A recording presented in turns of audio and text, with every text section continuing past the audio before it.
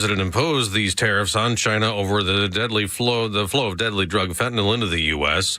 He's delaying by a month 25% tariffs he imposed the other day on imports from Canada and Mexico. The exemption covers all the goods under an existing U.S. trade agreement with those two countries. The president also said in the Oval Office they've made progress in talks with Ukraine the last few days, trying to work out a peace deal with Russia. And it'd be great to bring that to an end so we don't have to talk that way. Nuclear. And a meeting's been set up next week in Saudi Arabia between Ukrainian and U.S. officials led by Secretary of State Marco Rubio. This after Ukraine's President Volodymyr Zelensky joined a summit of European leaders after the U.S. cut off military aid and intelligence sharing to Ukraine in the battle against Russia. The warm welcome Ukrainian President Volodymyr Zelensky received in Brussels was worlds apart from last week's testy exchange in the White House. The European Union's promised fighter jets, increased defence spending and theoretical peacekeeping troops. Around 20 countries are reportedly promising some form of assistance. That's Fox's Jonathan Savage. Now today at the White House, President Trump will host cryptocurrency leaders. Today's crypto summit is reportedly aimed at creating more regulatory clarity and crypto taxation policies.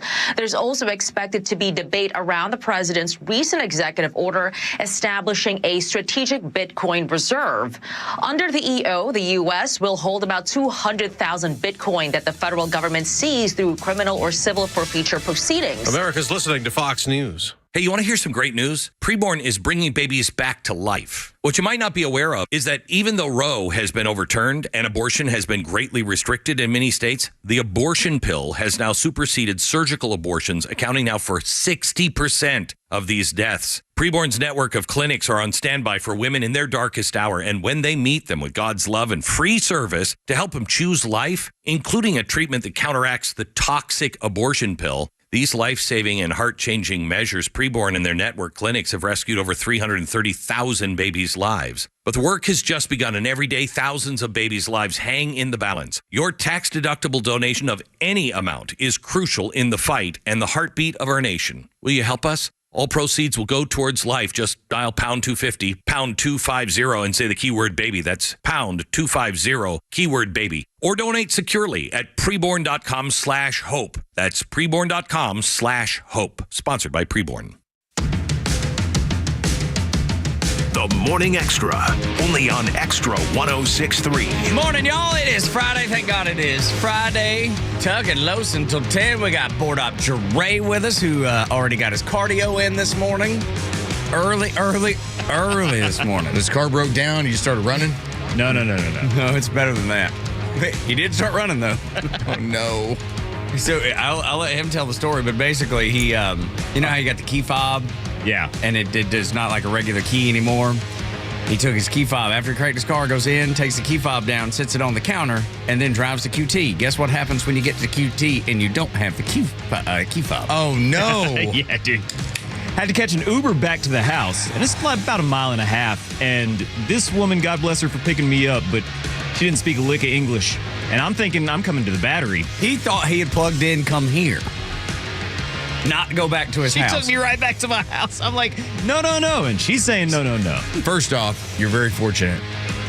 She thought that she was going to do one of two things, score with you or gut you. Now, as an attractive young man, she probably thought she hit the lottery. She was like, yeah. Freddie Freeman just jumped in the back of my Uber. Freddie Freeman, I'm going to hook it up. I don't know. Are you 5? I don't know where she was from, but she was listening to something in a foreign language and did not turn it down at all. I had no issue with me not understanding what was coming out of her radio. It was not Extra 106.3. Well, told her to change the station. Yeah, ma'am. Need some help here. Man, that is a circus. And then, so he gets back to his house, and she's already gone, so he has to walk, run. I don't know. I You threw on did the run? backpack and rucked it up there. Rucked it up to the QT about a mile and a half from his house with his key fob back to his car. What a circus. I'm just amazed that you're here. It's Friday, baby. Let's go. Yeah. Holy cow. Comedy of errors. Yeah, no doubt. We have a really cool guest coming in today, Austin Moore. And he's a guy that has worked with some of the people at Houston, a autistic child from, I guess an autistic young man now, from Atlanta. And he's going to come in and talk about his ability to communicate with Houston and just the idea that telepathy is a real thing. Los brought up this podcast called the Telepathy Tapes, and he got hooked on it, got me hooked on it. Austin actually works with one of the kids from the podcast that we can't wait to talk to him about. This is so fascinating. I talked to the guy that I work out with about this today, and he said, "Oh yeah, telepathy is real." I was like, he had no qualms about it. He goes, "I know a bunch of people that autistic child communicate all the time." 9 o'clock hour. 9 o'clock hour, yes. I'm just glad that you, considering all the things that I tell you, I'm like, hey, Tug, maybe you want to check this out. And you're like, oh, yeah, I'll get around to it. And you write it down. And then I throw away my paper. And then you throw away the paper. Like a dummy. This is finally, now, by the way, like one of the things I've gotten you into, I got you into a book. And a year later, you read 2 chapters and you give it back to me. Well, so, yeah. So I'm just glad that you've now delved into something that has actually gotten you, as you said yesterday, to get a little bit teary-eyed when you were driving into work listening to some of this stuff. So it should be fun in the 9 o'clock hour. Yeah, I would like to point out the book you did. It wasn't because I didn't enjoy the book you gave me. It's just I'm scattered. Me no read. Well, there is a little bit of that. It's in a book. No, I love getting a book. I love getting a book. I love sitting down to read. I don't do it enough, and it's mainly because work carries me in so many different directions. Like everybody's working multiple jobs. And all right, here's where I'm very proud of the fact that your son is so accomplished, and I'm glad, as you say it on the time on the regular, that he takes after your wife because she's a very sharp lady. Yes, that's correct. He doesn't have a problem with reading books. No, he doesn't. do. No, right. No, I have a problem with anything. He finds time to do it. That's why he's so sharp. You're a smart man. Relatively. You will not indulge in this stuff. No, it's not that, man. And you took on to this podcast, and now you're like, man, I'm into this stuff. The more it's almost like it's NBC. The more you know. The more you feed the Tug, the more the Tug is ready to go. Yeah, no, that's right. Feed the Tug. That's right, absolutely. No, you're 100%. I'm bad about dropping things. You don't take care of your mind the way you could. No, that's right. That's 100% correct. You're so busy that you do not feed that creative and that inquisitive part of yourself. Correct. There's no doubt about that. But I've always had a tough time. This is me throwing myself under the bus. I've always had a tough time finishing things. Start a project, never finish it.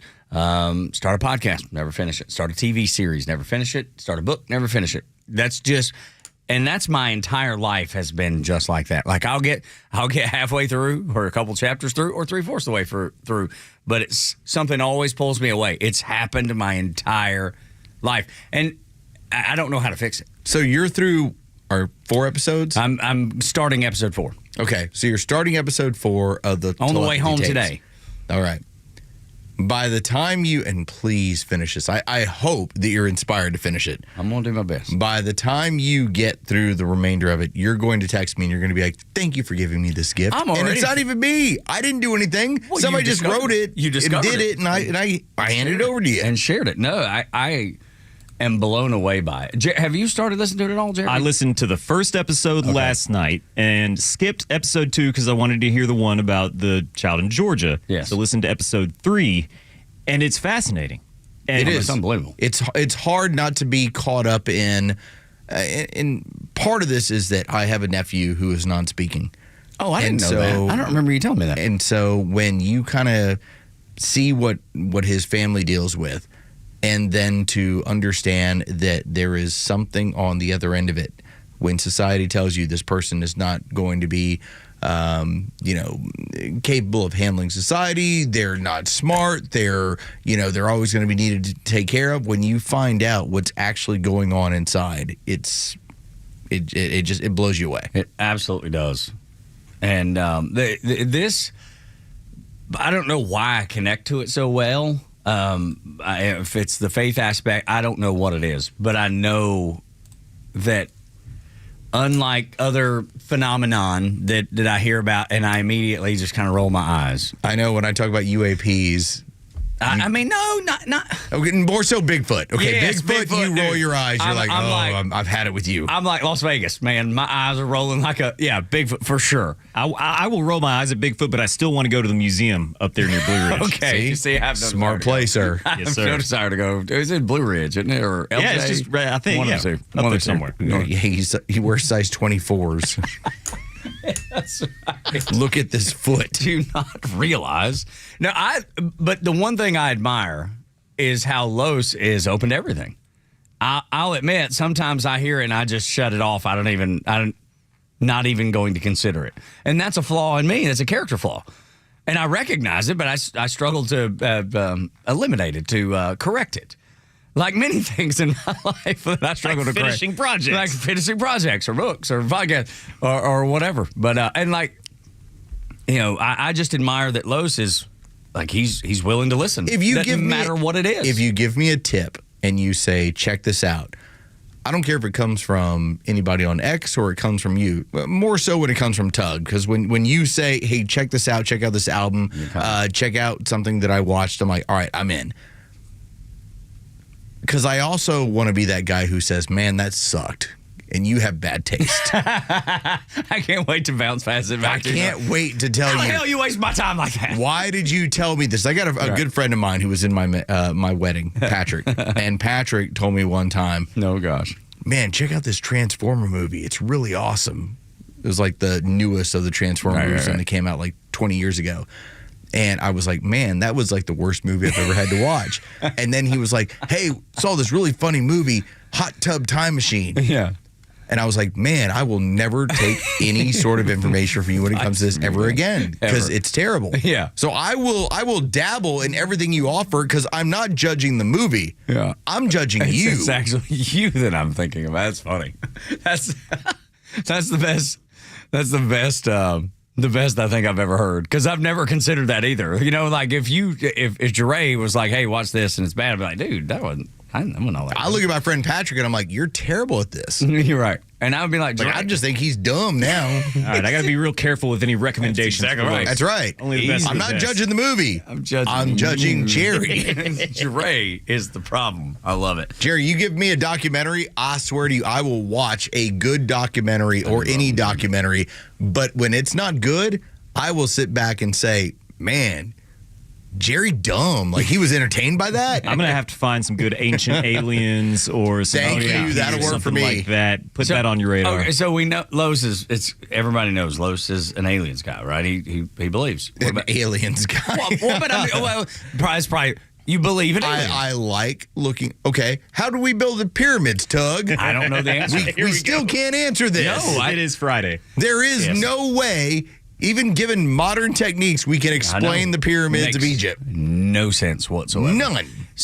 So do you believe? Hang on. First, let me ask, Jeray, are you an aliens guy? Do you believe in aliens? I don't know if they're aliens. Something's out there. I think it's more biblical in nature. Okay. Now, Legitimate discussion? Yeah. Now you're starting to get into my realm, because I believe that. You ever too. read Ezekiel? Yes. Yeah.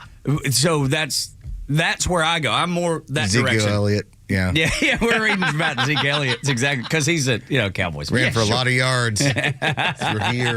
His wheels were on fire. He was so fast. That's right. Exactly right. Why are there burning wheels in the sky? Zeke Elliott. That's right. Dude, he is plowing across the sky. It looks like a dadgum comet.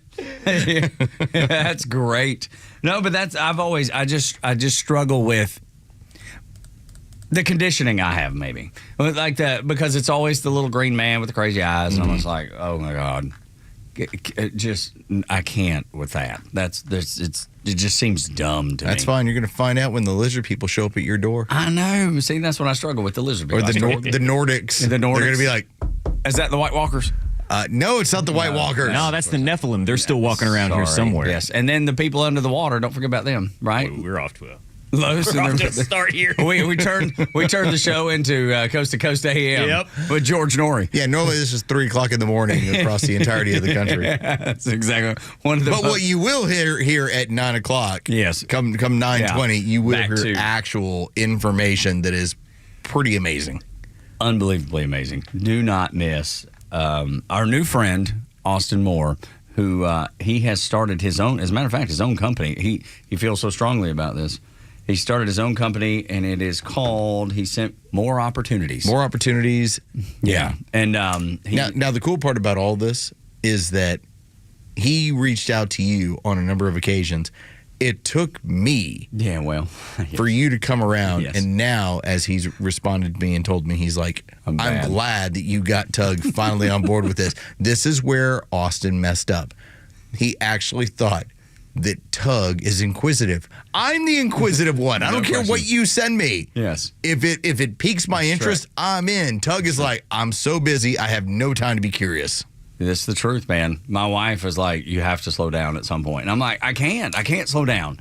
I mean, you have to take every I feel like, this is me being vulnerable. You have to take every opportunity that presents itself, right? You have to. Because if you don't, when the opportunities dry up later down the road, you're in a better position, better place. That's the way I look at it. And it's probably short-sighted, but she's like, you have to slow down. You have to. And I'm like, I can't. I'm addicted to it. Idle hands. I know, man. Somebody's going to get in trouble. That's right. No. Here's the thing. My idle hands, I'd be sitting on the couch. I'd never move. I'd watch every documentary. I'd watch every movie. I'm not even a movie guy because I don't have time to be. That's the thing. If I ever sat down, I'd weigh 800 pounds. I'd never get off the couch. If Tug had a regular queue and it was, here are all the things that is in line for him to watch, like 8 of the 10 are mine. Yeah, that's right. And yet he hasn't done it. Like Rogue One, Star Wars, this has been going on for 2 weeks. Oh, probably longer than that, probably 2 years. If we wanted to know, you probably brought that up 2 years ago. And you've been now told by a number of people, you don't have to watch any other Star Wars movies. Watch Rogue One. As he's writing it down right now. That's just, I have to write this things is down. what he does. He writes it down in order to mock. He writes it down to get you to like pull the dogs off here. Okay, call the dogs back. Don't question me about this. He writes it down so you think, oh, he's going to do it. No, I write it down because the more I write it down, the more it becomes real. I'm not kidding. Like, I have to write things down or they don't. I even used to tell my son this. Write down Sasquatch. Oh, no, I can't write that down. I refuse to write that down. It becomes more real. No, exactly. No, but I used to tell Jacob all the time, if you write it down, you commit it to memory, it becomes a real thing. And there was actually a study. I remember this from way back taking tests in school. If you write it in pen, for some reason, studies show that you recall it better over pencil. Interesting. Well, I did not know that. Who knows? Democrats, as we shift gears a little bit, Democrats have done something that this one lawyer who is a Democrat says they need to quit doing. They need to quit focusing on the flaws of Donald Trump. This lawyer described it as when you go into court, you're always picking apart the other side. You never really present your side as the greatest of all time. You just pick apart the other side because you don't want anybody focusing on your client enough to be able to see their flaws. So you keep the focus on the other person, the guilty, from your perspective, the guilty party. And this lawyer says the Democrat Party needs to quit focusing on Trump's flaws like a lawyer in court and focus on how great their ideas and policies are. That's the way forward for the Democrat Party. Exactly. And I said to myself as I was reading, I was like, I'm no lawyer. But like Kamala Harris, remember when you used to say the more she talks, the less people like her? Right. The more the Democrats talk about their policies or their ideas, the less people like them, the less people connect with them. So I understand where this lawyer's coming from. Like, I understand what they're trying to do, but that is a failing strategy. I get the idea if there actually is a lot of gold at the end of the rainbow, then you would say, all right, let's stop focusing on the start. Let's get to the end of the rainbow. Sure. The problem that is happening is that they don't have any good ideas right now. That's right. They were caught very flat-footed in this scenario. And you look at what has gone on with the Democrat Party, it got old so fast. When you look at somebody like Nancy Pelosi, and I've said it before on this radio show, I wish I had 400 Nancy Pelosi's. She got the job done. You can hate her all you want. That woman made sure that y'all are all a bunch of crazies, but you're going to do what I tell you to. I'm going to run roughshod over you. You're going to do what I say. That woman ran Congress for the better part of 20 years. and then she got old, real old. Yeah. Like walking cane, fall down on your face old. And none of them are paying attention to her any longer. All their leadership, whether it's Joe or whether it's Nancy or whether it's Chuck Schumer or whether it's the people that said, hey, I think it's a good idea to act like your video game characters getting ready for a fight. And they get roasted on social media about it. All of them look bad. So I'm with you. Like this lawyer, what he's saying makes sense. Yes, of course the it does. problem is that the other end of it is not being fulfilled. That's exactly right. They're in a no-win situation. They badmouth Trump, he becomes more popular. They talk about themselves, they reveal what communists they really are, and America don't like communism. That's a no-win situation. You just can't be on. I've said it before. Yeah. I've said it before. I'll say it again. As soon as me and the Democrats, when you hire me to the tune of $5 million per year, when you hire me, we're going to get back down to brass tacks, simple stuff. And we're going to get back to not telling the American people about what we intend to do to them. We're going to start right there. Yeah. Don't talk anymore and don't tell the American people what we intend to do.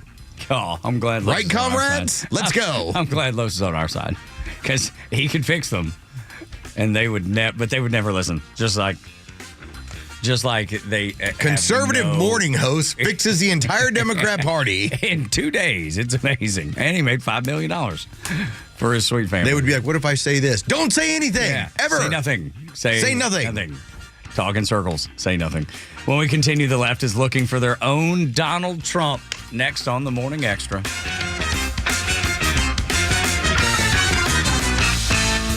Stream Clay Travis and Buck Sexton, Glenn Beck, Fox News, and even NASCAR on Sundays. Anywhere on the Extra 106.3 app. Download the app now and get 24/7 access to the live stream, the latest news, and everything you need to know about Atlanta's only conservative talk station. Download the Extra 106.3 app for Apple or Android and check out even more great original content at thepodcastpark.com. True Prep on Cobb Parkway is your one-stop shop for emergency preparedness supplies, including freeze-dried food, water filtration, first aid, and more. They also have a large selection of firearms, including a huge selection of AR-15s, firearm accessories, and ammo at the lowest prices around. They're locally owned and operated, and you can visit their store in Marietta on Cobb Parkway or online at trueprep.com. That's TRUprep.com. Prepare today for a worry-free tomorrow at True Prep. Atlanta, it's Mark from the Safe House. Now that President Trump has unburdened us from what could have been, our country's finally headed in the right directions. But the Democrats are screaming and yelling and losing their minds. And unfortunately, the bad guys are still here and they want your stuff. Thank you, Joe Biden. And customers are still reporting break-ins and thefts of their hard-earned valuables. Don't wait till it's too late. Get a quality safe from the Safe House. We carry the largest selection of safes in the Southeast. And remember, gun safes are sales tax-free at Atlanta Safe House. So give us a call or go to atlantasafehouse.com. Central Heating and Air Conditioning wants you to know the start of the new season is the perfect time to ensure your home's comfort. Don't wait like most people do to have your HVAC system serviced. Your home should have maintenance twice a year. Maintenance helps keep your system running at peak efficiency and extends the life of your equipment. So turn to Atlanta's Carrier experts for your system's maintenance. With Central, you get Carrier products, Carrier warranty, and Carrier peace of mind. It's allergy season, and Central Heating and Air can fix what ails your house and possibly your family with home ventilation and air quality products. Central has packages designed around health using variable speed, fresh air ventilation, air cleaners, air purifiers, dehumidifiers, and more. Central Heating and Air is one of the few second-generation, locally owned and operated HVAC companies in Atlanta. With Central, you're not just a number, you're a member of the family. It's been that way since 1947, and they've serviced over 100,000 customers right here in Atlanta. Call 770-GET-HEAT or go to centralheat.com. We're smart, we care. We're Central Heating and Air. Neil Borch here. Maybe you've already taken the steps to improve your health, maybe save your life. You're using a CPAP for your sleep apnea. I've been using one for well over 20 years. So right now I'm here to tell you about a source for CPAPs and CPAP supplies here in the Atlanta area. CPAPs, etc. They're in Alpharetta. They have whatever you need. Roddy and Sharon are your CPAP experts, and they'll ship nationwide. More information, CPAPs, etc. NelsonElderCC.com. Are you concerned about securing your family's future and assets? Look no further than Nelson Elder Care Law. As a family-owned and family-focused firm, we offer absolute assurance and peace of mind through our comprehensive asset protection services. Visit NelsonElderCareLaw.com to explore how we can safeguard your legacy and provide tailored solutions for your family's well-being. Hi, my name is Steve from Marietta, and we hired ATL Turf Co. to build our dream backyard golf setup. They installed a large 4-hole putting green, a sand bunker, a short game area, and did a full conversion to artificial grass around the pool with decorative retaining walls. ATL Turf Co. was really creative. They were efficient. The installation was a breeze. Price was completely reasonable, and I definitely appreciated their communication throughout the project. I would definitely recommend ATL Turf Co. to anybody thinking about doing a backyard makeover. You can check them out online right now at atlturfco.com. The stories that matter to you. These are your Georgia headlines. Good morning. Here are your headlines for Friday, March 7th. Atlanta police have all southbound lanes of the downtown connector closed at 10th Street due to an early morning vehicle crash and investigation. Use an alternate route if you're heading inside the perimeter. Cobb County Police Chief Stuart Van Hooser announced he is stepping down at the end of April. Van Hooser was named police chief 3 years ago and is retiring after 35 years with the department. The Kennesaw City Council voted this week to approve a new police headquarters on Moon Station Road, and the Battery is getting a facelift. Among the improvements are new LED screens, additional seating, expanded restrooms, and landscaping redesigns. The improvements are expected to be completed before the All-Star Game in July. Today's temperatures are a high of 68. Saturday will reach the low 70s, and showers are expected on Sunday. With your headlines, I'm Jerry Payne. Good morning. Here are your headlines for Friday, March 7th. Atlanta police have all southbound lanes of the downtown connector closed at 10th Street due to an early morning vehicle crash and investigation. Use an alternate route if you're heading inside the perimeter. Cobb County Police Chief Stuart Van Hooser announced he is stepping down at the end of April. Van Hooser was named police chief 3 years ago and is retiring after 35 years with the department. The Kennesaw City Council voted this week to approve a new police headquarters on Moon Station Road, and the Battery is getting a facelift. Among the improvements are new LED screens, additional seating, expanded restrooms, and landscaping redesigns. The improvements are expected to be completed before the All-Star Game in July. Today's temperatures are a high of 68. Saturday will reach the low 70s, and showers are expected on Sunday. With your headlines, I'm Jerry Payne. Stephen A. Smith is an interesting fellow. He's a guy that he outwardly says, I'm not a Trump guy. But if you hear him, he's speaking common sense. He's speaking in a way that people understand, and people go, yeah, he's right about this. I know he doesn't like Trump, but what he's saying is correct. He's getting a buzz because the Democrats don't have a direction, and they certainly don't have leadership. And so they're looking to other people who might come out from outside the political world. They're looking for their own Donald Trump, somebody who hasn't held political office yet can speak to the masses and speak to populism, because the more that the Democrats try and just speak to their own base, the more they lose. That is going to be their problem. And to illustrate this ends up being Stephen A. He was on his podcast, did The View in the morning, then it is podcast in the afternoon. He started talking about the biggest problem the Democrats have. And I want you to take a listen when he talks about trying to get more to center left. And one of the things that I've said, and I've said it to numerous Democrats over the last few months, the progressive left, what the hell are y'all doing capitulating to them? Where the hell are they going to go? They're going to vote for somebody on the right? I mean, they're pulling you far left. They got to have somebody as close to the left as possible. If they don't vote for you, what are they going to get done? Why are y'all surrendering y'allself and being at the mercy of them when the vast majority of y'all are center left, know what the word compromise is and its definition, and are willing to exercise it? Why are you capitulating to them? It makes absolutely positively no sense. And it just shows me there's a level of detachment from the public at large, because the public in all likelihood would ask the same thing of you that I just asked. How are you being pulled away from populism? How are you being pulled to an area where you're having to talk about these wild aspects of religion or government or civic policy? Why can you not stay closer to the middle? First time in my recollection, first time that I can ever remember in my life, that a Republican president stood up in front of the chamber and had the backing of every working person in the building. There was a CBP officer, There was a firefighter. The UAW has already said they back Donald Trump's tariffs. The Democrats used to be the party of the working man, the working woman, working people, working Americans. They couldn't be further away from working Americans. I don't remember another time in my lifetime that so many working people were like, that's my guy. And, oh, by the way, he has an R next to his name. Yeah. This is unprecedented. This is not, you're going back nearly 70 or 80 years. You have to go back basically to the 1960s where you find a Republican who has garnered this much power from the working class. Because the Democrats played for the longest time, well, we're the party of the working class. No, they're the party of Silicon Valley. They're the party of the ultra rich, the ultra elite. And then the weirdest part about it is when they tried to win an election, then they just rolled out celebrity after celebrity as if that was going to work with Flyover America. How many celebrities do you think Flyover America care about? In their opinion.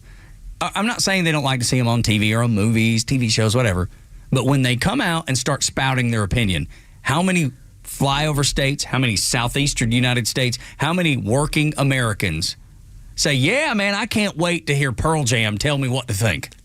When you want to see J.D. Vance, and I know I'm getting cart ahead of the horse here, when you want to see him win in 2028, they're going to be rolling out Beyonce, telling you about how whoever the next person is the greatest thing since sliced bread. Kamala Harris, she could barely form a sentence or answer a question, but they try to tell you she's Socrates, okay? Like, she's so brilliant. You just don't understand. She's so amazing. She's so above you. When you're going to have George Clooney talking about this person's the future. It's amazing how incredibly bright this is.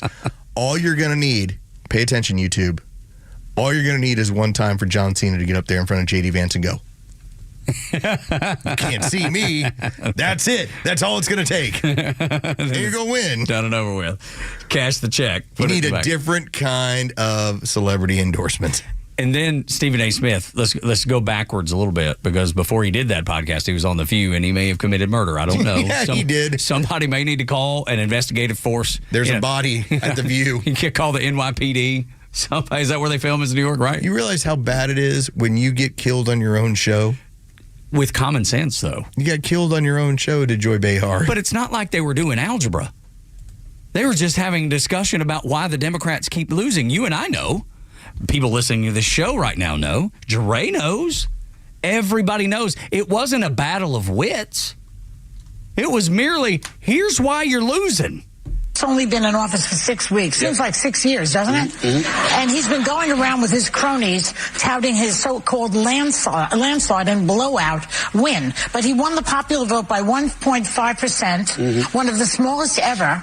And he won the general election by less than 50%. So what kind of mandate is this really? Well, it is a mandate, and I'm going to explain why. And I don't mind the question, but let me be very clear. I'm no supporter of Trump. I'm a supporter of truth and the facts. And here's the facts. The man won every swing state. He increased in terms of his voter turnout in his favor from the standpoint of blacks, Latinos, and young voters. He increased his numbers in that regard from 2020. 89% of the counties shifted to the right. That's a mandate. We can sit up there and play around all we want to. In 2020, Trump didn't win the popular vote. He didn't win the electoral college vote. A matter of fact, the Republicans hadn't won the popular vote, if I remember correctly, since 2004. Yeah. But they did this year. So 20 years after they last won the popular vote, they won the popular vote. They won the electoral college vote. The man won every swing state. And on top of it all, 89% of the counties shifted against. I don't understand how people can look at that and say, there's no mandate. Joy Behar tried. She tried. But the facts are unbeatable. The truth matters. And I love when he says, I'm no supporter of Donald Trump. I'm just telling you what happened. Here's where, and I say, go sound crazy somewhere else. So you will have the left out there who want to say, you know, when it comes to Ukraine, the Europeans give more money. Then why is Zelensky ditching out of this thing? And why did Keir Starmer, the president, or the prime minister of the UK, said, you better go back and sign that deal, we can't help you? Why did they say that? Why did they say that? I asked the left, because what Stephen A. Smith is pointing out there is Occam's razor. The obvious answer is oftentimes the right answer. If Europe is giving so much money to Ukraine, far outside of what the United States is, then why are they bowing out of this thing? If there's no mandate, then why is Donald Trump having the best poll numbers he has ever had of his political career? And the Democrats having the worst polling that they've ever had. A 20% favorability rating in Congress. If it wasn't a mandate, then how did a Republican who's, let's face it, he used to be a Democrat, he's a Republican now. How did Donald Trump win the popular vote for the first time in 20 years when it comes to a Republican? How did you have, as Stephen A. put it, what was it, 87% of the counties moved to the right? This is a mandate. You had California voting overwhelmingly, and all these blue areas voting overwhelmingly, and you still were smoked. We got to 11 o'clock on election night, and it was over. And actually, I was ready to call it at 7:45. I was telling you what was going on in Dade County. I was like, things are great here. We're going to win. Well, because we were doing the show. If you remember, we were doing the show, and you were listening, and we appreciate it. Los is at 7:45 said, yeah, we can wrap up. I was like, Miami-Dade County, look what happened. It just went red. She's going to lose. And then when Erie, Pennsylvania, when the county that Erie's in went, maybe even Erie County, when it went red, that's when even MSNBC was like, oh, God. We have a problem here. Oh, God. And they knew. Apollo 13. That's right. And they knew at 7:45, just like you were saying. But they kept, because I watched MSNBC. I would flip back and forth that night between MSNBC and CNN just to see how they were handling it. I knew what Fox was going to say. I knew how they were going to handle it. So I wanted to see what the other side was doing. CNN, they were trying to present themselves as middle of the road. Of course, they weren't. MSNBC was not trying to hide it whatsoever, but they kept trying to tell their audience, don't give up yet. Don't give up yet. Still have a chance here. That's exactly, Los. That was the prevailing message. So you're telling me there's a chance. It was straight out of Dumb and Dumber. They just kept trying to tell people. They're like, if we can only find 50,000 more votes in this county. Los, that's exactly what they said. It was unbelievable. Like 50,000 votes in one county? Like how many people are there? Like there's 85,000. You need to find 50 more? That's right. What are we talking about? It is a mandate, and that is why he's doing so well. You have, and we haven't seen it since the late 1850s. Political parties do die. It happens around the world. What is going to emerge? Because the Democrat Party, as it existed under Bill Clinton, well, that's dead. That doesn't exist any longer. Gone. The idea that you had blue dog Democrats, they don't exist any longer. And I believe the wokeism party that grew out of the Barack Obama years, that's dead. So what now? Because you're not winning elections, especially national elections, with a wokeism ideology. 2 points I'd like to make. The D.C. mayor, to Los's point about wokeism being dead, the D.C. mayor has said, yes, we're going to paint over the BLM murals in D.C. That's how dead woke is. That's a story that's out this morning. You'll start seeing it. You can't do that. That sounds racist. That's a hate crime. She's about to commit one. So the story is, we'll see if she follows through. Did she actually recognize it's a communist organization that actually doesn't believe in Israel's right to exist, which I've been saying since 2020? And then the second thing I would like to point out. So you got to read their charter. That's all. That's it. No different than the Hamas charter when we talk about the destruction of Israel is in their founding documents. But the other point I'd like to make is when Stephen A. Smith, when he was talking about the mandate, he said, we can play around with this all we want. He has a mandate. They were trying to play around with the language again. They were trying to change the language and say he doesn't have a mandate, just like they tried to change the language and the definition of what a recession is. They tried to do that for the last 2 years. We always knew. We always knew we were in a recession, even though they were like, well, technically. Anytime you hear somebody saying, well, technically, that means they don't have a leg to stand on. Well, I know that the definition is what it is, but I think we can alter this a little bit. Yeah, it's not. It's definitely not. Let's not call it a recession. It doesn't matter what you call it. You could have called it anything. You could have called it a booming economy. Didn't make it so. I'm glad that Donald Trump talked about that we're going to go through. He talked about it with the farmers. He talked about how we're going to go through a rough patch as this stuff goes on. 100% absolutely. Now, the other side is going to be rooting for economic calamity. Oh my God. What I will say is I will root for them to get gangrene. Out of love, okay? I'm doing it out of love. The most loving version of gangrene you could possibly get. I'm just saying that if you happen to get scurvy, find some fruit, okay? Now, with that being said, you're going to have the scenario where we're going to go through some economic rough patches. But I believe when we emerge on the other side, it's going to be so much stronger because we're not going to have to be printing and spending money at a level in order to prop up the federal government. 80% of the jobs that we had created in this economy over the last 4 years were government jobs. The government was growing in order to make it look like we were growing as an economy. And then we were plugging so much money into the stock market that we gave it an artificial sugar high where it looked really good. Your 401k. Look at my 401k. It was built out of a mirage. Okay, it's not there. It's fugazi. It's pixie dust. Gone. Common sense is back. America is back. And you should be smiling. You should be happy. And I know you are. You can see it. You can see it the way that people talk, the way that people act. Are we out of the woods? No. I liken it to exercise all the time. You're going to have to work to get yourself in shape. We're going to have to work to get our economy in shape. But it starts today. If it doesn't start today, when does it start? We can pretend it ain't going to collapse. Joe Biden pretended it wasn't going to collapse for 4 years. Now we have somebody that'll tell the truth and out loud to everyone. Hold people accountable and make America great again. Let's go. If that don't get you fired up on a Friday morning, I don't know what will. When we continue, well, this should be really interesting. Los wants to call everything the R word.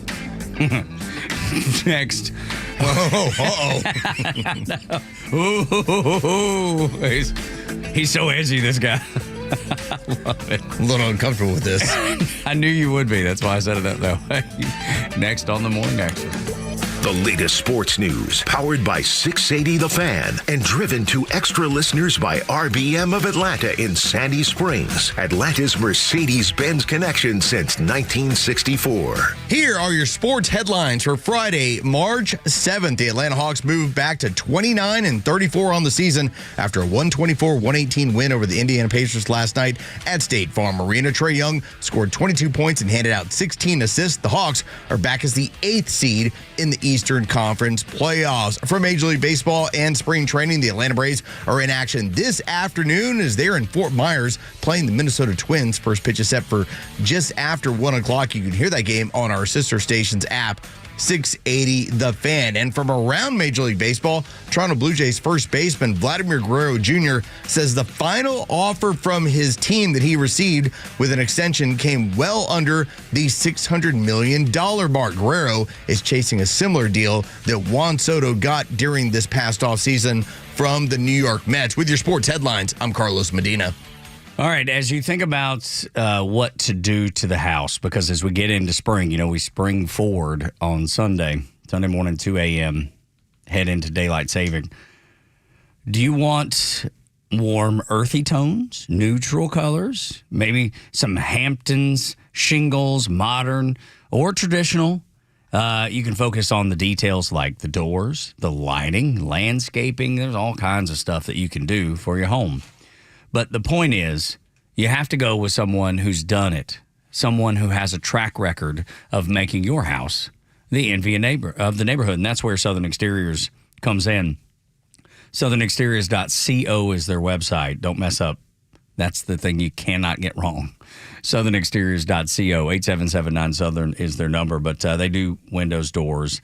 They do siding. They do roofs, gutters, deck. They'll build you a deck, whatever you need on the outside of your home.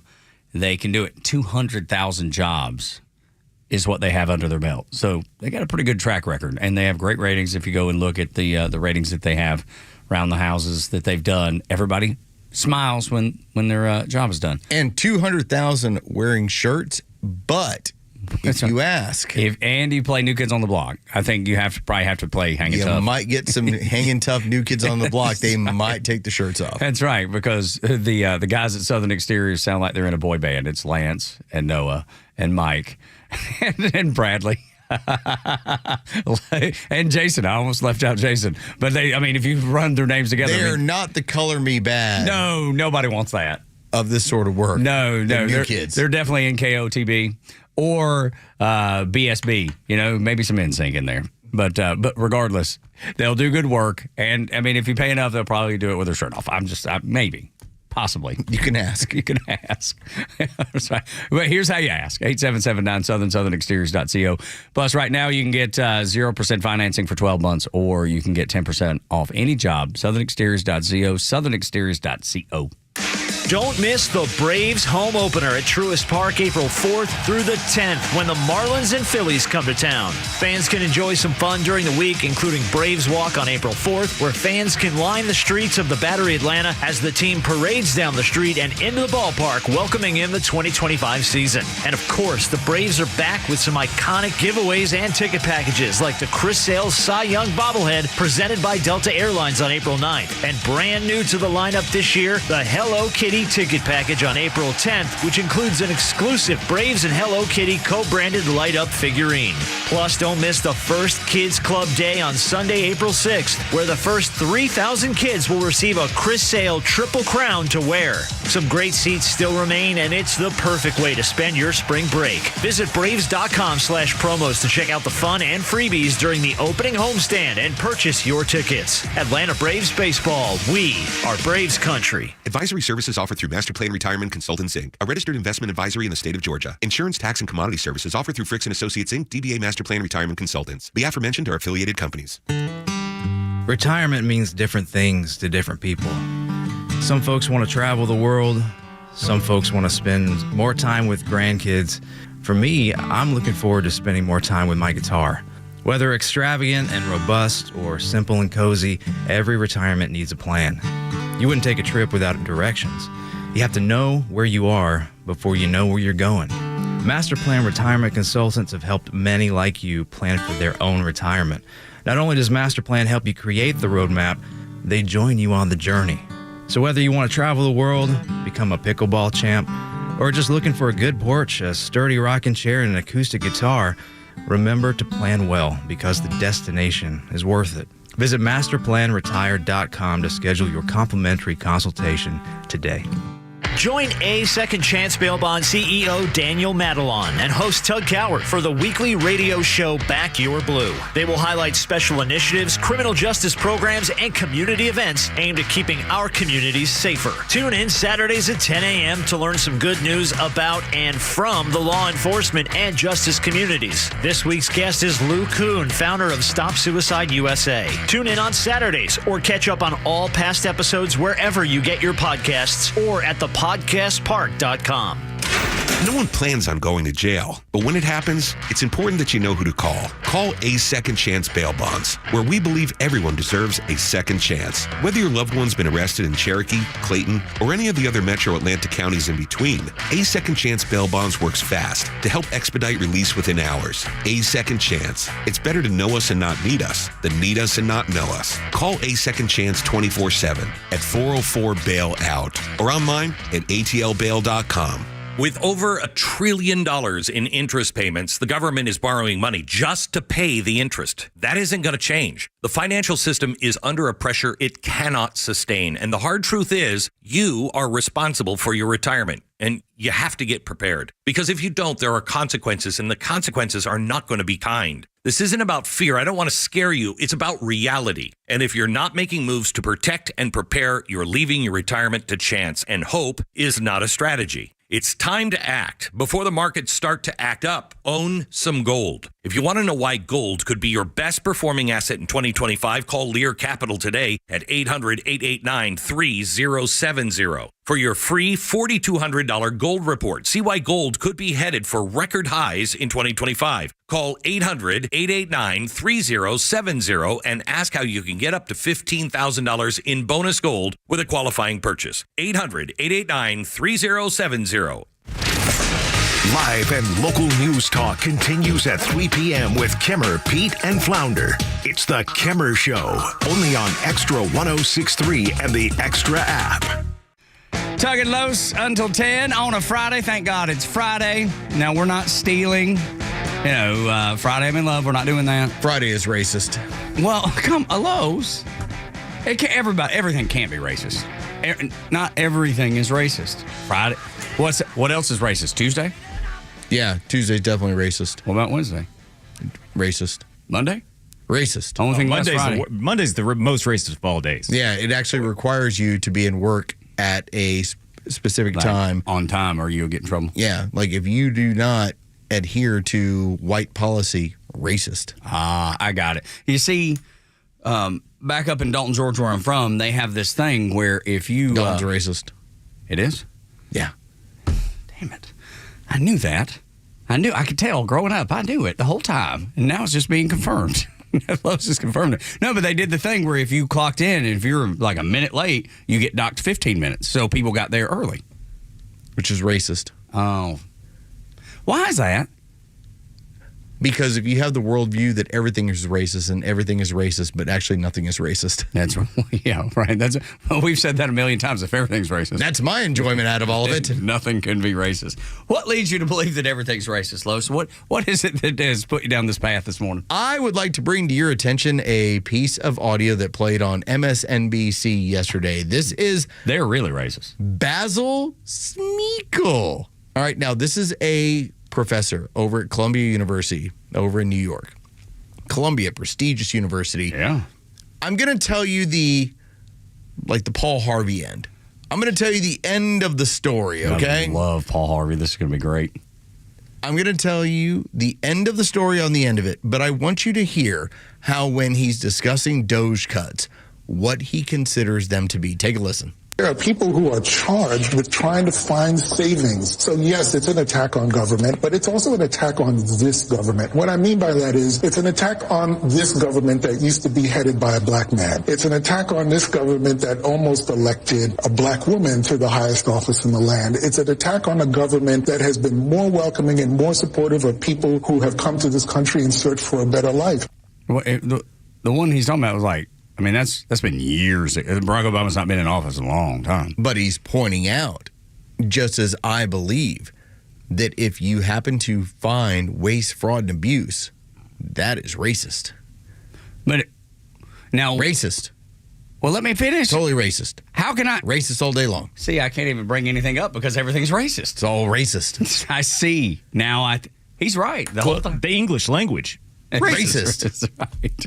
Everything is racist. Like, okay. I see your hat, Jerry. Oh, boy. It's an Atlanta Braves hat. But look what's on the side. But it has a tomahawk on it. Uh-huh. Racist.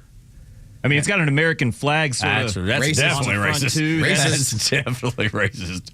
Goodness. Yeah, this is I feel like we're going nowhere in this, though. You know what I mean? I feel like we're just running in circles. All right, you ready for the other end of this? Yes. When it comes to Paul Harvey? Yes, because I love Paul Harvey. He never let me down. This particular professor at Columbia only takes a minute to kind of look into who he is. Quick Google search. Quick Google search, you'll find some information. Before the DOJ breaks it up for being a monopoly. This man has been working for the Democrat Party since 2016 in their elections. What is his specialty? Racism. DEI. No. It's racist that you would think of that, though. Of course. It's raising money. Oh. And suddenly, the gravy train has been cut off. So it's definitely racist. So now his only response to it ain't as easy to garner money because I'm not, with my party, having the ability to grab taxpayer money, even when they don't agree, to have them fund my way of viewing things. Well, clearly, it's racist. Now, it's problematic because you have an African-American who's leading up this thing who decided to cut off your money. South African American. Yes. Yeah. So this is fun. I was like, why are you hating on your own here, Basil? Come on. Well, but that's the thing. If the gravy train dries up, you have to find some reason to keep it going. So what do? You throw these words out like racist, hoping somebody will say, well, we can't do that. Let's make sure that we're not viewed in that way. Let's continue the gravy train. What he has failed to realize is those words have no power anymore. And in Trump's America, most people don't even acknowledge that it exists, as far as like by and large. I really tried last night. I was over at volleyball practice. I was a little bored. Just going to point it out. Well, you're filming. How could you have been bored? I was a little bit bored. Okay. And you had a post.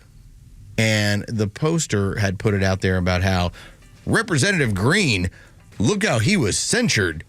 And nothing happened to Marjorie Taylor Greene. I saw this post. And I said, well, in Trump's America, that makes it more fun. Just deal with it. That's right.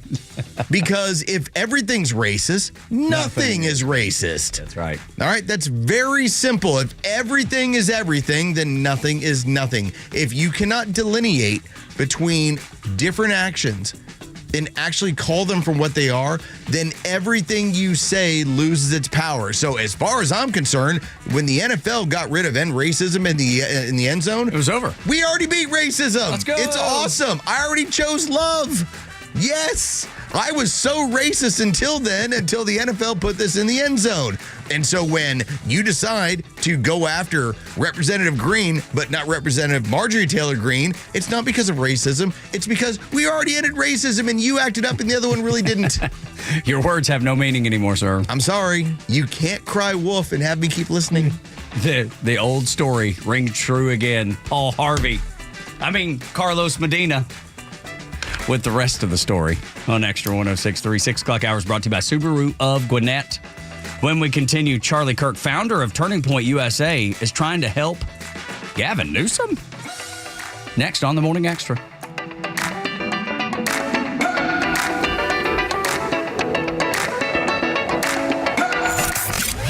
The Kimmer Show is only on Extra 106.3 every weekday afternoon on your drive home. Here are the Democrats trying to pretend they're all together, chanting about their new song to take over America again. Which side are you on? Which side? Which side are you on? The side of your own.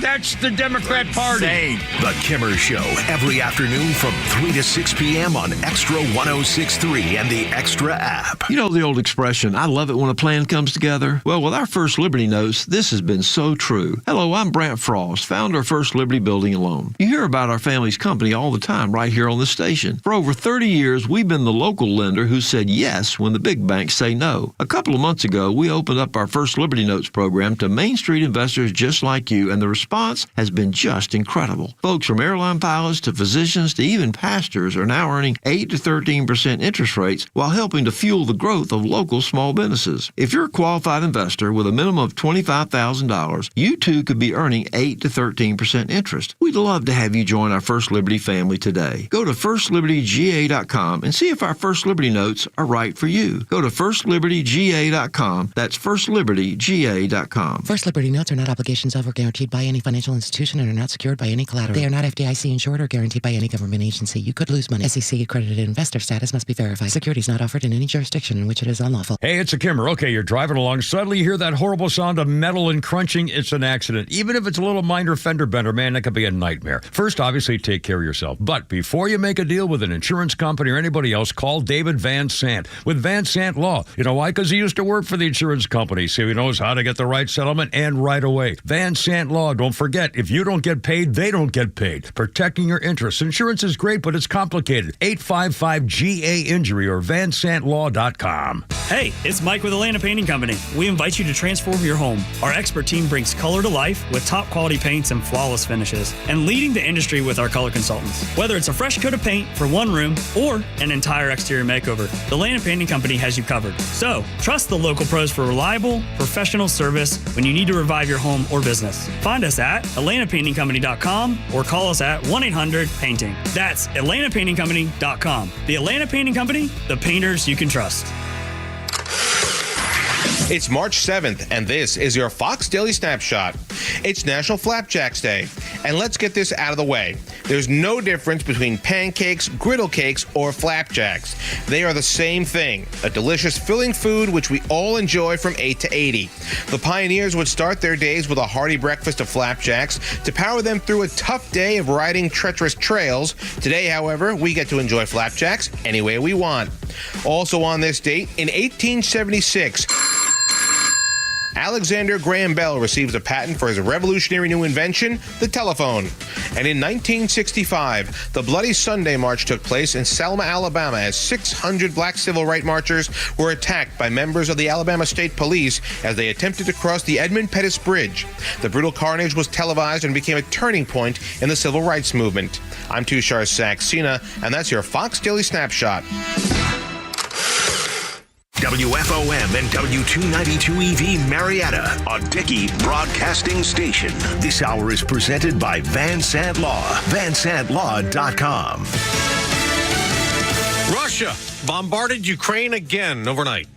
I'm Dave Anthony, Fox News, targeting Ukraine's energy infrastructure in a missile and drone attack after the U.S. cut off military aid and ended intelligence sharing. But President Trump says we've made a lot of progress with Ukraine and a lot of progress with Russia over the last couple of days, and it'd be great to bring that to an end. Next week, there will be a new round of talks in Saudi Arabia between officials from Ukraine and the U.S., led by Secretary of State Marco Rubio. Today at the White House, President Trump will host the first cryptocurrency summit, the day after Fox's Madeline Rivera reports. The president held a meeting with cabinet secretaries. Elon Musk was in the room. In that meeting, the president reportedly told cabinet members they are in charge of staff reductions, not Musk. I want the cabinet members to keep good people. I don't want to see a big cut where a lot of good people are cut. I want them to do the best job they can. When we have good people, that's precious. That's very important. And that remark comes as Musk faces scrutiny over his role at Doge. Democrats say Doge is unconstitutionally reaching into federal agencies, and Musk led the way in the Trump administration making big cutbacks at the U.S. Agency for International Development, including freezing $2 billion in debts to USAID partners. They sued, and a court order upheld by the Supreme Court says the money must be paid. Now, a federal judge has told the administration it has until Monday to pay.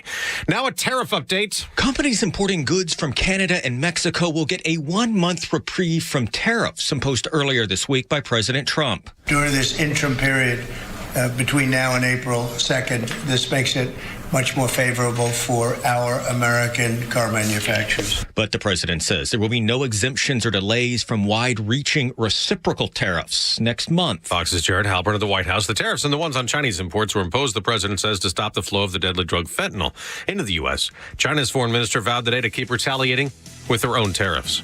America's listening to Fox News.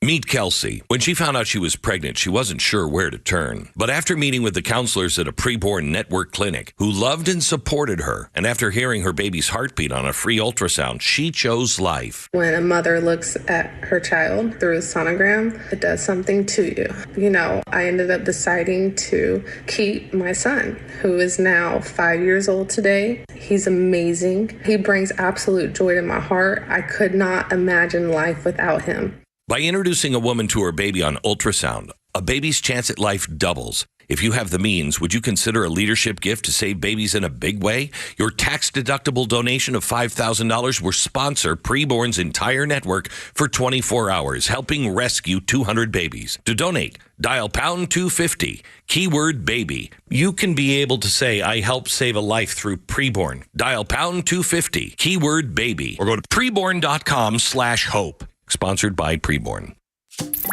Extra 106.3 and Fox are red. CNN and CBS are blue. If you want conservative news and talk, we have just the app for you. Search for the Extra app wherever you download apps. Tug and Los until 10. Go ahead, admit it. I was about to. I was just told Los as we're coming back from break. I was like, I'm so tired of frumpy, and I'm so glad that Trump only hires good-looking people in his administration. So when you watch TV, at least it's not that woman with the purple hair, the representative from Connecticut.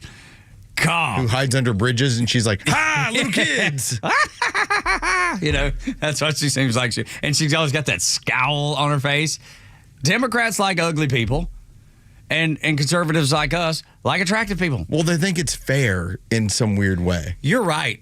You're exactly right about that. I mean, I didn't believe it at the time. And granted, both of my daughters are very into sports and theater. Democrats really do hire from the theater kid only realm. Yes, that's right. And there's plenty of people in theater that are really good looking, but then there's a lot of people that aren't. When it comes down to what Donald Trump has done, he's basically gone, Are you easy on the eyes? Yes. And are you brilliant, though? But you have to have the merit, though.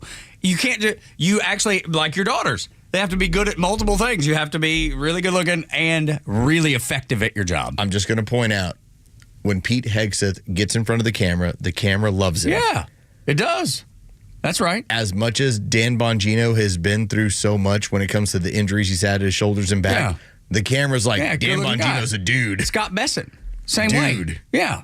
Scott Besson is, dude. And that's not even bringing up the women of the administration. These are all just dudes, and we're like, it just works. He only hires people that are good looking. And look, call me shallow if you'd like, but I would rather look at good looking people than ugly people. I mean, I'm guilty. Guilty. I'm with you. I don't want to steal your thunder from coming up later in the show, but we might not have to look at their faces much longer. There's a protest. Yes, that's right. Going back to their old tricks. Yes, that's right. It's the only reason Jerry's here. Yeah, just to set the teases, man. Tug was like, we got to hire attractive people. That's right. That's right. Freddie Freeman. We have to hire that guy that looks like Freddie Freeman. It's like, listen. Really good looking dude. We got to add somebody to the show, but he's got to look like Freddie Freeman. That's right. Not that Captain Goey Virgin River, who we love and miss already down at the Braves Radio Network, he got his launch with us and has used his abilities, used his meritocracy, used the ability that he has to propel him to where he wanted to be. That's we were right. the Hard stepping worker. stone. Yes, Good we were the dude. stepping stone. But he wasn't as good looking as Jure. No. He wasn't. He would tell you. I think he would tell you. He's had that caterpillar on his face, and we all loved it. But at the same time, I was like, I don't know how you keep a woman. That's right. And then he had Cassandra. There's the thing we never met her because he down the road. Yeah, maybe. Will we? I don't know if we will or not. Is this like that Canadian girlfriend that everybody had? In summer camp? Everyone on this radio station outside of Tug and I uses pseudonyms for whoever they're dating. Yeah. So, like, for instance, when you hear about Flounder's wife, it's not her name. Yeah. But when you hear about Cassandra, just know that that's a pseudonym for Jeff. And that's fine. And I we're didn't totally think good you with would that. tell everybody, but now you have. Just Got a gonna let you mustache know. and a beard. That's right. More hairy than JoJo. It's fine. Which is I hard to love do. it. Yes. Morning Xtra, Xtra 106.3. I'm telling my daughters, I'm like, I want you to meet your friendly uncles. Yeah, that's right. It's cool. It's Joe Virgin Here's River. your work uncles. Yeah, that's right. And Cassandra, who's actually Jeff. He's going to get wind of this. He's going to be like, I hate them. No, I hate them so much. More than I already do. I think he's going to miss us down the road. I do. I believe he's going to miss us. I'm glad that his dad is a hardcore listener, so thank you. Me too. I could tell, the first few times when I sat behind the board and he wasn't touching everything, there was a little twinkle in his eye. He was getting a little dusty. Yeah. Like, this is my baby. Yeah, that's right. He actually admitted that before he left, too. Charlie Kirk is, brilliant. And he's a guy that has really been part of this whole new movement of media. And he gets into college campuses, speaks to younger people, and debates them sometimes, gives them platforms to be conservatives without fear. But now, helping an unlikely person in Gavin Newsom. I give Charlie Kirk a lot of credit for what happened in the last election. The amount of young people who have moved towards the right. I believe when Charlie Kirk was on campus and was discussing these issues, the amount of people that felt good about, hey, I was thinking about kind of feeling this way. And then by the time I got a chance to go see a Charlie Kirk show on campus, you recognize, yeah, the counterculture is actually on being more conservative. And there would be hundreds and hundreds of kids. Now, don't get me wrong, there were the people there to challenge him, too. Absolutely. But the beauty is that he would film it and post the exchanges. And when those people were either pretzeled or came to their senses, either one, it was a win for conservatism. So Gavin Newsom invites Charlie Kirk to be part of his podcast. And this is where there's Charlie Kirk trying to help you. But this is the problem. The left really believes that if they get into the podcast realm and they put out enough of them, then suddenly they're going to eat up the airspace that is consumed by the Theo Vaughns and the Charlie Kirks And just you name who the person is. But the crazy thing, Los, is I don't know if Theo's a conservative or not. No, Joe Rogan's not a conservative. He's libertarian. Not conservative at all. Yet they firmly believe if we just put ourselves out here in this way, we'll be able to eat into this lead that these young people have on us. What these people do not understand as of yet, and Gavin Newsom included, is that when you do a 4-minute hit on MSNBC or CNN, it's really easy to hit the talking points and do your thing and move on. When you do 3 hours of radio, 4 hours of radio, there's a reason why Tug and I are not playing characters. We just lay out what we think because you can't hide it. All right? When you do a 3-hour podcast, whatever you believe, it's going to come out. That's the problem that the left has. Too. That's the thing. Yeah. Because if you start in hour 1 and by hour 4 you're saying something different because it's not your own thoughts, it's not going to work. It's going to fall apart. So take a listen to Charlie Kirk as he's trying to help out Gavin Newsom with his podcast.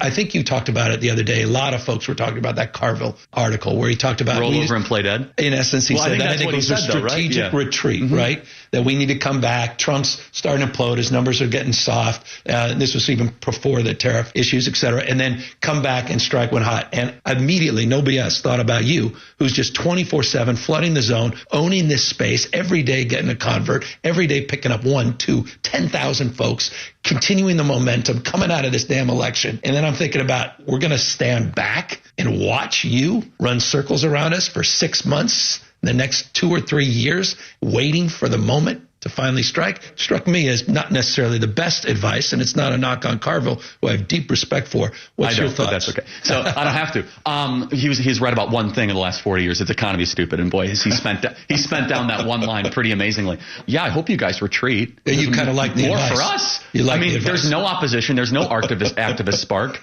You guys are posting these cringe videos on social media. What are the videos? What are the ones that I don't know. most This cringy? like harmonious thing of like 22 senators all saying the same thing. Didn't like that, yeah. I didn't like it. Go ahead. Go do more of that. What do you do? Please. What do you do? Seriously, Charlie Kirk, give us some advice. Get better ideas, Governor. But that's it. Boom. But Get they can't. better ideas. But they can't because their ideas are communist ideas that the American people reject resoundingly. So you had this story probably about 3 weeks ago where there was a podcast that was claiming we've knocked off Joe Rogan as the most listened to podcast. Now, Rogan and his people are like, who the hell are y'all? Like, what are you talking about? And right now, I bet most people couldn't tell me what podcast it was. What it was that you had a liberal news podcast that was posting about 5 podcasts a day, anywhere from 5 to 10 minutes. And so it was consume this really quickly, and then later on in the day we'll give you another. Later on in the day we'll give you another. So the TSL, time spent listening, was obviously very little, 5 minutes at a time. But they were consuming 5 episodes over the day. Well, they were able to claim, well, you're only consuming 1 episode of Joe Rogan. Yeah, but it's 3 hours. Well, we had 5 that ended up being 3 minutes, 15 minutes, 5 and 25 minutes. So the time spent listening was not there. It was all game. Because they are not able to have a podcast where somebody broadcasts podcasts for 3 to 4 hours at a time sharing their political ideas, because all it does is hurt that side. If you actually share what you think for 3 to 4 hours, it doesn't help them. No, because the American people reject it. They think if they just put out content that's the answer. It's not. You have to have ideas, and you have to be able to explain your ideas. And I love the fact that if they did this, and Joe Rogan actually brought this up, he was like, you would eat each other because your Ukrainian flag's not big enough, or you don't have trans kids. Yeah. Like, you're not communist enough, as we've discussed so many times, that they would just eat each other. And the minute one catches on, they're like, no, don't listen to that one. They're not communist enough. They would just continually eat each other. It'd be a big cycle. What is going on right now is a civil war within the Democrat Party. Nancy Pelosi used to run so much of what was going on, as did Barack Obama. Like, here were the heavy hitters. Here's the combination. What do you get out of Barack Obama right now? He's getting divorced. and he likes having sex with men, according to his own words when it came to his college letters that are currently over at Emory. Housed at Emory. That's right. Housed at Emory. I always have to point this out so I don't get sued. Defamation. It's like, you wrote it. I didn't write it that you were attracted to men. And you fantasized about them in letters to your girlfriend. You fantasized about men to your girlfriend in college. Okay, that being said. And Nancy Pelosi got really old really quick. She's walking around with a cane. Grandma Vodka is no longer riding roughshod over this group. And so they're splintered. So now it's turned into, well, Barack Obama doesn't speak for me. Nancy Pelosi doesn't speak for me. They're old. They're tired. I'm going to go ahead and throw out my communist ideas harder than I normally do. Man, if you're doing that, you are sinking yourself. Credit to Gavin Newsom. He's trying to center the message in the interest of trying to run in 2028, but there's so much on his plate. And you saw what happened yesterday. The minute he talked about it being unfair for men to take part in women's sports, the left melted down after him. It's very similar to what happened to Mark Warner, the senator from Virginia, when he said, hey, I'm glad that Trump is having success at the border. He's doing a good job. It's good for America. And it melted the entire Democrat Party down, so much so that he had to go on MSNBC and say, well, I didn't use my words well. I didn't say the right things there. That's what we're talking about. He said something positive, and the American people, by and large, the American people at 80%, maybe even more, agree with what Donald Trump is doing at the border. And he said it's a good thing. The Democrats melted down. He had to go back and apologize.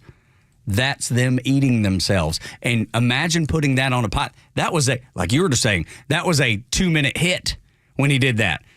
And they melted down. Could you imagine if he said that in a podcast form where it was like where it's an isolated hour. and it can be played for this long?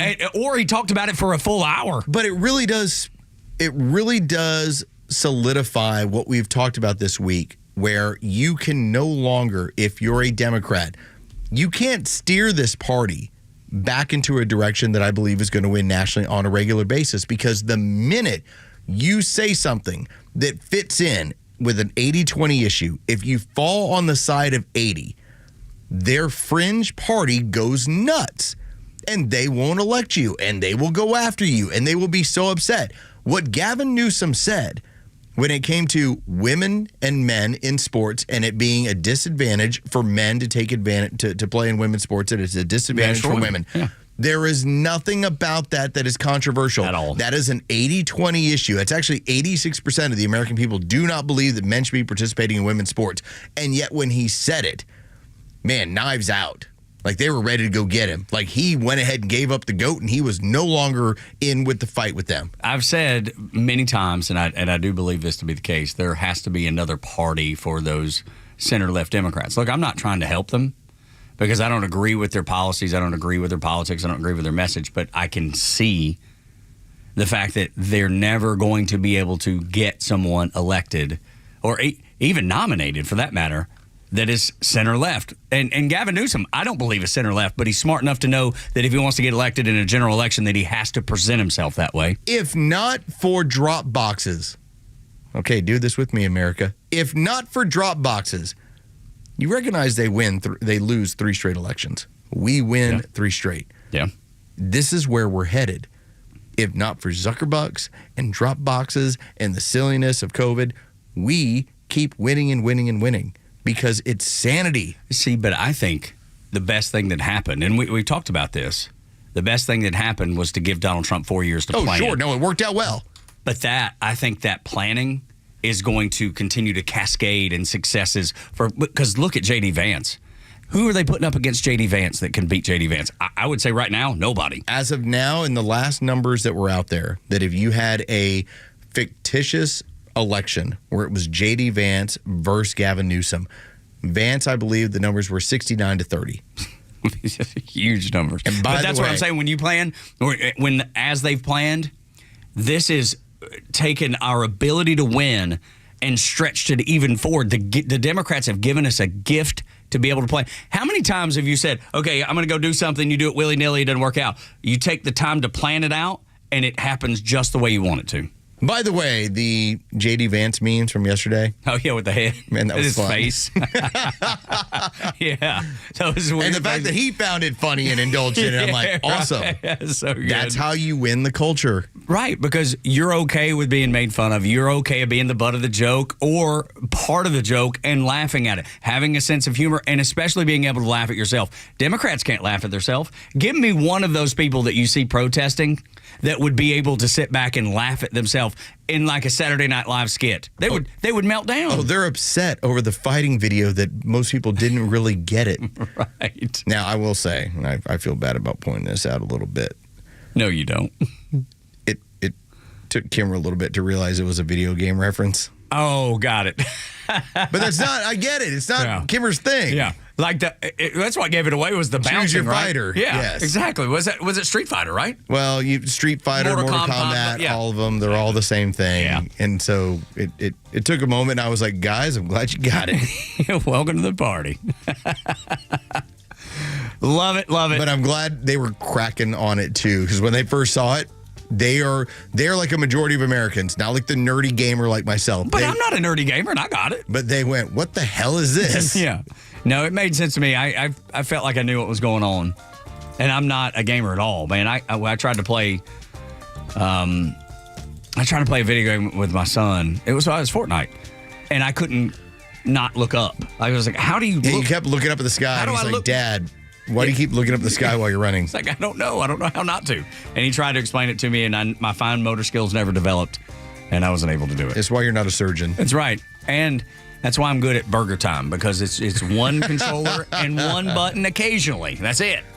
That's all I need. Next contract, whether it's you or me, we're getting that gaming system back here. We want our multicade back.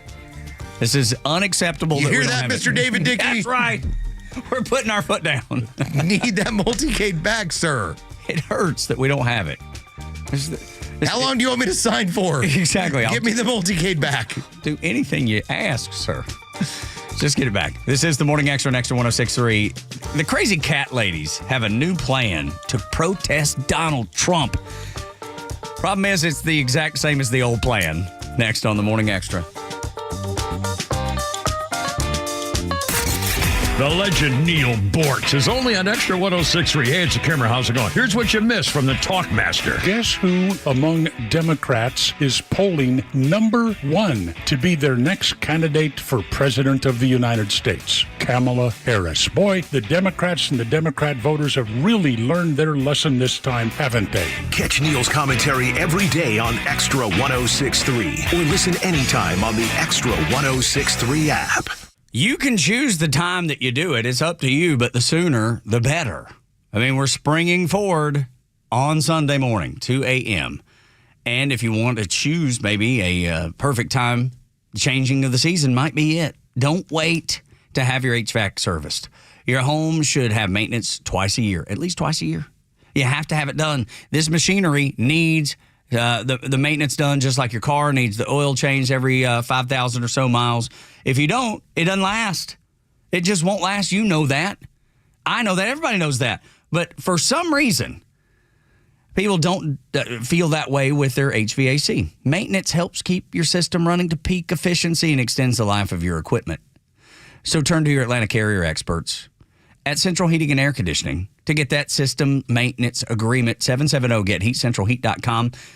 At Central, you get Carrier products, Carrier warranties, and Carrier peace of mind. And plus, as we head into the spring allergy season, Central Heating and Air Conditioning can fix what ails your house and possibly your family's health with home ventilation and air quality products. Central has packages designed around health using variable speeds, fresh air ventilation, air purifiers, dehumidifiers, and so much more. Central Heating and Air Conditioning is one of the few second-generation locally owned HVAC companies in Atlanta. They've been servicing this community since 1947. You and I have called it this in the past. It's a little bit of a home miracle. It is a home miracle.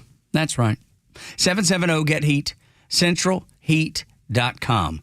Get to the website. Call Chuck and his team.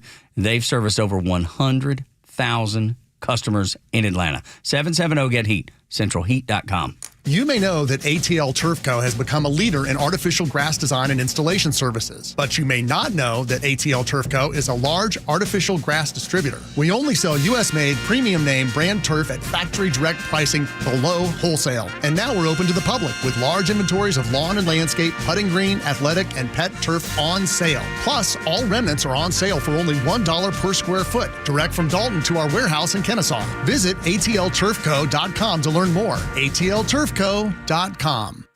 Millions of guys suffer from erectile dysfunction. That's 1 in 3 men. And I can tell you, I'm one of them. If you or someone you know suffers from ED, Peyronie's disease, or PE, here's 38-year emergency room doctor and founder of Total Body Therapy of Georgia, Dr. Eric Deal. Patients who enter my office are often frustrated, hopeless, depressed, and embarrassed. I understand the problem, and I'm going to help you fix it. We provide testosterone replacement therapy, the P-shot, and treatment for ED, PE, and Peyronie's disease. There's not just one therapy that can solve these complex issues. When you visit our clinic, you're going to see me. I'll do a complete history and physical prior to any treatment that we use. Take it from me, Dr. Deal. When it's not hard, it's really hard. Call Dr. Deal for your free one-on-one evaluation and resolve your ED, Peyronie's, or PE issues. 404-777-1911. Total Body Therapy of Georgia. 404-777-1911. Online at tbtofga.com.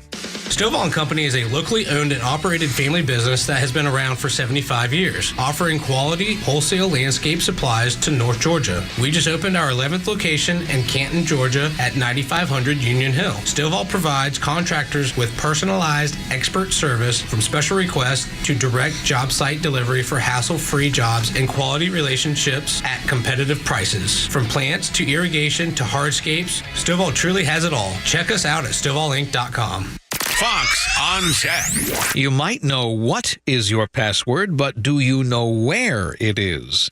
Password management apps have been helping people remember their passwords by saving them in their phones. They help to keep them safe and secure and allow users to access them simply with shorter codes or biometrics. But third-party app 1Password now has a new method. It hopes it will allow users to find the login information they need in a hurry by tying the passwords to location. On its blog, 1Password shows how one's phone's locator data can help users access passwords simply by being near the venue or the device. Perhaps you've walked into your favorite restaurant. 1Password brings up loyalty and points accounts. If you walk near a door with a smart lock, it presents you the saved code. 1Password and its new feature works on both iOS and on Android, and the feature can be disabled if you need it. With Fox on Tech, I'm Eben Brown, Fox News. The stories that matter to you. These are your Georgia headlines. Good morning. Here are your headlines for Friday, March 7th. Cobb County Police Chief Stuart Van Hooser announced he is stepping down at the end of April. Van Hooser was named police chief 3 years ago and is retiring after 35 years with the department. The Kennesaw City Council voted this week to approve a new police headquarters on Moon Station Road, and the Battery is getting a facelift. Among the improvements are new LED screens, additional seating, expanded restrooms, and landscaping redesigns. The improvements are expected to be completed before the All-Star Game in July. Today's temperatures are a high of 68. Saturday will reach the low 70s, and showers are expected on Sunday. With your headlines, I'm Jerry Payne. 7 o'clock hour is brought to you by Van Sant Law Group. If you're in an accident, make the right call. VanSantLaw.com. Tug and Los until 10. 404-741-1230. It's Friday. If you get something you want to get off your chest, get all willy-nilly, get all sideways, we're open to it at Xtra 1063 across the social media platforms. Can I get something off my chest? Why, yeah, of course. I have been found on Twitter. What do you mean? I've been tagged by one of our listeners. I don't know this young lady's name. Stir constantly at Know It All Mom. Oh, yes. Stephanie. Stephanie. We love that's Stephanie. Hi, Yes. Stephanie. But also, Carlos' stalker. Los's stalker found me as well, and now there's a exchange going. Is that the Uncle Chip dude? Yep. Oh. Listen. Don't engage, man. No, you don't have to tell me that on Twitter. I'm just going to let you know. Excuse me. When it comes to Chip, it's not a bad person. Does he mean well? I think he means well. Okay. I think he's just looking to fight and argue on a regular basis, which the quickest way that I'm able to deflect this is by pointing out that I'm a black lesbian and that what he's saying is racist. And at that point, I'm playing his game and he stops. Huh. Interesting. How about that? What's your handle, by the way? At Whiskey Click. Whiskey Click. If you think about it long enough, there's like a triple entendre. There's quite a bit there. Wow. Yeah, I'm afraid to dive into that. I was afraid to even get back on Twitter, but then I thought of that handle, and I was like, that's too good. Yeah, to get back on there. I can't leave this out there like that. Yes, all right. But you see what I do? I just take the rules of the game, And I applied it back to the liberal mindset, and that's the end of that. But and it works so often. And almost, if you see Scott Jennings do that on CNN at night, he does the same thing where he plays their game. I'm going to read it back to you or say it back to you. That's exactly right. Like, he did it, I think, last night. I saw a clip early this morning, and it was about the Doge cuts, and whomever the Democrat on the panel was like, they're cutting aid, and these diseases are going to develop, and it's all, and he's like, wait, what? And they're like, measles, we're getting measles everywhere, cutting vaccines. And he was like, you're saying Elon Musk is responsible for measles? Yeah, it was just a great exchange. Yeah, he put it back in their lap every time. Every time for like 2 or 3 minutes. What happens is when you talk with emotional people, let's say, for instance, if I really want a big fight at my home, I will repeat back to my wife whatever she just said, and I will then ask her to explain it. All right. So she might say, for instance, I won't even give you for instance, but I might say back. Just save yourself some trouble. So this is what you mean by that? Yeah, right. And now things they amplify. And then it turns into, so that's what you mean by that. And then I say 2 things that always end up winning the day. Why are you yelling? Settle down. Maybe you should calm down. I knew it. Maybe you should calm down, which is always. I'm not yelling. I'm not raising my voice. Why don't you calm down? God bless you. Why don't you calm down? Is always a good. That's always worked, as we've discussed. I like a really nice, are you okay? That's a good one, too. Every woman loves being asked, why are you so upset? And how about you calm down? Settle down. In fact, what I would love if some point when we have like the next like great prize, because every now and then we'll have like cool concert tickets, we'll have some fun They stuff always to give them away. to the clowns down the hall. Like this week down at 680, they're giving away Blake Shelton and Friends tour tickets. Okay, I don't understand how we don't get a little bit of those. They didn't even know Dina Carter's name. They mispronounced it. They're like, who's Deanna Carter? Who's Deanna Carter? It's Dina, man. Strawberry Wine, biggest hit of the 90s. Huge song. Anyway, Dina Carter. Anyway, I didn't mean to get off on All right, so next time when we have Blake Shelton tickets or whatever, I'm going to start angling for this. Yeah. David Dickey, I need some cool prizes to give away. And I need the multicade back. Okay, these are things we're working on. Multicade first, please. Multicade first. Burger Time needs to be back in the building, sir. Okay, so outside of that, yes, when we get this stuff back, I'm going to ask you, because right now they have like a voice memo game going down the hall where you record yourself singing the Chuck and Chernoff song with your family. They're not good, okay? It's what it is. What I want is a voice memo of you asking your wife or girlfriend to calm down. And recording it. And then send it to me. Please do that. And Tug at Extra 106. I'm going to need you to calm down. Los at Extra 106. In fact, it doesn't even have to be that animated. If you just happen, in fact, ladies, if you want to tell your coworker, hey, I'm going to need you to calm down. Even if she's not animated. Yeah. Those are the magic words that set off every woman. That's what I want. I just want the audience. And I will go into that prize closet. I will rate it. I'll find something cool for you. You send it over to Dr. Medina at xtra1063.com. DRMEDINA at extra1063.com. If you send me a voice memo of you asking your wife or girlfriend to calm down or your female worker to calm down, I will find something in that prize closet. And something good. And if not, we'll go buy it. We'll go buy something. We'll go buy you something cool. We will go take the Blake Shelton tickets from down the hall. I don't know if they'll let us keep them, but we'll try and get them for you. We will figure something out. We'll figure if you can do it. If you can send it. Hey, listen, I'm going to need you to calm down.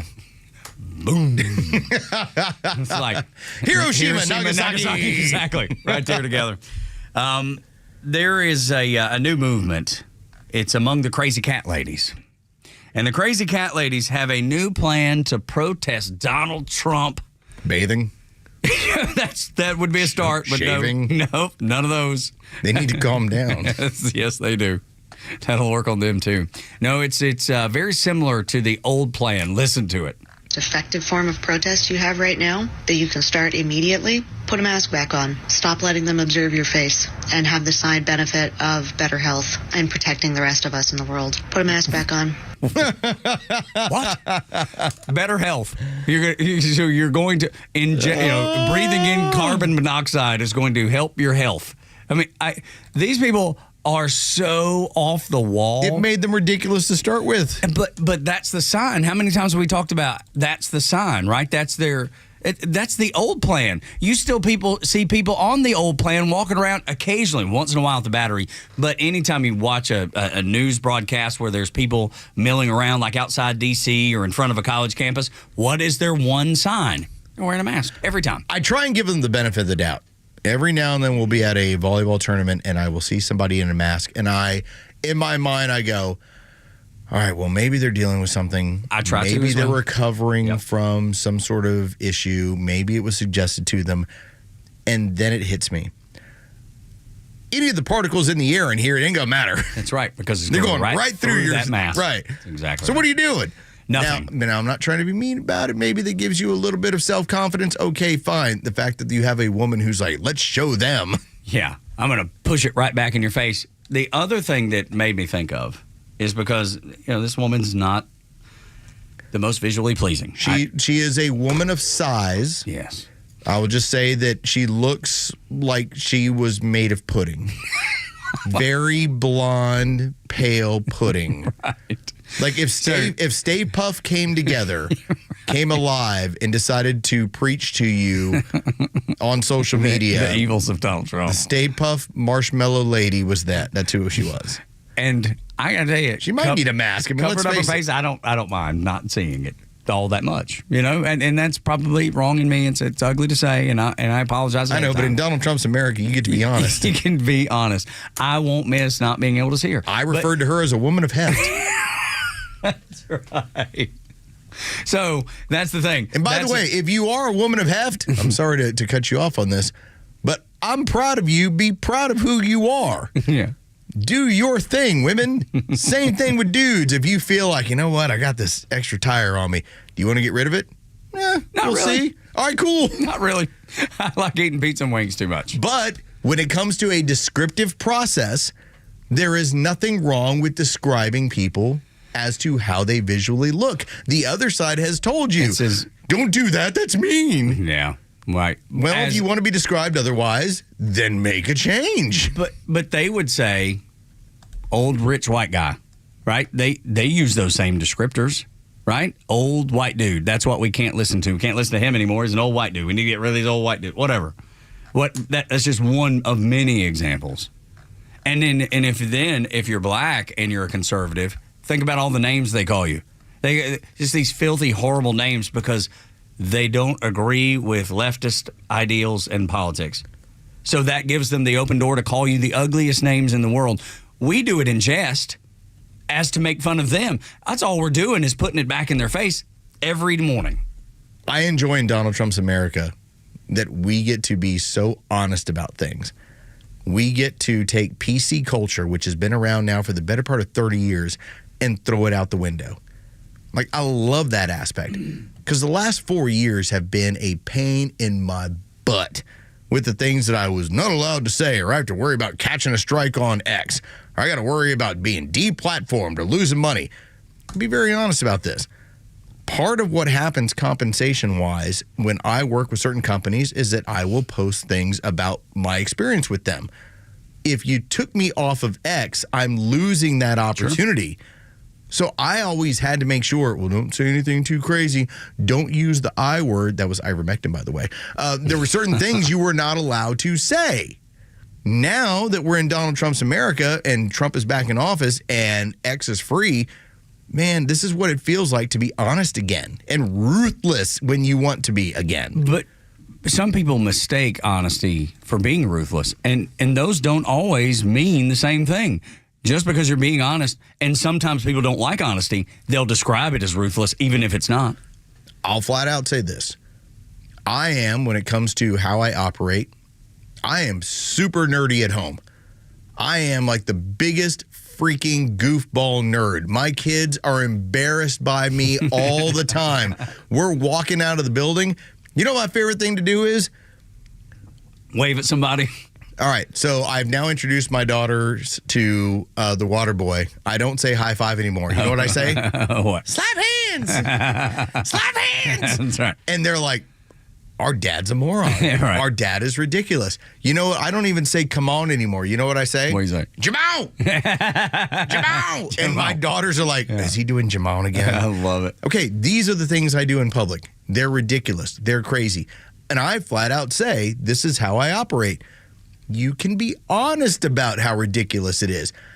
At the same time, I'm going to be honest about how ridiculous you are. Right. And it's so easy to do. That's the thing. Jamal. The picking, yeah, right. The left is so easy to pick apart because their rules only apply in certain situations. Because if you apply them across the board, they don't make sense. They never add up. What they did, they created this atmosphere where they are not in a cool way. Like, well, we've learned that. Pretty cool nerd. They are the biggest D-bag nerds out there. They are the people that you look at and you're like, man, I'm glad he got stuffed in a locker when he was in high school. Because they're so angry about everything. They are the biggest D-bags on earth. And yet they created this scenario where you had to be like, well, they must be cool, I guess. Mm-mm. No, they're not. No. You've already Never seen have how been. it's all playing out. Yeah. It's all fake. It's all manufactured. In It's all Donald astroturf. Trump's America, we get to stuff them back in lockers, and we don't have to apologize for it. I saw the tweet, and I believe it to be exactly true. What has gone on to the left now is a combination of the football team and the chess team taking out the theater kids. That's right. And that's it. I love it. I love it. AOC is a congresswoman because she was an actress. Yeah. An actress and a bartender. Oh, you know who else is an actress? Jasmine Crockett. Thank you. Holy cow. You've actually seen the character she's playing. That's exactly right, dude. She went to the uppity, middle and high schools, and then she's put on this whole ghetto gangster, whatever, persona. And it's so fake and manufactured. We saw videos. There's videos out there now of her when she was deciding to run for Congress. She's super even-keeled, well-spoken, and now she's ditched it all for this character, trying to garner attention, I suppose attention. Here's what's so crazy about it. The woman at one point was extremely well-spoken and was extremely level-headed with the way she went about things. She decided to start playing a character, That's right. a caricature of Black America. That's exactly right. That's exactly That what it is how the Democrat Party and Jasmine Crockett looks at Black America. AstroTurf, man.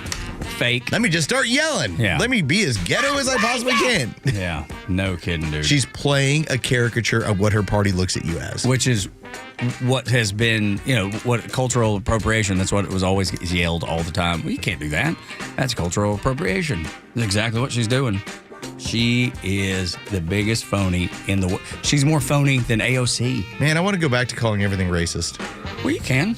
You still can. Your paper's racist. Yes, it is. That 0FG. That's right. When we continue, folks, Jerry's racist for pressing that button. That's right. At Whiskey Click.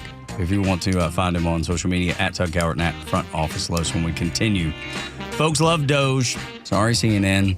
Next on Extra.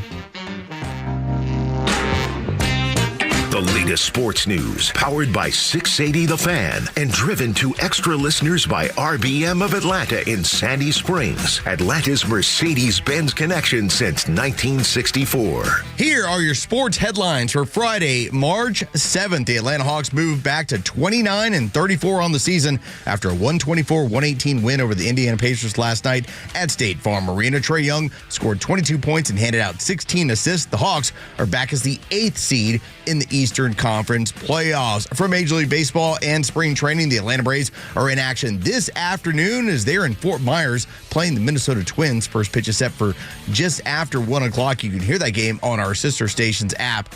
680 The Fan. And from around Major League Baseball, Toronto Blue Jays first baseman Vladimir Guerrero Jr. says the final offer from his team that he received with an extension came well under the $600 million mark. Guerrero is chasing a similar deal that Juan Soto got during this past offseason from the New York Mets. With your sports headlines, I'm Carlos Medina. Hey, homeowners, it's Flounder, and I'm here to keep you warm. Well, I won't, but my friends at Dobbs Heating and Air will. As a new homeowner myself, I prefer working with local, family-owned companies who value what matters to me and treats my home like it's their own. The Dobbs family have a passion for what they do, and taking care of people is their primary goal. So if your home needs help staying warm right now, call Dobbs Heating and Air and experience the Dobbs difference. And check them out online at dobbshvac.com. Hey, it's a Kimmer. You know, a great smile can make you more successful as well as make you happy. Yes, it's true. And your smile's waiting for you at my dentist, Dr. Dina Giesler, my friend for 30 years and dentist forever. This woman at Atlanta Smiles, atlantasmiles.com, the dentist with the doggy. It's really true, whether it's just regular cleaning or bridges or crowns or are your teeth bothering a little bit, maybe a little ache or something, or your gums it's not going to get better on its own. Take it from me, I found that out the hard way. Taking care of your teeth and gums, and everybody's happy. And by the way, you can relax with Dr. Dina. This is an individual private VIP experience. The latest technology. She used AI to get my last thing done at my last visit. And don't forget the doggy. She's a little doggy to take a nap in your lap while you're getting your work done. And this staff, these ladies are angels, I promise you. You'll love going there. A veteran herself, Dr. Dina, 10% veterans discount off the top. Tell them when you call. 404-262-7733. Your smile's waiting. Get the doggy at atlantasmiles.com. Hey there, I'm Tara, owner and publisher of Our Town Monthly, Cobb's favorite family lifestyle magazine. Partnering with our community and local businesses is what we love to do. Check out what's happening at the Avenue West Cobb. Hey everyone, I'm Alondra. The Avenue West Cobb is just a short drive from Atlanta. Discover the dynamic mix of premium national brands like J. Jill and J. Crew, plus unique local realtors and delicious restaurants, including Lazia and Jim and Nick's. And don't forget our exciting events. Our bunny photos and our annual Spring Festival is just around the corner, and Puppy Fun at Paul's Fest is this summer. The Avenue is a vibrant destination with entertainment for the whole family. For the latest details, please visit us at theavenuewestcobb.com. Sounds amazing. Friends, I'll see you at the Avenue West Cobb. Remember, our town is your town at Our Town Monthly. For half a century, glyphosate has affordably and effectively protected Georgia farmers' crops from invasive weeds. Without it, the impact would be felt beyond the fields, hitting Americans where it hurts, our wallets. That's why the Modern Ag Alliance advocates for farmers' continued access to essential crop protection tools so food prices don't rise even more. Get the facts at controlweedsnotfarming.com.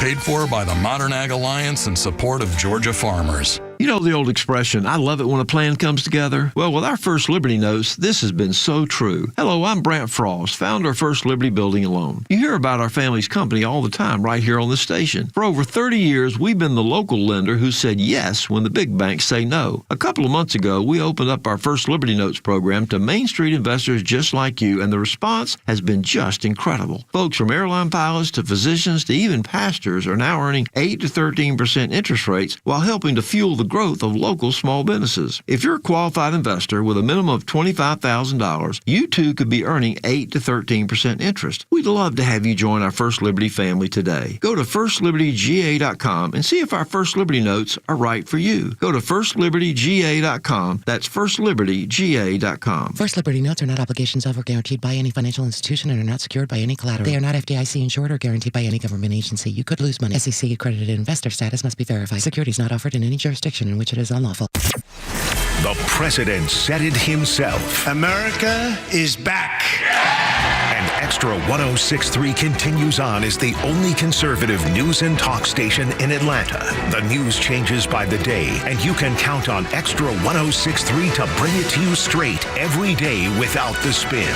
Extra 106.3 FM and the Extra app. I hate seeing families driven apart because of politics. I talk about Aunt Peg all the time, and I try to I just try to avoid the conversation with her because I love her dearly. And outside of politics, we get along like you would not believe. I mean, she bakes me cookies. And then she burns it across in your front yard. Right, exactly. Don't worry about that, Tug. Yeah, but she absolutely, if it Allegedly. comes to, yeah, right. It's a meltdown if it gets to politics. And this is a woman that I dearly love and I value, and I think she values me too, but we just can't. Maybe not. You know, she speaks behind your back as soon as you're gone. Probably so. She's like, he's so dumb. He doesn't understand what's really going on. Yeah. Well, because that's how they all operate, by the way. But dude, there's another wedge I just saw on social media, because I don't see Cousin Curtis very often, but we keep in touch. You know, on Facebook Messenger, really more than anything. He's just slinging. Yes, and probably stealing. I love Cousin Curtis. Cousin Curtis is awesome. He's probably stealing some hubcaps or something. I don't know what he's doing. You know, but he's always up to something. And some white walls for a good price. That's right. I'll get back to you. Got another guy on about some white walls. Yes, exactly. But when he's not in jail, he would give you the shirt off his back. You know, he's that kind of guy. I saw him and his sister arguing on Facebook yesterday about Doge cuts. Oh, wow. He's in favor. He's like, cut it all. He's kind of like me in that way. Yeah. His sister's like, they're taking it too far. And I couldn't believe it. Well, explain how. Yeah, right. Exactly. She said, you're firing all the veterans. The whole thing with they're going to cut thousands of jobs at the VA or whatever. And then they're going to cut thousands of jobs in the IRS. And then she was fighting back against, well, he's now talking about getting rid of the Department of Education. And I wanted to chime in, and I did not. And she'd be like, I won't say her name.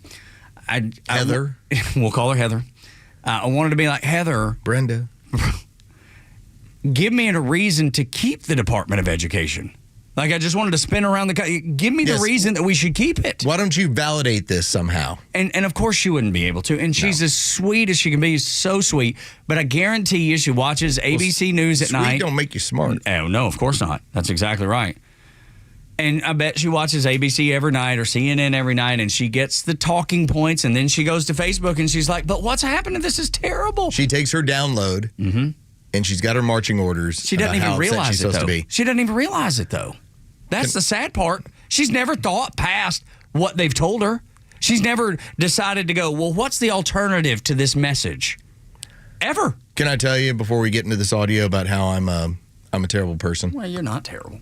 Yes, I am. No, you're not. I don't mind it. I don't mind it at all. No, it's totally fine. You wear it like a badge, and I love that, but you're not. So I told you that I joined Forsyth County politics on Facebook, and there's like 3 of these people that are unhinged. Have you already burned the place down? I have only posted one time, and nobody responded back because I was so right. And like we ever talked about Ukraine, I was like, well, we caused this starting in 2014, but let's not get caught up in the semantics here. Yeah, right. And there was a bunch of people like, the heavy hitter just got here. Yeah. Don't say anything to him.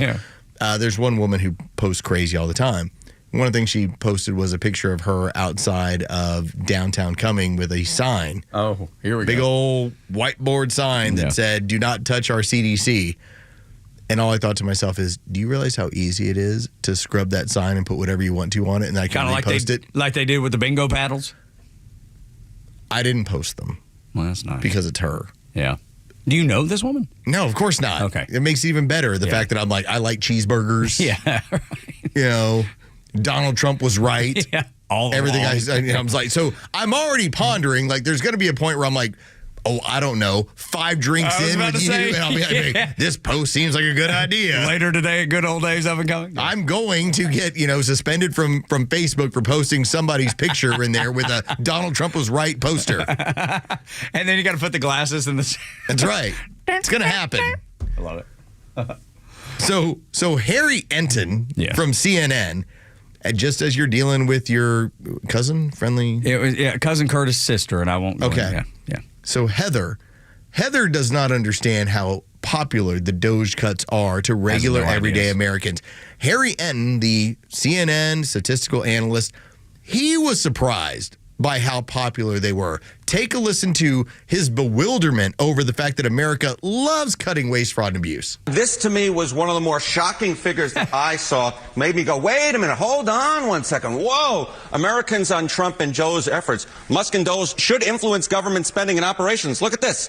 54%. The majority say that he and they should. How about approve of Trump trying to cut staff at government agencies? Again, you get a majority here, 51%. So yeah, Elon Musk might not be that popular, but these cuts and the idea of spending cuts, at least within the federal government and cutting at government agencies, that actually has majority support. I was truly surprised by this, but the numbers are the numbers. Democrats want to argue that the type of spending that Musk is cutting is mainly necessary programs, but that comes in at just 36%. The wasteful spending actually wins the plurality here at 42%, according to a recent Washington Post Ipsos poll. The plurality believe that he is cutting wasteful spending, not necessary programs that Democrats are arguing. Let me just say this. When you have polling that is 40 to 42, 43%, that's considered popular. By normal political standards. 41% consider it popular. You're like, well, does that mean like 60%? 59 doesn't like it? No, it means that 41% like it. Probably 30% have no view of it, and then 20% are against it. Yeah. So when you have 54% of people that are in favor, that's crushing it. But doesn't that... Killing it. Yes, of course, that's right. But doesn't that undercut... Two words that stood out to me as he laid that out, as Harry laid that out. He said shocked and surprised. Yes. Does that not undercut his credibility at some point when you know what the American people are for and you continue to say, I'm shocked by this? How are you shocked? I think a lot of this comes down to, and you and I are in a unique position in that we are both family members, married for a long time. Your son's in college. I've got two very expensive daughters. We are living current day America, and we recognize how challenging that can be. We also have the memory of it wasn't that challenging 5 years ago. Yeah.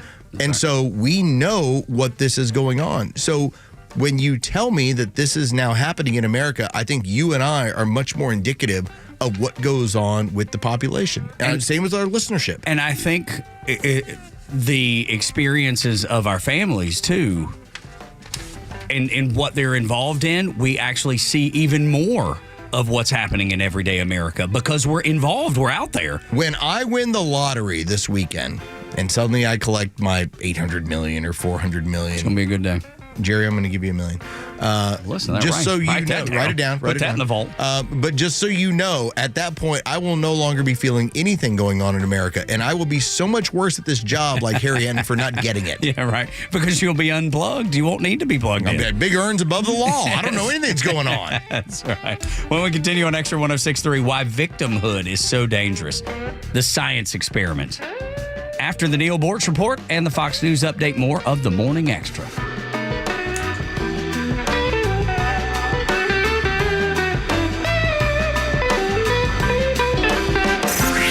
Time for the Bortz Report, exclusively on Atlanta's only conservative news and talk station, Extra 106.3. I would like to talk about the Choose Your Fighter video from the Democrat Party, but this is not a visual medium, so you're just going to have to Google Choose Your Fighter and have a laugh. But the Department of Education. Trump is making a lot of noise about getting rid of the Department of Education, and that's one of the best news items this week. Poorly informed American voters believe that the Department of Education is an essential function of the federal government. No, it's not. The Constitution specifically sets forward the powers of the federal government. The 10th Amendment says that any powers not specifically given to the federal government in our Constitution are reserved for the states. And guess what? Nowhere in our Constitution does it say that it is the federal government's responsibility to educate the children of this country. Maybe a simple example. The drinking age is 21 in every one of the 50 states, but only because the 50 states on their own decided that that should be the legal drinking age. It is not a federal law because the Constitution doesn't give the federal government the power to determine at what age people can legally drink. Since the Department of Education was formed, there has been no improvement in the basic metrics of American education. Our children are not learning better. All it does is take money from the states that they could be using to shape their own educational curriculum and spend it at the federal level. It needs to go. Godspeed Donald Trump in getting rid of that hideous organization. Neil Bortz, Extra 106.3. Atlanta's only conservative news and talk station, Extra 106.3 FM. The Atlanta Braves Spring Training Series Behind the Braves, presented by Global Payments, is back for the 5th season. Hear from your favorite players and meet the new faces as they get to work at spring training in preparation for the 2025 season. Plus, enjoy exclusive interviews and go behind the scenes to see the team like never before. New episodes drop each week on youtube.com/Braves and locally on Peachtree TV and Atlanta's CW. Atlanta Braves Baseball. We are Braves country. Have you considered securing your family's future? Protecting your hard-earned assets, navigating complex legal matters with ease. Nelson Elder Care Law is here to guide and empower you and your loved ones. As a family-owned and family-focused business, our mission is to exceed your expectations, offering absolute assurance and peace of mind. With our trademark Absolute Protection Trust and expertise in customized estate planning, Medicaid crisis solutions, probate administration, guardianship, and conservatorship, Nelson Elder Care Law protects what matters most to you. Imagine a team dedicated to safeguarding your legacy every step of the way. Our flat fees ensure transparency, and our customized plans prioritize your family's specific needs. Are you worried about protecting your family and your legacy after you're gone? Let us help you ensure you're absolutely protected from whatever curveballs life may throw your way. Schedule a complimentary legacy planning meeting with our legal team in Marietta or Woodstock today. Contact us at 678-250-9355 or visit NelsonElderCareLaw.com. WFOM and W292EV Marietta, a Dickey broadcasting station. The 8 a.m. hour is brought to you by Central Heating and Air. A Russian barrage of missiles and drones. I'm Dave Anthony, Fox News. It hit Ukraine overnight, targeting the country's energy infrastructure, though some were shot down. This after the U.S. cut off military aid and intelligence sharing amid tense negotiations with Ukraine, trying to end that war with Russia. President Trump's special envoy to the Middle East, Steve Witkoff, says they're making progress. I think the idea is to get down a framework for a peace agreement and an initial ceasefire as well. And they're still working out a minerals profit-sharing deal with Ukraine. And a week after the contentious White House meeting, they got a letter from Ukraine's leader. Witkoff told us yesterday that President Zelensky's letter amounted to an apology. It showed his gratitude, and it convinced the president that he really is committed to finding a path to peace. So on Tuesday, Marco Rubio, Mike Waltz, and Witkoff will head to Saudi Arabia to meet again. And it's not just about the minerals deal. That's Fox's Jackie Heinrich at the White House. Rubio is the Secretary of State. Waltz, the U.S. National Security Advisor. President Trump's put on hold for a month most of the 25% tariffs he imposed on imports from Canada and Mexico this week. After a phone call with Mexican President Claudia Sheinbaum, who he called a wonderful woman. We discussed drugs, and they've been working much harder lately. Do you notice that? He says the tariffs aim to stop the flow of fentanyl coming into the U.S., the same reason he has tariffs on Chinese imports. China's foreign minister said today they'll continue to retaliate, adding no country should fantasize it can suppress China. The man accused in the second Trump assassination attempt, Ryan Ruth, has a court hearing today in Florida. The 59-year-old convicted felon is accused of lying in wait for more than 12 hours on the perimeter of the Trump International Golf Club in West Palm Beach with the hopes of assassinating Trump back in September. At the time, Trump had just survived a previous assassination attempt 2 months earlier in Butler, Pennsylvania. That's Fox's Chanley Painter. America's listening to Fox News. Hey, you want to hear some great news? Preborn is bringing babies back to life. What you might not be aware of is that even though Roe has been overturned and abortion has been greatly restricted in many states, the abortion pill has now superseded surgical abortions, accounting now for 60% of these deaths. Preborn's network of clinics are on standby for women in their darkest hour, and when they meet them with God's love and free service to help them choose life, including a treatment that counteracts the toxic abortion pill, These life-saving and heart-changing measures, Preborn and their network clinics have rescued over 330,000 babies' lives. But the work has just begun, and every day thousands of babies' lives hang in the balance. Your tax-deductible donation of any amount is crucial in the fight and the heartbeat of our nation. Will you help us? All proceeds will go towards life. Just dial pound 250, pound 250, and say the keyword baby. That's pound 250, keyword baby. Or donate securely at preborn.com/hope. That's preborn.com/hope. Sponsored by Preborn. If the left made any sense, they would be right. Listen to Extra 106.3. But they don't, and they won't. They refuse it. And we just pointed out, that's what happens here on the Morning Extra, Tug and Los until 10. We got Board Up Jure. His follower count has already ticked up, Los. People following Jure on social media, on X. Well, they do think he's a single name 80s singer. That's right, yeah. Jure. To Paul. Either that or he's a cologne. Yeah, that's right. He's a cologne. That's right. Smells like Jure. That's right. It's wonderful. Johnny Depp is playing an electric guitar and burying Jure out in the desert. That's right. Or like that Shane Gillis. Remember the Bud Light commercial? Yes. I'm in the wrong commercial. Yeah, it's so good. That's exactly right. But you can find Jure at Whiskey Click, me at Tug Cowart, at Front Office Los. If you want to interact on social media. I ain't gonna argue with you on there, but I'll interact on any other.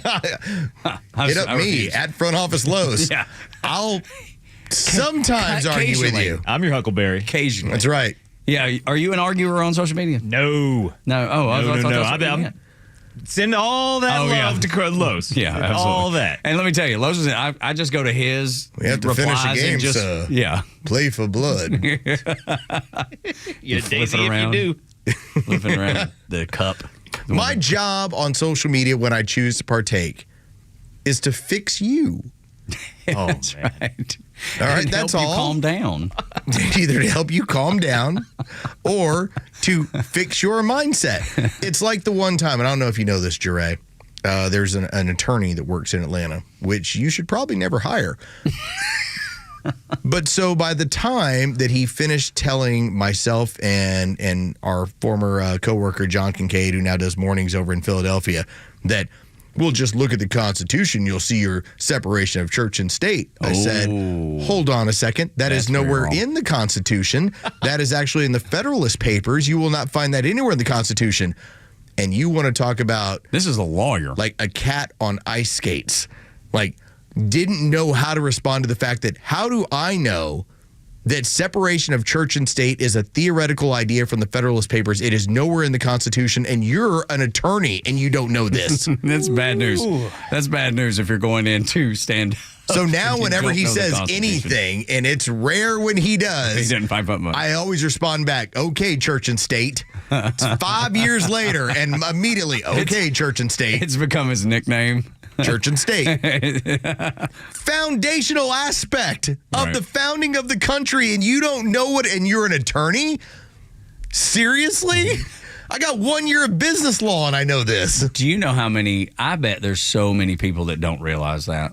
I bet there's so many people. Well, you shouldn't hire them. No, of course not. But I just mean everyday people. Have them help you close on a property. Don't have them help you do anything other than that. Yeah, right. God forbid you end up getting into an issue where you actually have to use an intelligent attorney. 404-741-1230. If there's somebody out there, because I want you to tell on other people. Like if you know people that know that that's not right, like Los knows the lawyer through social media that doesn't know the separation of church and state is not in the Constitution. If you know someone like that, 404-741-1230, you can call. You can change their name. No, name and shame. No, well, you could. No. It's your mother. I love that. Yes, it's your mama. No, we will change the name to protect those that you don't want to. There's foundational aspects. I don't embarrass in front of everyone. I don't care that when you're asked, "Hey, what's the 11th Amendment?" and you can't describe what. Fine, totally cool. Yeah. But your job as an attorney is to know these things. These are foundational aspects. I'm not asking you for a court ruling from the 1930s to set precedent on some sort of law in this country. We are talking about the things that are supposed to be the letters of the alphabet. It'd be like if somebody came in and said, "Hey, Los, can you help me? I got this idea. I want to create a podcast." And be like, "I don't know, man. Have no idea. Or But like, that's what you do for a living. What do you mean you don't know? That's the reason I came to you. if you were to ask me, hey, how do you calculate batting average? Yeah. And I didn't know. Mm-hmm. All right, that is a foundational aspect of covering Major League Baseball. Mm-hmm. And I can't do it? Yeah. But how do you not know separation of church and state? Well, but here's the other thing.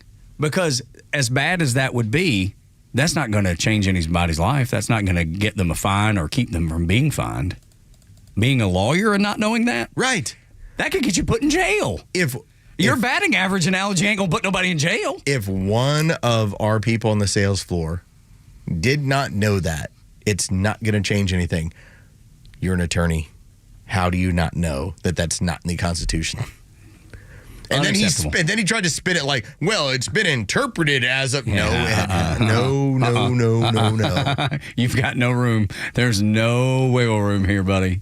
You are caught, and you have been exposed. Morning Extra and Extra 106.3. Victimhood is a dangerous place.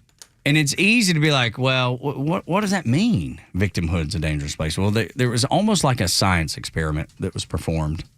And I'm going to let you hear what I mean, that victimhood is dangerous. They did an experiment with a group of women, and they put scars on their faces, and they told these women that they're going into a job interview, and the purpose of the experiment is to find out whether people with facial disfigurements face discrimination. They showed them the scars in the mirror. The women saw themselves with these scars, and as they led them out of the room, they said, we're just going to touch it up a little bit. And as they touched it up, they removed the scarring completely. So the women went into the job interview thinking that they are scarred, but actually being their normal selves. And the result of the experiment is that those women then came back reporting massively increased level of discrimination. Indeed, many of them came back with comments that the interviewer had made that they felt were referencing their facial disfigurement. And this is why I think this ideology of victimhood is so dangerous, because if you preach to people constantly that we're all oppressed, then that primes people to look for that. And they believe it. It's all about mindset. In real life, it's all about mindset. What is your mindset? It doesn't matter what everybody else's mindset is, because you are going to make your successes. You are going to cause your failures, not other people. Are there going to be roadblocks that you don't get the job that you thought you should have gotten? Yes, of course. But that just means there's a better job waiting on you. And maybe that goes back to faith in me. But I believe whatever happens is what's supposed to happen, because it's going to put you in a better situation to begin with. It starts with mindset. And the next comparison I would make, Los, is people that are programmed to look for racism, find it. It's as easy as that. If you're always looking for it, you'll find it, even if it's not real. They're married together. Victimhood is dangerous because you will always blame other people for your own failures or for not living up to expectations that you believe that you have at some point earned. Well, I've earned this. Why has it not worked out for me? Maybe didn't earn it. And then the next step is, well, it must be racism as to why I didn't. No, in the meritocracy, in the real world, if you're doing the right things, if you are dominating, and sometimes you have to dominate. That's what it's going to be. It just can't be, hey, here's the bar and I'm barely above it, so I deserve this. No, sometimes you got to kill it in order to be able to get what you want. If you're doing that, it makes it really hard to buy into victimhood. But people are so programmed. And then there's that acceptance of, if I say it's on somebody else, then it takes the pressure off of me. Yeah, it's always somebody else's fault. Yeah, I don't have to take responsibility because I can always blame someone else. I don't know where that gets you, though. Well, I mean, I do. It gets you nowhere. But I don't know where people who feel like using this as the excuse, the catch-all, I don't know how they ever feel like they're going to get ahead, because there's always something keeping them down. It seems like you would want more for yourself. But that's the damning aspect of all this. This is why I am such a believer in the meritocracy and why I'm such a believer in self-reliance. If you buy into victimhood, you will always have a lid on where you can be. And you will always settle. There's always a glass ceiling. You will and it's self-imposed. That's right. It's your own mindset. You will always blame others for what has not worked out rather than let me work my way through it. I think some people enjoy it. Oh, it makes it very comfortable for them because it's never on them. And I'll tell you, just over the course of my career, and you've done this as well, you and I have done radio for as long as we have, there was probably a time where somebody told Tug Cowart, you sound too country. Oh, my God. In country radio, they told me that. All right. there were times where, hey, can we change your name? Because Carlos Medina sounds way too ethnic. All right. These are the sort of things that you have to end up being better than and fighting through. And your data, your information, your level of entertainment has to get beyond it. Had you and I ever accepted what this was, this connotation of, well, here's what we think of you, so you'll never be able to grow beyond it, then we would have bought into victimhood and would have never aspired to do anything better. We would have just settled and said, well, I guess I sound too country. Well, I guess I sound too ethnic. And neither one were correct, as you can see. Neither one were correct. We didn't accept that. You shouldn't accept whatever you're being told. You shouldn't accept that. Whatever that is being told to you that is holding you back or you feel like it's holding you back, go around it. Well, let's put it this way. And I talked with my daughters all the time about this. I refer to them as haters. As you get older, it changes. You will have people that are basically looking to make sure that you accept a certain level of success, and that's fine. That's it. And if you encroach on their own success, now they're going to be a little bothered by it. Now it's going to be threatening to them. So they want you to basically be right in this level. I tell my daughters, haters are good, because haters means that, what is it? I'm on your bumper? Yeah, what little DJ said. Haters don't mess with people that are not successful. Haters don't crap on people that aren't pushing them. Because there's no reason to. There's zero reason. Haters don't hate on people that have passed them. Collect haters, man. Yeah, collect as absolutely. many as you can. Because that means you're doing more than the average person. I'm either on your bumper or you know what? You're well behind mine. That's exactly right, man. I love it. I always tell Jacob, my son Jacob, I always say, dude, here's the deal. If there's a mountain you can't climb, go around it. Figure out a way. Never accept no for an answer. Does it mean it's going to land you the job that you wanted, that you felt like you got shorted out of? No, but that doesn't mean there's not another job that's even better than the one you thought was coming your way anyway. Make your own way. I do not understand victim mentality. I'll never accept victim mentality, and I hope you won't either. And I know you listening right now, I know you don't accept it, or you wouldn't be listening to this show, because we talk about it all the time. There is no reason to accept. Go around it. If the mountain's too high, go around it. We're in a position right now with my older daughter, and she's now getting into like the college recruiting phase of her volleyball career. Which is fun and, gosh, because we've already been stressful, through it. It's annoying. So It's a lot of this stuff. And there's going to be a lot more no's than there are yeses. And I tell her all the time, I was like, you are going to be 2 inches, 3 inches shorter than some of these other people. And I was like, no, you might catch a couple of them. That's how it's going to be. But there's always going to be somebody who's bigger out there. But I always make it a point to her. If you ever start blaming yourself or the scenario, I was like, you're never going to get past this stuff. And so the way she looks at it, and I thought it was really funny when I asked her, I was like, so what are you going to say when somebody says, well, why is there this girl in front of you? And she goes, because she's taller, but the program made a mistake and I'm better. Right. That's right. And I have said the same thing. We had a scenario with and nothing against our programming director, but he brought up with me a couple of weeks ago. He's like, I had subbed in, I did afternoon drive, and he's like, hey, just want you to know I've got a couple of these shows available. I was like, well, call me. If I'm available, I'll do it. And he's like, well, I'll call some other people too. And I was like, well, that's fine. It just won't be as good. That's right. It's that level of confidence.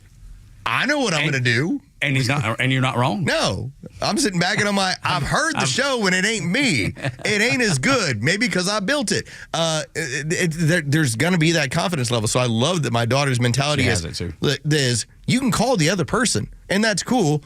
And yeah, she's taller, but she ain't better. You'll only need to do it one time. Don't buy into victimhood. Yeah, that's right. You'll only need to do it one time, because when you call me, it will be, and it'll be so clear that it's better. Do not buy into, and we didn't even really get into the fact of what they did in that science experiment. So they put the scar on, and then they said they're going to touch it up right before they go into the interview. But what they really did was take it off. So that mindset was, you have this I'm lesser. You're lesser. You have this clear blemish, and these people bought into the fact. They were looking for it, just like when we hear the word racism. If you look for racism, you'll find it, because you'll create it in your mind. You'll hear somebody say something, and they're meaning this. Even if it's completely innocent, in your head, because you have that mindset, you're going to be hearing this negative, this awful. It's all about mindset. Do not have that mindset. And I know you don't, but there's so many people that do. It's a mental pitfall. It always is. And it's never going to change. Do not let it happen. And find some haters. Yes, right, because that means you're doing your thing. That's right. Unfortunately, you know and I know nothing's ever going to happen to Hunter Biden. It's just not going to. Do we want it? Do we want him to be held to account? Yes. But will it? Probably not. I know I'm never going to get my pound of flesh, and that's fine. Are you talking about with Fauci on this one, or are you talking about with Hunter? I'll take Hunter, too. I know what's going to happen. Hunter is going to live out the rest of his days, and he's going to bounce around. He'll probably find himself on some shows or Celebrity Rehab or a book or whatever. It's just what's going to happen. But he asked a judge yesterday to drop his own lawsuits that he currently has for defamatory comments about him. Now, here's what he cited to the judge. He hasn't had a job. He hasn't been on any board. His art hasn't sold. He's millions in debt. So to think that Joe Biden gave him a blanket pardon going all the way back to 2014, pardoned his own son for crimes that were never, ever discussed outside of the gun charge that he had on him. Now we're seeing the other end of this. The other side of the pancake is Hunter is such a mess that without Joe in any kind of power, there's nothing for him to do. He's flat out telling the court system, I have nothing to sell. No one's buying my art because there's no influence tied to it. No one has me on a board because you were never expert in it. This was what we always said. Why is he on the board at Burisma? He doesn't know anything about energy. No, he never did. But he was connected to Joe Biden. And now that Joe's out of power, Hunter out of money. Hunter's surprise. And so maybe it won't ever be prison. And let's face it, he was probably going to be at some country club. Yeah, Martha Stewart style prison. There's something better about being out in the world without any money. Well, for Hunter Biden. It's one of those situations where you see somebody that has everything, and then when they're challenged to do it on their own, they can't. And with him, I think it's a little different because you know what he's been tied to, you know what's been laid at his feet. But he's a failure, a complete and utter failure. Some might call him a crackhead. Yeah. Yes, that's right. Allegedly. Well, I mean, he was on crack. It's the court document, the court record says, I was on crack. He had a weapons charge while he was on drugs. So, complete and utter failure, has no discernible skills. This is not a victim. He actually was able to work the system and made it benefit him, and even talked his daddy into it. That's the crazy. Or Daddy talked him. I think he was bag man for Daddy. Probably so. For somebody who is that much of a train wreck. But do you rely? Yes, actually, I take that. I think Joe was like, "Here, listen. This is what you're going to do, son. You're going to do this. We're going to get you off of crack. Here's what you're going to do." He was Joe's bag man, and what happened? Joe got old, and now Joe has no power, and now Hunter has no ability. We haven't seen Joe since January, and won't. I bet you don't. I bet you don't see him for the foreseeable future because he's in bad shape. Yep. He was in bad shape then. He's in really bad shape now. I wonder how much they were dressing him up to make him look like he was alive with us in the interest of power. And now Hunter is just on his own with millions of dollars in debt. Flapping in the wind. Couldn't happen to a better guy. Now I wonder if Hunter Biden could tell you about the separation of church and state. I mean, as an attorney and all. No. No, he couldn't. Your Honor, I was on crack is a real good legal defense. That's exactly right. Can you imagine going in and saying that? What happened was, I was on crack the whole time. Goodness. When we come back on Extra 106.3, 8 o'clock hour brought to you by Central Heating and Air Conditioning, 770 Get Heat, centralheat.com. Turns out mutilating children is not good for their mental health. A study that will shock no one. Next on Extra. finally, a president that will fight for American values. The American dream is surging bigger and better than ever before. And finally, an Atlanta news station that covers it the right way. Extra 106.3 isn't about traffic and weather. We care about the stories that matter most to you, your family, and your community. Get traffic and weather on your phone and get Atlanta's only conservative conversation right here on Extra 106.3 FM and the Extra app.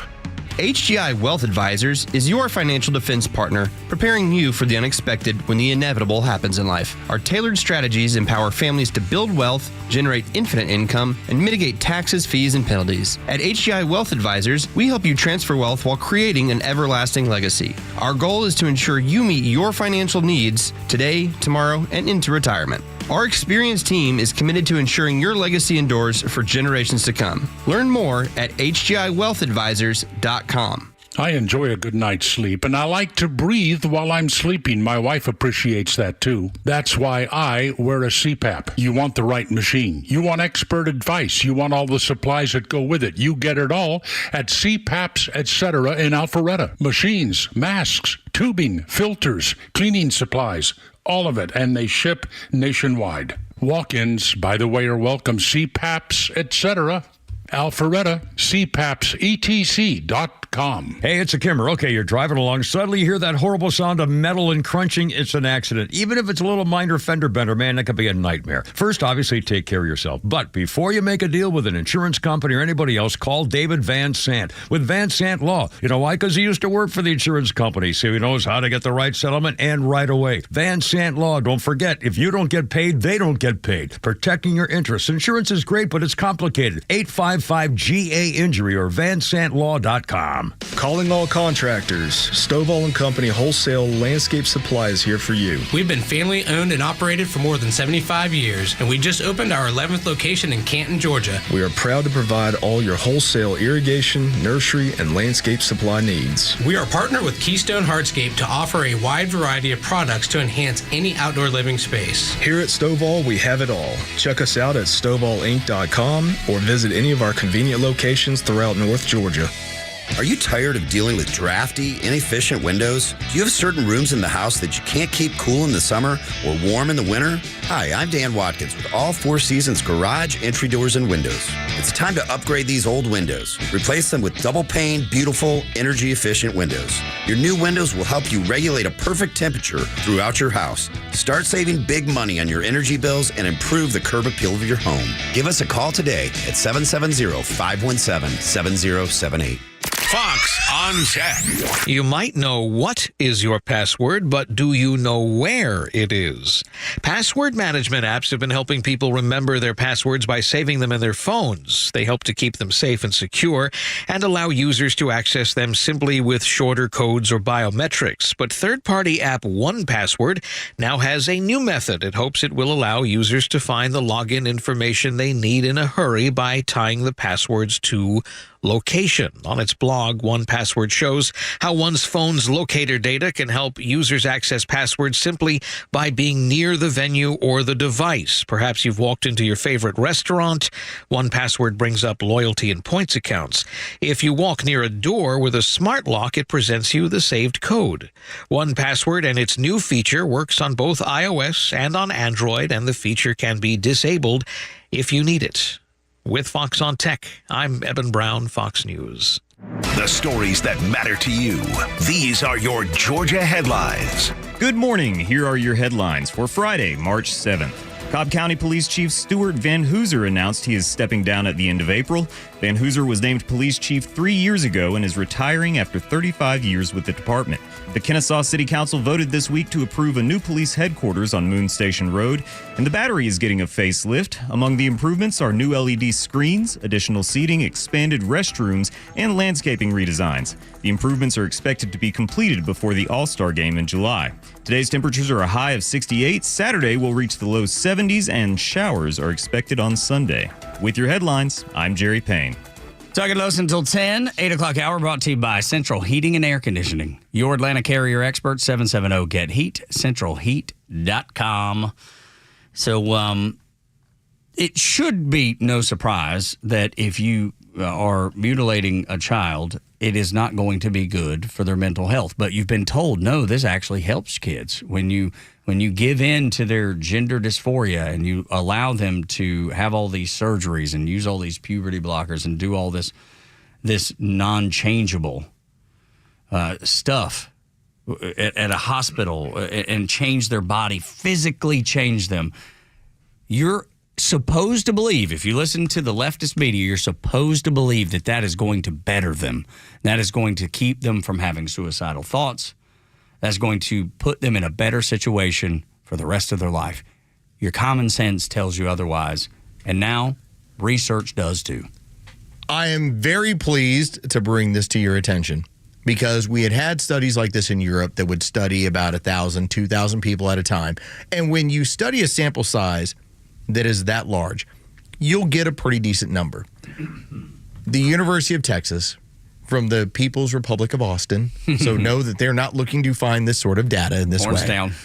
They ended up studying 107,000 patients, 18 and over, who had gender dysphoria. All right? 100,000 people with gender dysphoria. And they had a comprehensive study of what occurred with them when they had gender-affirming care, basically, for lack of a better term, mutilating your body in order to fix the way that you saw yourself. Irreversible. Here's what's going to happen. And what it found was the depression rate was 25% compared to 11% for males. When it came to anxiety rates for people who had the surgery, 12.6% versus 2.8%. The number of people who were dealing with, when it came to suicide, jumped astronomically for people who had been mutilated versus people who had not. And so we saw the same results in Europe on a smaller study. Now you have the University of Texas, who has delivered 107,000 patients with gender dysphoria and has shown you, if you cut on them, not only does anxiety, depression, but suicide goes up across the board. 107,000 makes it really hard to get a false positive, get a false answer. I don't know if this is a good comparison or not. You can tell me what you think, but when I think of that, I think of like Jure earlier. He's like, my shoulder. I've had a tough time with my shoulder lately. He was like, I really want to rehab it. I want to go through all the steps before I have to get it cut on. Why? Because nobody wants to have surgery. Surgery is not a good thing. Healing your body in a different way, naturally, is a good thing. Rehabbing it, strengthening it. Nobody wants to get cut on. Nobody wants to go under the knife. Nobody wants to have surgery. Who wants to be in the hospital? Nobody. And they want to tell you that taking a kid and changing them permanently is going to make them feel better? It never works that way. That goes in the face of common sense. That goes in the face of logic, Los.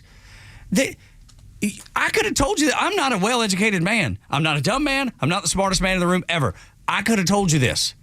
I didn't need 107,000 patients to have to go through this craziness to be able to tell you this. Common sense tells you this. But the selling point for the better part of about 5-6 years has been, and it's always meant to scare the S out of parents.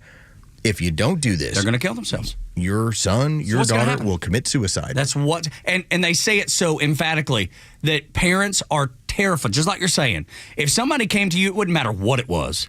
It would not matter what the situation was. If they said, if you don't do this, your kid's going to kill themselves.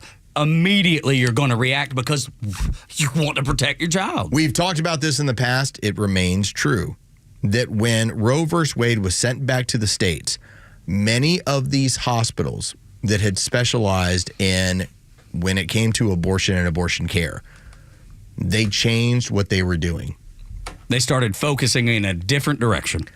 Their view was, if we put somebody on gender blockers and go through this process, if you want to tell me an abortion, I think on average is $4,000 to $8,000 is what it ends up running. And there's not a whole lot afterwards. No, it's just, here's it. No reoccurring revenue, if you will.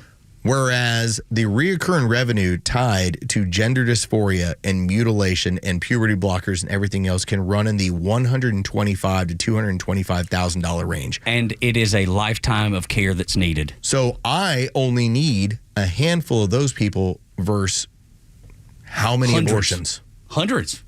That is why you had, for instance, it was Vanderbilt. Vanderbilt was one that Matt Walsh brought up, where Vanderbilt Hospital had transitioned, for lack of a better term, to rather than having abortion care, it was going to be focused on gender dysphoria care. And Matt Walsh from Daily Caller was the one who said, here's what they're doing. And fortunately, he was able to get most of this stuff curtailed because they were embarrassed by it. This stuff was not going to fly in Nashville. But that is where so many of these hospitals have moved this direction in the interest of profit. Your health care isn't based on getting you well. It's based on profit. And now that we've seen from a study of over 100,000 patients that not only does it not get you better, but it increases your likelihood of anxiety, depression, and suicide, why would we ever consider it outside of money? You wouldn't. You wouldn't. It would go against everything that even the medical community say they stand for. The do no harm, that mantra that every doctor is supposed to fall in line with.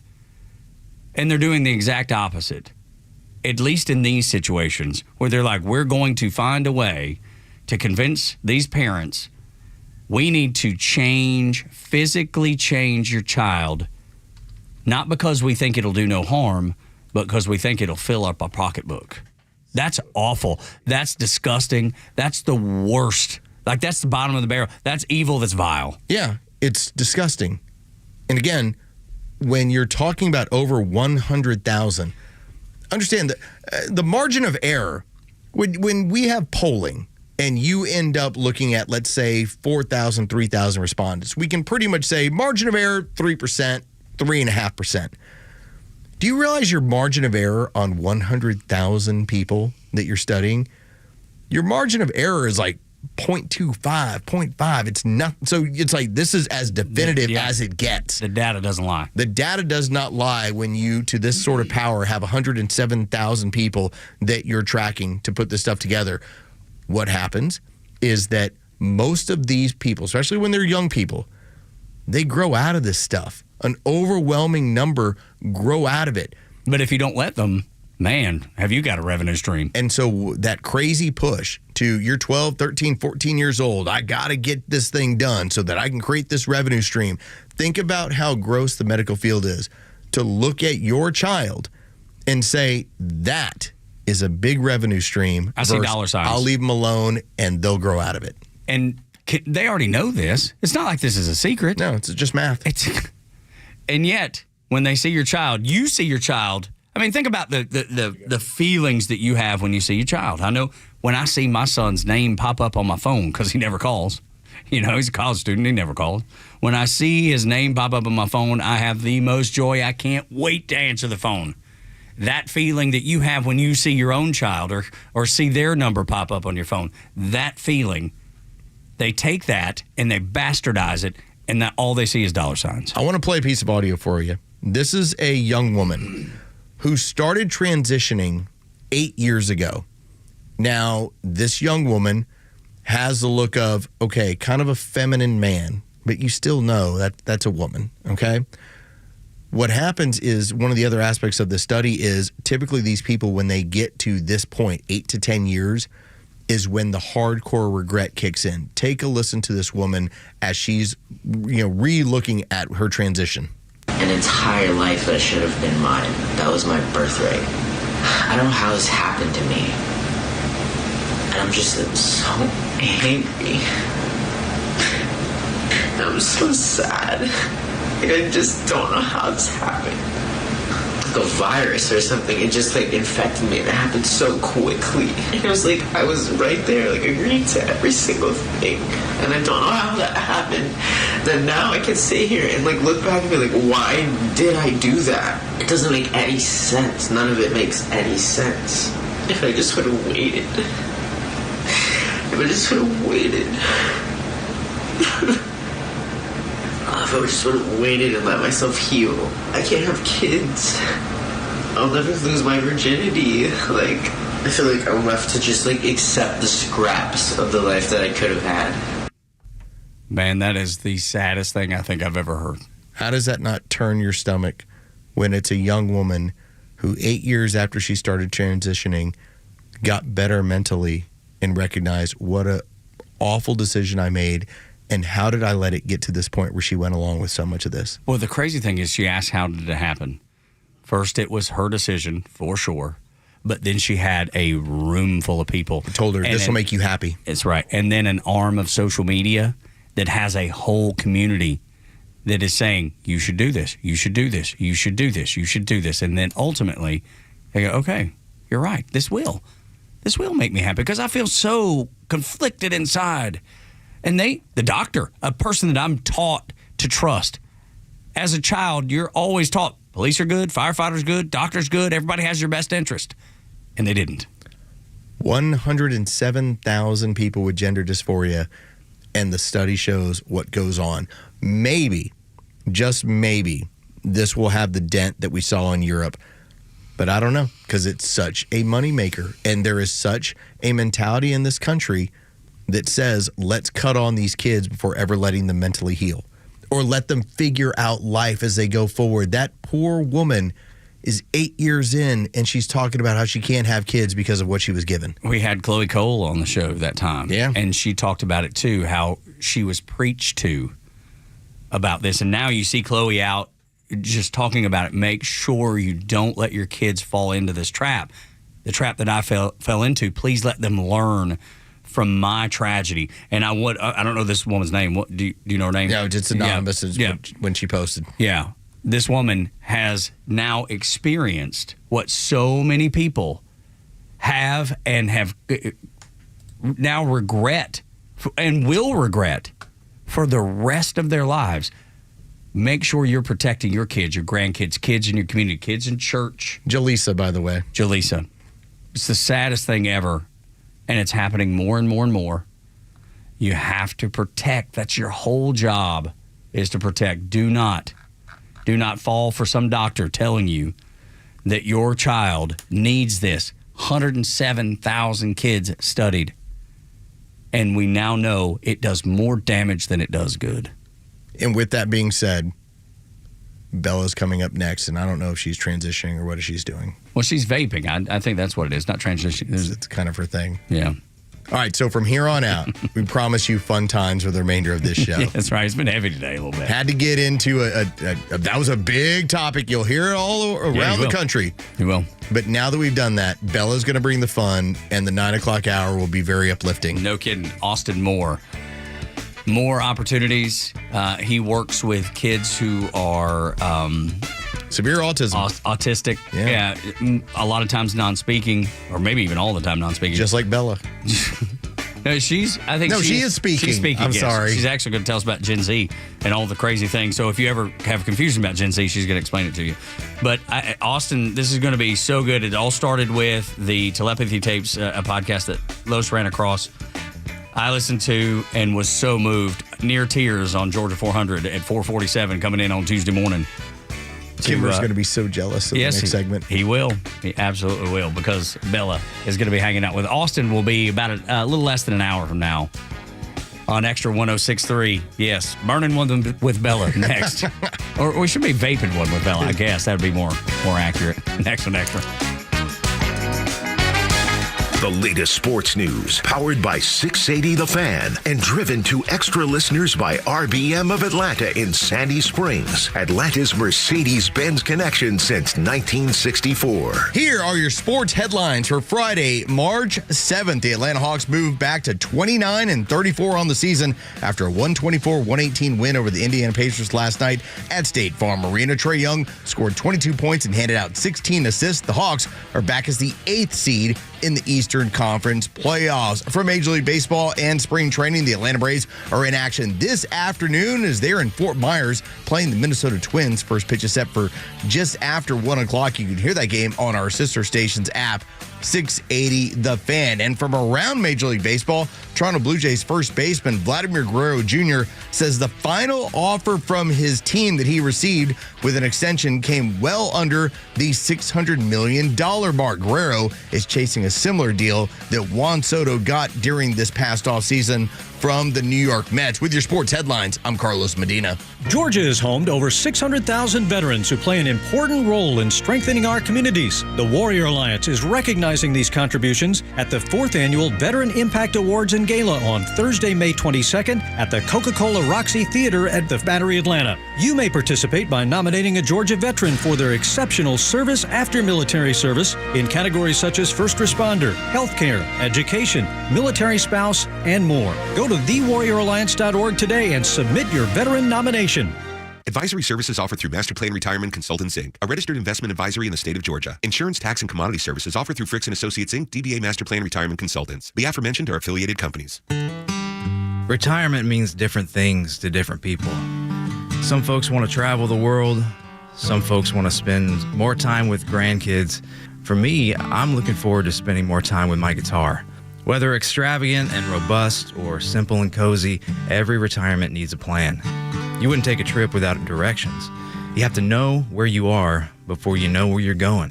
Master Plan Retirement Consultants have helped many like you plan for their own retirement.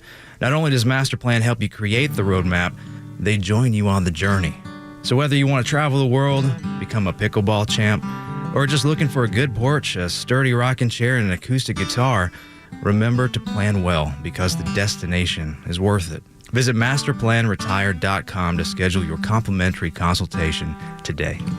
Troop Prep on Cobb Parkway is your one-stop shop for emergency preparedness supplies, including freeze-dried food, water filtration, first aid, and more. They also have a large selection of firearms, including a huge selection of AR-15s, firearm accessories, and ammo at the lowest prices around. They're locally owned and operated, and you can visit their store in Marietta on Cobb Parkway or online at truprep.com. That's truprep.com. Prepare today for a worry-free tomorrow at Troop Prep. Hi, my name is Steve from Marietta, and we hired ATL Turf Co. to build our dream backyard golf setup. They installed a large 4-hole putting green, a sand bunker, a short game area, and did a full conversion to artificial grass around the pool with decorative retaining walls. ATL Turf Co. was really creative. They were efficient. The installation was a breeze. Price was completely reasonable, and I definitely appreciated their communication throughout the project. I would definitely recommend ATL Turf Co. to anybody thinking about doing a backyard makeover. You can check them out online right now at atlturfco.com. The Dean's List with Janice Dean. A firefighter from Massachusetts who shared his coat with a little boy in a snowstorm makes today's Dean's List. David Testa of the North Andover Fire Department was responding to an accident that happened on slippery, snow-covered roads. The boy and his mother that were involved in the collision were thankfully not hurt, but David noticed as the tow truck was driving away that the boy did not have a coat on. So he did something small but so touching. David took off his turnout coat and wrapped it around the boy to help keep him warm. A photo that was taken of the beautiful moment was shared on social media, and people responded immediately. The fire department took notice and wrote, "This photo is the epitome of our job because it's about the people." Firefighter Testa says the reactions have been wonderful, but he says he was just doing his job. A reminder that it doesn't take much to help someone in need and that one act of kindness can inspire others. Janice Dean, Fox News. Wherever you are in Georgia, you can stream Extra 106.3 and crystal clear digital with the all-new Extra 106.3 app. Get Extra's live on-air stream in real time, or go back and listen to all your favorite shows, Neil Bortz, or original podcasts, no matter where you go. Grab the Extra 106.3 app now and start streaming. No, Jerry, I will not ask Bella such things. God, dude. He's talking in our ear and he's asking just completely inappropriate questions, and we will not ask them. Oh, you know, it's only I learned everything from the camera. That's a good impression. Thank you very much. It's actually really good. Burning One with Bella on Extra 106.3. We were having an interesting discussion before we get to your topics. We were having an interesting discussion about changing your belief system when you come south of the Mason-Dixon line. The fact that all of your is she up? Did we have this? Hello. Hello? There we go. She's back. There we go. Yeah. All right. So we asked originally, do you think that it's inherent that women want to have kids? And you said, you thought so. Could like to have family one day yourself. But then we talked about when. Yes. And you said, well, down here in the South, people do it so much earlier. And I think some of that's true. But I gave you the example that my family, we had kids early, I guess. My wife was 26. I was 27 when our son was born. And you said, well, that's because she was down here. And I was like, well, she was born and raised in upstate New York because she's a New Yorker. So you basically thought when she crossed the Mason-Dixon that everything that she thought and believed was just wiped away. Let me clarify. Pennsylvanian. No, let me clarify. New Jersey girl. What I was saying is, once you move down here, it has become a norm or a generation thing that it's normal to get married young, which there's nothing wrong with it. My parents got married young. But in the north? In the north because they had me. How young were your parents when they got married? Well, my dad's 5 years older than my mom. So my dad was 20 and my mom was like 23. Yeah, right around there. Yeah. Okay. All right. Because they had me. But I feel... So, by the way, so your mom had you at 23? Yes. Okay, I'll just tell you this. When it comes to my wife, I think my mother-in-law had her at like 19, maybe 20. My mama had her first baby at 15. But what I'm saying is now everyone that's dating, my friends that are dating, they're going through this whole, generation shock or midlife crisis because they're 25 or 26 and they're saying Wouldn't that be a quarter life crisis? Quarter life? Yeah. Quarter life? Yeah. Quarter life crisis. Pretty wild. Like my wife and I. Well, they're not married or they're not, dating or they're not having kids. But I thought that wasn't a big deal. But down here, a lot of people you meet are married, like at the bar, that's 23 or 24. So it's become like a norm so we down were south. 25, 24 when we got married. And then we were both 29 when we had our first child. Mm-hmm. And we felt like we got a good 5 years to do whatever we wanted to do. Yeah. Yes. Before we ever, went down that road. And we were 4 years in before we had Jacob. I think 23, 27. I think a lot of people in my age group have made that, I'm not going to say like quote unquote norm, but have made it a stereotype where a lot of people who live down south get married really young. Like that's like the ongoing, But my wife's from New York and she got married young. Your mama's from New York or New Jersey got married young. Well, so you're young. shooting your okay, I understand, but like everyone down here, I want to know about your friends within the bar community and whatever. They'll always say, the guy's like, oh, one of my friends who dated a guy was like, yeah, I got married at 22 and now I'm divorced at 24. And everyone's like, what? Like, it's a norm. It's very like a thing in the dating life where people get married at like 22. You're telling me that doesn't happen up north. It doesn't happen. There's not I don't believe that.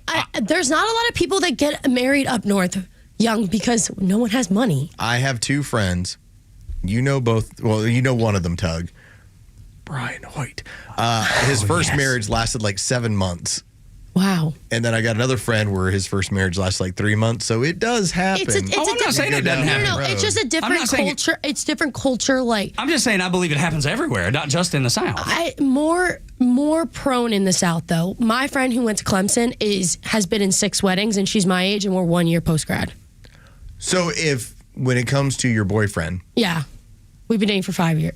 Well, about to be 5. The fact that he's had 2 marriages, like that's not weird because of this timeline. My boyfriend has it. Is he from here? Is that the reason he's been divorced? No, my boyfriend's not divorced. We've never been married. Pennsylvania. He's from Pennsylvania. But all of his friends are not even engaged yet. Well, because I think it's more so like a money thing. Like a lot of people that I've talked to, my friend who went to Clemson and has been in 5 weddings, she has said, none of these kids have money. It's their parents. But if you go up north, none of these kids can afford weddings up north because they're expensive. So I think that's maybe why that's why it's delayed a little longer. That's in my opinion. Do you think this changes in Trump's America? I don't know. Hopefully. We're hoping so, right? She's like, I'm ready to get married. I'd like to get married. I think it's for me is I want to get my career. I want to get a lot of things in line before I have a ring on my finger because you change in your 20s and that person evolves, I evolve. So I know. you want to make sure they get more demanding. And more, God. and more. So and much more More demanding. Happy life, happy life. Why don't you come home? Why are you out drinking with Tug? Why are you not tweezing your ears? Yeah. Tweezing your ears? Yeah, that's a thing. Yeah, hair That's a starts to thing? grow in Yeah. weird places. Yeah. You don't have like a razor that just like goes in there? In your ear? Yeah. Put razors in your but, like, ear? You don't have people have like a I've never done nose that. thing that you put No, up? okay, so I don't have the ear thing. Like my brother-in-law does, but mine, I have one random place. It's on the back of my arm, like right Just here. one patch? And it'll be like 3 hairs that grow out of it out of nowhere. And I'm like, oh no! They're waving. Yeah, I'm telling you, that's the only place. I don't like. You're a hairy man. This is my chest, Oh okay? my I God. don't grow hair. You're like, Kim, are you going to take off your shirt now? No, but still, there's one place where like 3 hairs in the back of my arm grow out. And there's not a mole there. There's not any, but that is like the, oh yeah, that's 40. Weird hair. Mine is the one, I got this one rando on top of my ear that I'll see once in a while. And if you don't catch it quick enough, it's like as long as your finger and it's out waving. Well, don't you guys have like the nose razor thing? Oh yeah, no, I know the regular trimmers. There's no yeah. such thing as an ear one? No, there is, but not putting razors in your ear though. But it's not a razor, isn't it? Just no, like it's a like little it's a little circular shaver. Yeah, But yeah, that's yeah. the thing. Yeah. You have to pay it. No one pays attention to their ears on a regular basis for hair. Like I don't, Okay, yeah. okay. If you're 60 years old, Oh, if you're someone over there is though. if you're 70 years old, you might take a look at your ears. I have never made it a point to be like, let me check my ear to see if there's hair growing out, because hair's never grown out of there. It's funny you say that when you say you don't check for like ear hair. My boyfriend will make sure he is hygiened up to the core, his face, everything, because I'm a picker. And if I see something, I'm like, Does he moisturize? like a zit or something? Yeah. Okay. Does he moisturize and all that stuff? moisturize. Yeah, I mean, So matter of fact, yeah. She's like, yeah, of course. he dates me, of course. I wouldn't even know what men's moisturizer. I wouldn't even know where to get it. Just put a little moisturizer after you get out of the shower. I never have. EOS has the best. Okay, I'll take that. I'll take that into consideration. Method Men. Method Man, that's a rapper, isn't he? Method Men. Oh, Method Men. Got it. All right, what's going on with Casey Anthony? We got a couple minutes here. Everyone knows the story with her. A Florida woman known as America's most hated mom after being accused of killing her 2-year-old daughter has joined TikTok, and it's getting so much backlash. People are making videos saying she's not welcomed here. She has about 1 million already followers, and people. What kind of weird people follow her to begin with? So then a lot of people are making videos saying, why are you following this woman? She is a terrible person. And then now she mentions in her video that she wants to stand up for her and her daughter as she continues her work in legal factors. So I don't know if she's trying to become some lawyer now. Well, it seems like she's being a legal consultant Yes, of sorts, I but can't- on social media, which means nothing. I can't find the full video. I do think she deleted it, but people have screenshotted it, taken some, snippets of it, but I haven't been able to see the full video myself. She's like OJ to me. Yeah, I know. If Scott Peterson got out of prison and suddenly he started posting things about the legal system, I think people would handle it better of like, okay, you murdered your wife, Lacey Peterson, and it's an awful scenario.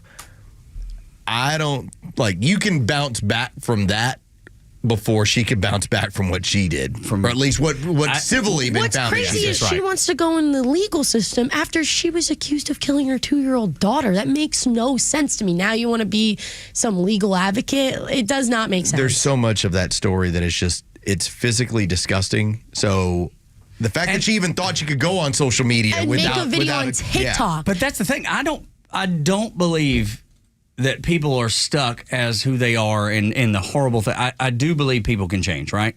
I genuinely believe people can change. I don't think you can then, however, go out and be this legal advocate. Yes. It makes no there's sense a difference. to me. You should focus, if you want to improve the world, you focus in a place that makes sense. You probably don't make a spectacle of yourself because you've already been a spectacle. Maybe you dial that back a little bit. Yeah. I'm not saying that there's no good in this woman. Look, I have a hard time thinking that there is. I know, yeah. But I'm just saying, from a faith standpoint, she can be redeemed. Bella. But this ain't the place to get your redemption. And especially going on social media on a platform like TikTok or even Instagram. I'm not even sure if she uploaded that video. She probably did because she's a nut job. But it makes no sense to me to go on a big platform like that and make a statement like that. Because it's going to go everywhere and people are going to have words. If you were joking around in the parking lot and you ran over Tug's foot, and eventually you did such damage to it, it had to get, let's say amputated. Yeah. I would forgive you. Oh, wow. Wow. Well, you know what? Because I knew that was a moment, and then you changed. I would forgive you too. But Tug ain't got no foot. Yeah, I would forgive you too, though, even without my foot. That's a very hard comparison. We'd still forgive you. The point is, just know there's redemption. If you cost Tug his foot, he's going to forgive you eventually. I am. And Los will forgive you too. Los will still have you on the show. I hope Kim forgives me. Look, Los would probably forgive you before I would. I mean, I would have to pray about it a whole bunch.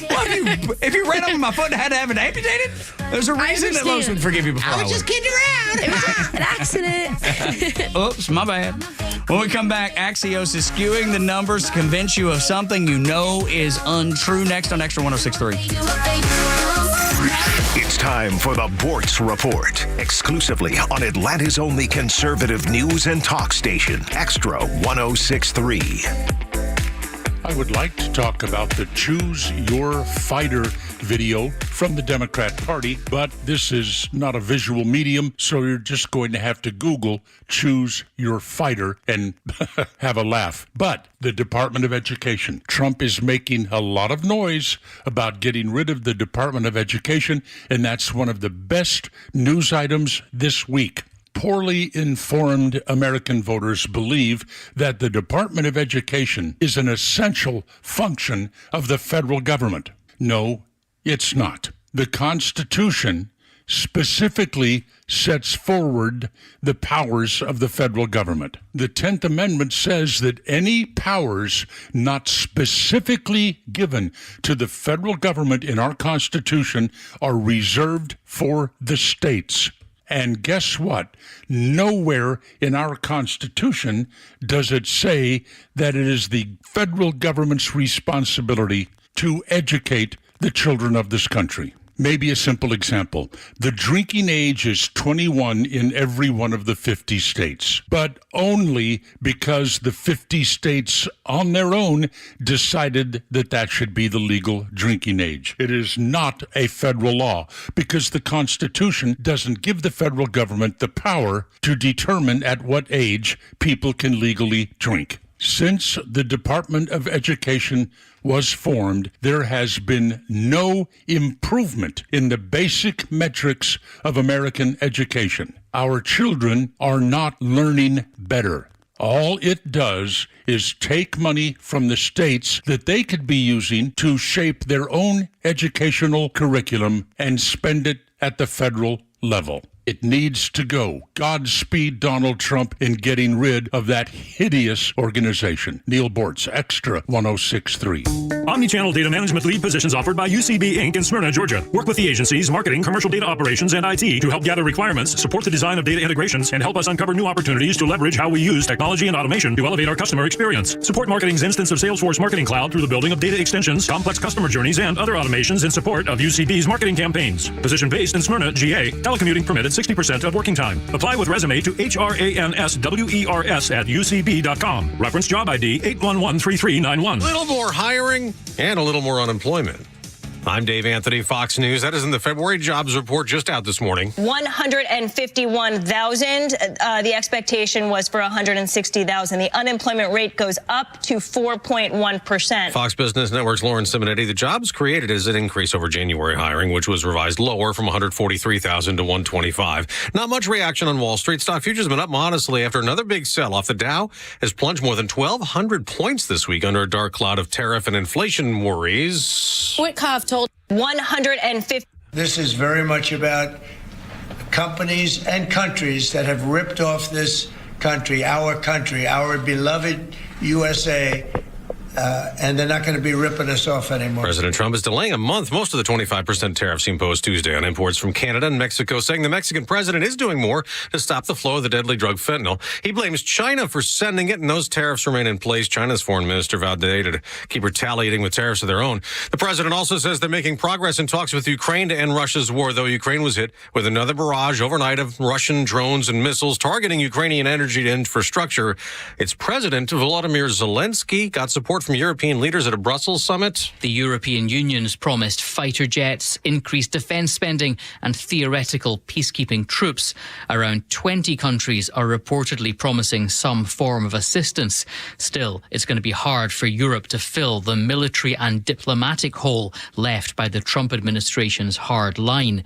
Attention turns to US-Ukrainian talks taking place next week. That's Fox's Jonathan Savage. Secretary of State Marco Rubio is going to lead those talks. Meanwhile, President Trump has told Fox's Maria Bartiromo in a Sunday Morning Futures interview that he sent a letter to Iran's supreme leader, worried over Iran's rapidly advancing nuclear program.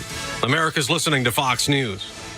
Meet Kelsey. When she found out she was pregnant, she wasn't sure where to turn. But after meeting with the counselors at a preborn network clinic who loved and supported her, and after hearing her baby's heartbeat on a free ultrasound, she chose life. When a mother looks at her child through a sonogram, it does something to you. You know, I ended up deciding to keep my son, who is now 5 years old today. He's amazing. He brings absolute joy to my heart. I could not imagine life without him. By introducing a woman to her baby on ultrasound, a baby's chance at life doubles. If you have the means, would you consider a leadership gift to save babies in a big way? Your tax-deductible donation of $5,000 will sponsor Preborn's entire network for 24 hours, helping rescue 200 babies. To donate, dial pound 250, keyword baby. You can be able to say, I helped save a life through Preborn. Dial pound 250, keyword baby, or go to preborn.com/hope. Sponsored by Preborn.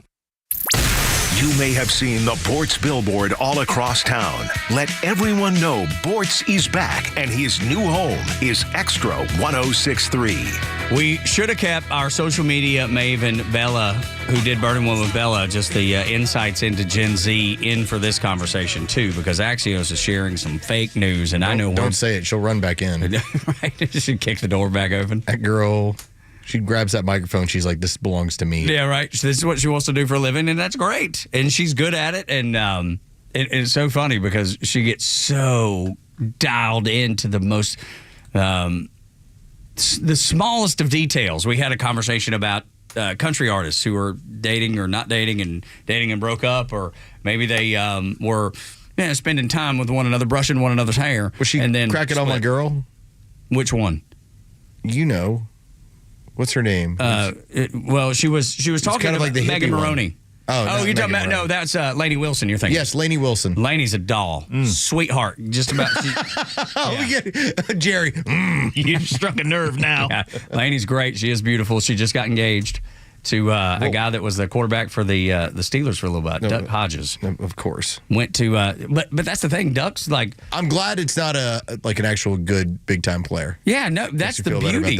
That's the beauty is that it's they have a genuine relationship because he's she's become a superstar, but they were dating well before. What's the name of hers? Is it A Heart Like a Truck? Heart Like a Truck is one of them. Yeah. Yeah, 4x4 by You, which is my favorite song right now. Mm-hmm. So good. Things a Man Ought to Know was first big hit. Huge. She was terrific. But that's the thing. When we talk about those things, Bella gets dialed into the minute details, and I'm like, I think you're missing the bigger picture of the conversation, and I think that's part of being young. But the reason I would want her in here is because crap on her. Well, what do you mean? I think but I think life experience is just part of it. Yeah, she fixates on very small, minute details, and that's fine. I just think that is a life experience thing. Once you get a little more life experience, you take a step back and you look at the bigger picture. If she was at Waffle House, she's consumed by bacon. Right. Not the waffle, not the eggs, not the hash browns. Or not the whole platter. That's right. It's just the bacon. Just the bacon. She fixates on the one thing. And I really do believe that is because I see it with kids all the time. And I'm like, I understand what you're focused on. I get it. I understand that that's important, but there's more to the story. And I think this is something that Axios is doing to mislead those kids that can get fixated on the wrong things. Axios is reporting that with young folks from 18 to 34, that Trump is not popular and Doge is not popular. Who are these people talking to? Where is your polling come from? I would default to Front Office Lowe's on how they put together their polling, because there's not a chance that they're using a good cross-section of people. We know how popular Trump is with the younger voters. They propelled him to victory. And we're seeing how popular Doge is with them as well. So where they're getting these numbers to mislead you is a mystery to me. 18 to 34 is wildly in Trump's favor in terms of the overall number. Typically 18 to 34, you might have, hey, there's 15% that are on the Trump bandwagon, that are Republican voters.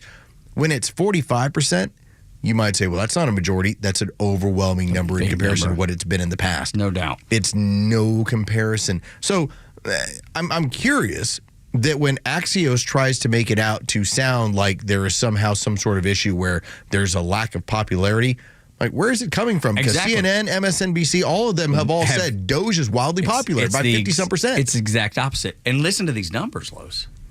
1834, don't like Doge at an 87% clip. I'm like, did they go to the DNC to get this? Like, who were they talking to? 87%? 87. This is an overwhelming number that when we tell you that Donald Trump's policies are popular at an 87% clip, that's coming from CBS. That's coming from CNN. And nobody can believe it. I'm even stunned by it, and I believe in it. So when they tell you 87% of kids do not like, young folks, 18 to 34, don't like Doge, they have to be doing what they did in Iowa. How do we manipulate this? How do we change this around? How do we change the narrative, change the message, and we start with the young folks? We'll tell them that other people in their age group don't like it. And I can only gather, Los, that they're trying to say, hey, we're going to convince them that others don't like it, so we'll start our own little coalition of people, right? We'll make it popular to not like Trump, to not like Doge. That's the only thing I can draw from. This is what Axios is giving me. 972 people, which, as I put together some of the numbers before we talked about the methodology was going on at the University of Texas in terms of people that have transitioned and how many of them are now having issues. Okay, that was 107,000 people. 972 presents a margin of error in the 3 to 4% range. Yet they won't give me any tabs. They won't tell me it's just nationwide. 972. Right. They give me more data, and there's nothing. In fact, were you in downtown D.C.? Were you in downtown San Francisco when you took these? When you asked these people this? I mean, could this not? Here's the methodology. Here it is. It's a blank page. It's a blank page. It's why I feel like it is meant to. It's meant to distract. It's meant to influence, which they do all the time. And if I'm not mistaken, it came from their own polling. What is it called? It's like Axios Labs or something like that. So they're like, hey, let's create our own polling entity. And then Generation Lab. Generation Lab, that's it. Yeah, not take a look at Generation Lab, yes. So how do we take something and create something out of it to influence young people because we're losing them? And that's where our bread and butter is. Working people and the young. That's always been the Democrats' coalition, and they've lost both. How do we get it back? Well, we'll start making things up. We'll create it. We are going to create a scenario in which you now have to think, the popular thing. Yeah, that's what I'm saying. Community is to try and think that cutting government waste, fraud, and abuse is a bad idea. Because if they can get to one or two kids, it's like when you show up, if you're the first kid that shows up with Air Jordans. And everybody's like, oh, my gosh, those are great. And then another kid wants them, and they show up. It's like building it that way. So at least it feels that way to me. You're trying to create something out of nothing because you've lost so dramatically. You have to – well, I mean, it's almost like Gavin Newsom, right? He's talking about how do we build this podcast network of people. It doesn't matter that you create the podcast network of people. If they're uninteresting and their content sucks, nobody's going to listen to it. And that's where they're going to fall flat on their face. I feel like they're trying to work around the fall flat on our face part. I just finished tweeting out over at Front Office Lowe's on Twitter, Rosa DeLauro. That's the representative from Connecticut with the purple hair, with the scowl on her face. If you saw this, where her Gen Z staffers, again, the 22 to 25-year-olds put her up to walking out of her office and using words like sus. Dude, if I were to say sus, because my son at 20 says it, if I were to say that to him, he'd be like, Dad, don't ever say that again. This is what Axios is trying to do. It's the same thing. It's like my whole point. If you remember, and this is from 25 years ago. Do you remember the bit from Austin Powers when he's trying to level with his son, and he goes, "I'm hip, I'm with it," Yes. and he's That's doing exactly what it is. the Magna-Rena. Yeah. That is the same thing. That is what Axios is trying to give you. Exactly Look, right, man. I'm hip. I'm with it. Doge is not popular. Yeah, that's right. But that's the thing. If you can't generate it in real life, you create it. And they've had here's where I think their stumbling block is, because this is from the old playbook, Los.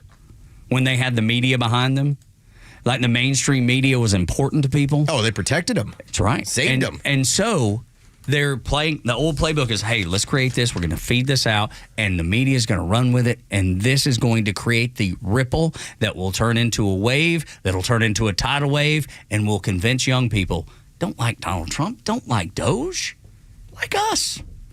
And it's failed because the media doesn't matter anymore. What has been so surprising to me, and I had said this a number of different times when we would have our show notes, and I would read back on it and think to myself, it feels crazy to say it. Maybe I shouldn't post it. And then I would always go back and say, no, it's true. We are the cool kids. Which is weird because Republicans have never been. I mean, they're not. We brought up family ties a million times. Gen X and this 40-year-old brand of leadership are now the cool kids. We're the ones who went to the fun schools. We're the ones who led the charge. We're the ones who built media careers. We're the ones that played football. Whatever it is, we're the ones that created this scenario where now the cool kids are in charge. I drank from the water hose when I was growing up. All right, swung on the monkey bars. I went home and I opened up my door because I had to have a key because my mom wasn't going to be home for another 90 minutes. Neither was my dad. Okay, I'm with it. I'm hip. Attaboy. There it is. That's right. That's Axios right That now. is what the Democrats are trying to do on their side. As I'm like, listen, here's how I grew up. Here's how I am. This is why we're the cool kids. And they're sitting back going like, I'm hip. I'm with it. No, you're not. No, you're not. And you're not going to be. And the social media that you see the Democrats pushing out is failing. It's flopping because they have no direction. And they're not cool. They're not hip. They once were, and they once had the media to back them up and convince you of it too. And look how many people bought into it. Now the media is dead. The mainstream media is as... well, they can't be saved by it anymore. That's right. They have no bite anymore. They have nothing sticks. They throw it all against the wall, and it just falls down because it's pointless, it's useless. And you recognize it, and your kids recognize it. I mean, it's funny that when I watched the debate between Donald Trump and Joe Biden, my son at college and all of his teammates were watching too. I didn't tell him to. I didn't coordinate, hey, make sure you watch it tonight. I just happened to be watching, and I get a text, and he's like, Dad, did you see? I knew he was watching. I even hit him back. I was like, hey, man, who are you watching the debate with? He's like, everybody's here, the whole team. I would like to just point out to Axios and everyone else over on that side, I didn't do this. You did. You're the one who wanted to get a mugshot to put it all over of Donald Trump. That was the first mistake. You're the one who got excited about shooting the dude in Pennsylvania and then had some sort of other weird dude who tried to shoot him in Florida. Second mistake. All right? Like, these are things that I did not do. You're the one who did it. And before you knew it, pop culture went, that dude's a badass. I mean, as much as they go crazy over, I think the shooting was staged. That dude got shot, got a part of his ear knocked out of there. And the first thing he did was to get up and pump his fist at you. You know what's funny? The same people that said that shooting was staged are the same people that were putting out that Trump's not popular and Doge's not popular. They're trying the same tactic, and it's failing miserably. It's not working. Again. That's the thing that they can't recover because they don't recognize it. You had one of the biggest ass kicker moments in the history of this country that occurred. All right, what are you going to do? Fight the wind? There's There's no fight in the wind. This is just what it is. You know what you do? You ride along with it until it's time to change. And until you offer an alternate view that makes sense to a majority of the country, you're just stuck. But that's the thing, though. You're stuck posting videos telling me about how things are sus. Their alternate view, though, sucks. People have rejected it. They've already rejected it. Just like Charlie Kirk told Gavin Newsom, come up with better ideas. In the arena of ideas, if your idea isn't good, it's going to lose. Prior to the last 4 years, in the rise of alternative media, you had this wave of all these networks. You know, think about how big the ABC, NBC, CBS network is, how many affiliates are out there preaching the same message. And now they've lost their teeth. Nobody listens to that. Nobody cares what those fools say. Can I play devil's advocate for just a half a second? Sure, of course.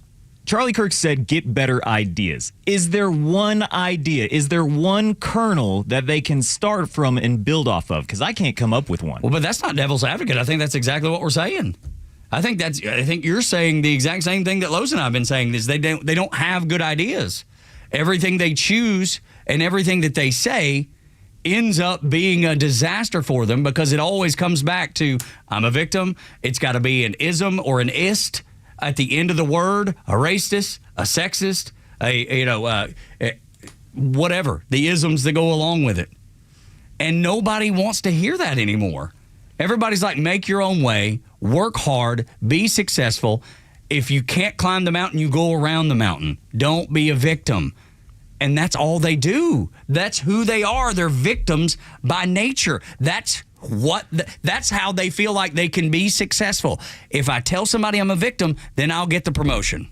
Or you can be Hakeem Jeffries, the minority leader in the House. Boy, you don't want to be that guy. Who continues to say things like, even last night, and I just remembered this because I was cycling through some of my information, when he posted, we've got the Republicans on the run. I'm like, from who? With votes? Yeah, right. How? They're running the ball, about to score another touchdown. It's like, it's first down, brother, and they keep shoving it down your throat. Like, what are you talking about if you're not going to be honest with the American people? And he was honest a little bit earlier in the week where he was like, we can't do anything.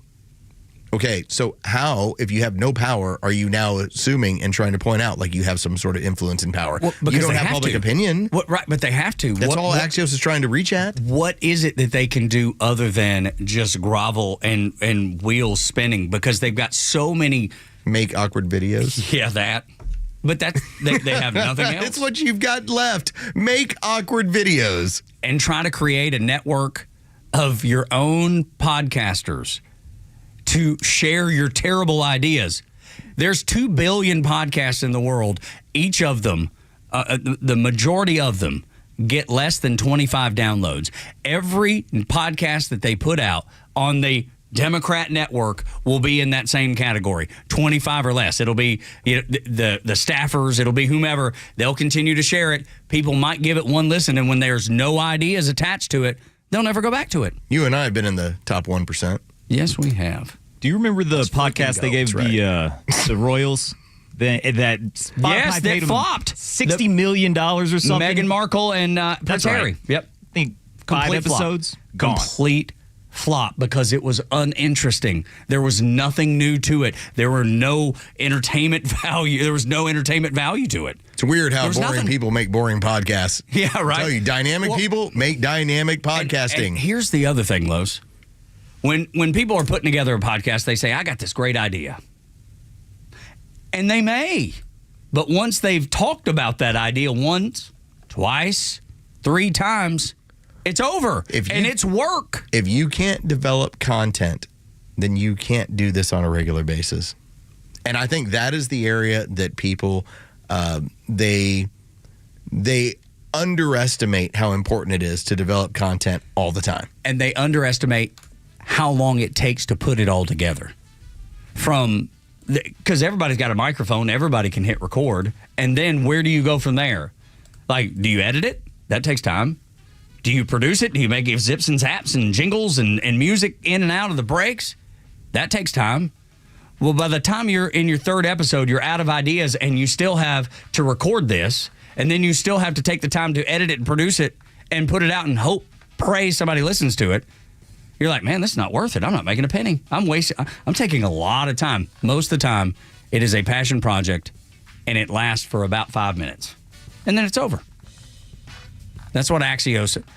We started with Axios trying to fabricate numbers to tell you that Doge and Donald Trump aren't popular. It's them that's not popular. It's their stupid podcasts that aren't popular. I think I made 75 episodes when I was doing the podcast with a coworker of mine.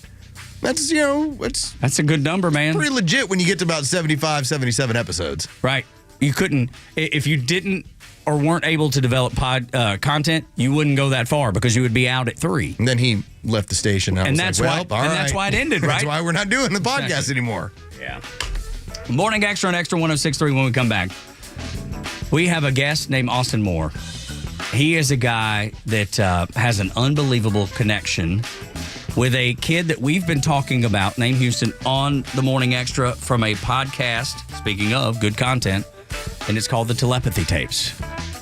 Austin and I have been communicating, for at least a year, if not more, and I can't wait for it to introduce you to him. I can't wait for you to hear the experiences that he's had. Glad he now knows how the bread is buttered around here. Yes, sir. Tug doesn't take anything. He doesn't take an interest in anything. I do. He randomly does. I do. I just never finish it. I never complete the task. I never complete the drill. It's a character flaw. You'll have to forgive me. This is Extra 106.3. WFOM and W292EV Marietta, a Dickey broadcasting station. The 9 a.m. hour is presented by Southern Exteriors. Quality and precision you can rely on. For half a century, glyphosate has affordably and effectively protected Georgia farmers' crops from invasive weeds. Without it, the impact would be felt beyond the fields, hitting Americans where it hurts, our wallets. That's why the Modern Ag Alliance advocates for farmers' continued access to essential crop protection tools so food prices don't rise even more. Get the facts at controlweedsnotfarming.com. Paid for by the Modern Ag Alliance in support of Georgia farmers. The EQE electrifies the essence of Mercedes-Benz values. Leadership in user-friendly technology and earth-friendlier power. Satisfaction for drivers and passengers alike. And the seamless confluence of craftsmanship and innovation that makes the iconic Grill Star shine. Get an exceptional offer on the all-electric 2024 Mercedes-Benz EQE 350 sedan for just $509 per month for 36 months with $66.53 due at signing, exclusively from RBM of Atlanta in Sandy Springs. Contact RBM of Atlanta for details on this vehicle and many other models during the RBM of Atlanta's spring sales event. Visit today to see how to qualify. Special lease rate available only to qualified customers exclusively from Mercedes-Benz Financial Service through RBM of Atlanta, Sandy Springs through March 31st, 2025. Excludes tax, tag, title, and Georgia Lemon Law fees. Contact RBM of Atlanta for details on this and other exciting offers. Visit us at rbmofatlanta.com or call us at 770-390-0700 for details. Stovall & Company is a locally owned and operated family business that has been around for 75 years, offering quality wholesale landscape supplies to North Georgia. We just opened our 11th location in Canton, Georgia at 9500 Union Hill. Stovall provides contractors with personalized expert service from special requests to direct job site delivery for hassle-free jobs and quality relationships at competitive prices. From plants to irrigation to hardscapes, Stovall truly has it all. Check us out at StovallInc.com. Central Heating and Air Conditioning wants you to know the start of the new season is the perfect time to ensure your home's comfort. Don't wait like most people do to have your HVAC system serviced. Your home should have maintenance twice a year. Maintenance helps keep your system running at peak efficiency and extends the life of your equipment. So turn to Atlanta's Carrier experts for your system's maintenance. With Central, you get Carrier products, Carrier warranty, and Carrier peace of mind. It's allergy season, and Central Heating and Air can fix what ails your house and possibly your family with home ventilation and air quality products. Central has packages designed around health using variable speed, fresh air ventilation, air cleaners, air purifiers, dehumidifiers, and more. Central Heating and Air is one of the few second-generation, locally owned and operated HVAC companies in Atlanta. With Central, you're not just a number, you're a member of the family. It's been that way since 1947, and they've serviced over 100,000 customers right here in Atlanta. Call 770-GET-HEAT or go to centralheat.com. We're smart, we care. We're Central Heating and Air. Hey, it's a Kimmer. You know, a great smile can make you more successful as well as make you happy. Yes, it's true.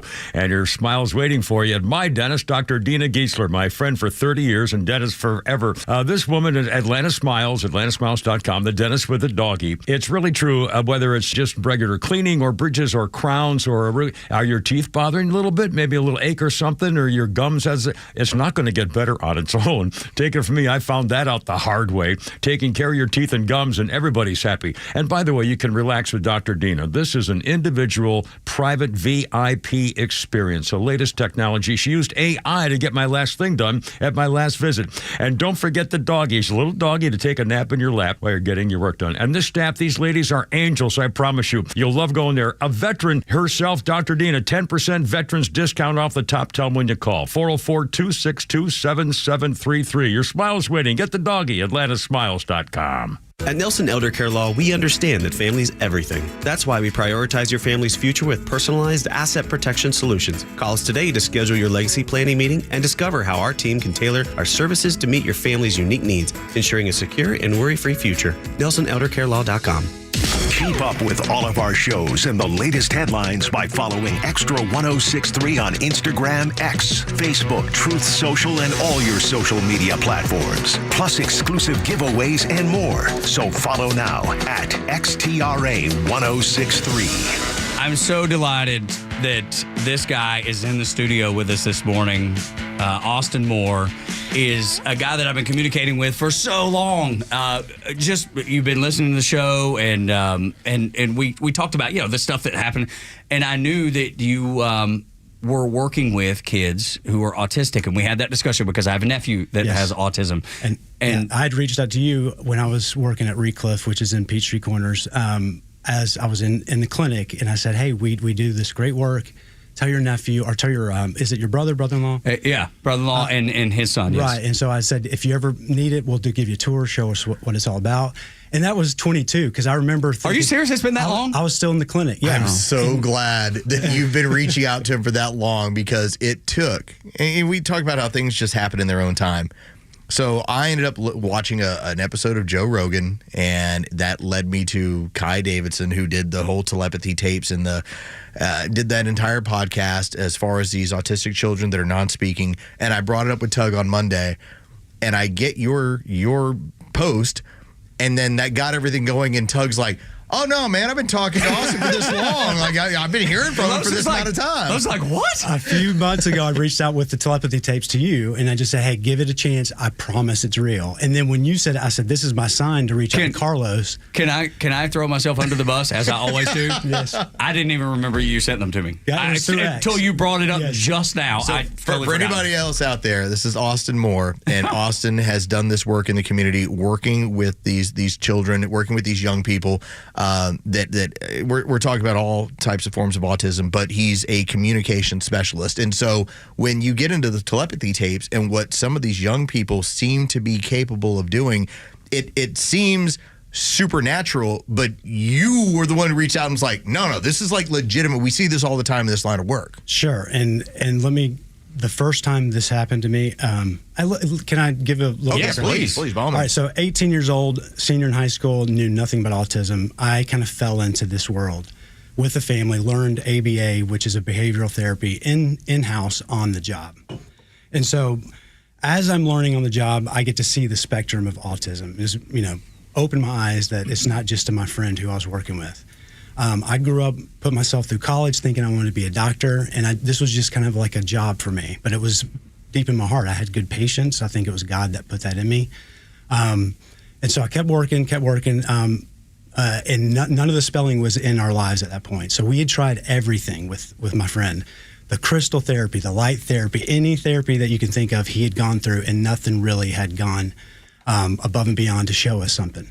Is this about, just to clarify, is this about reaching this person in order to, spell that out when you say about nothing had worked? So the behavioral therapy, I should say, got my friend ready to do what he's doing now. It gave him the foundation, and I think there's a place for all that.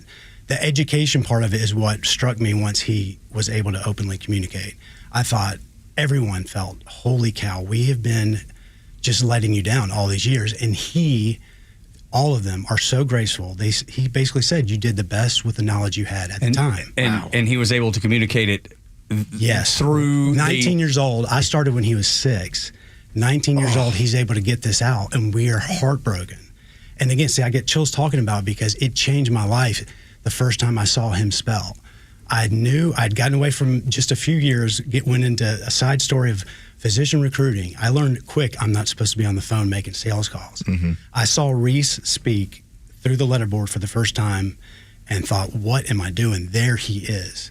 And so transitioned from that back to autism, and I learned how to spell. And I kind of jumped in at the back end where I started communicating with open communicators. And let me get that out there, because this was something that happened during the Joe Rogan podcast, and it's your specialty.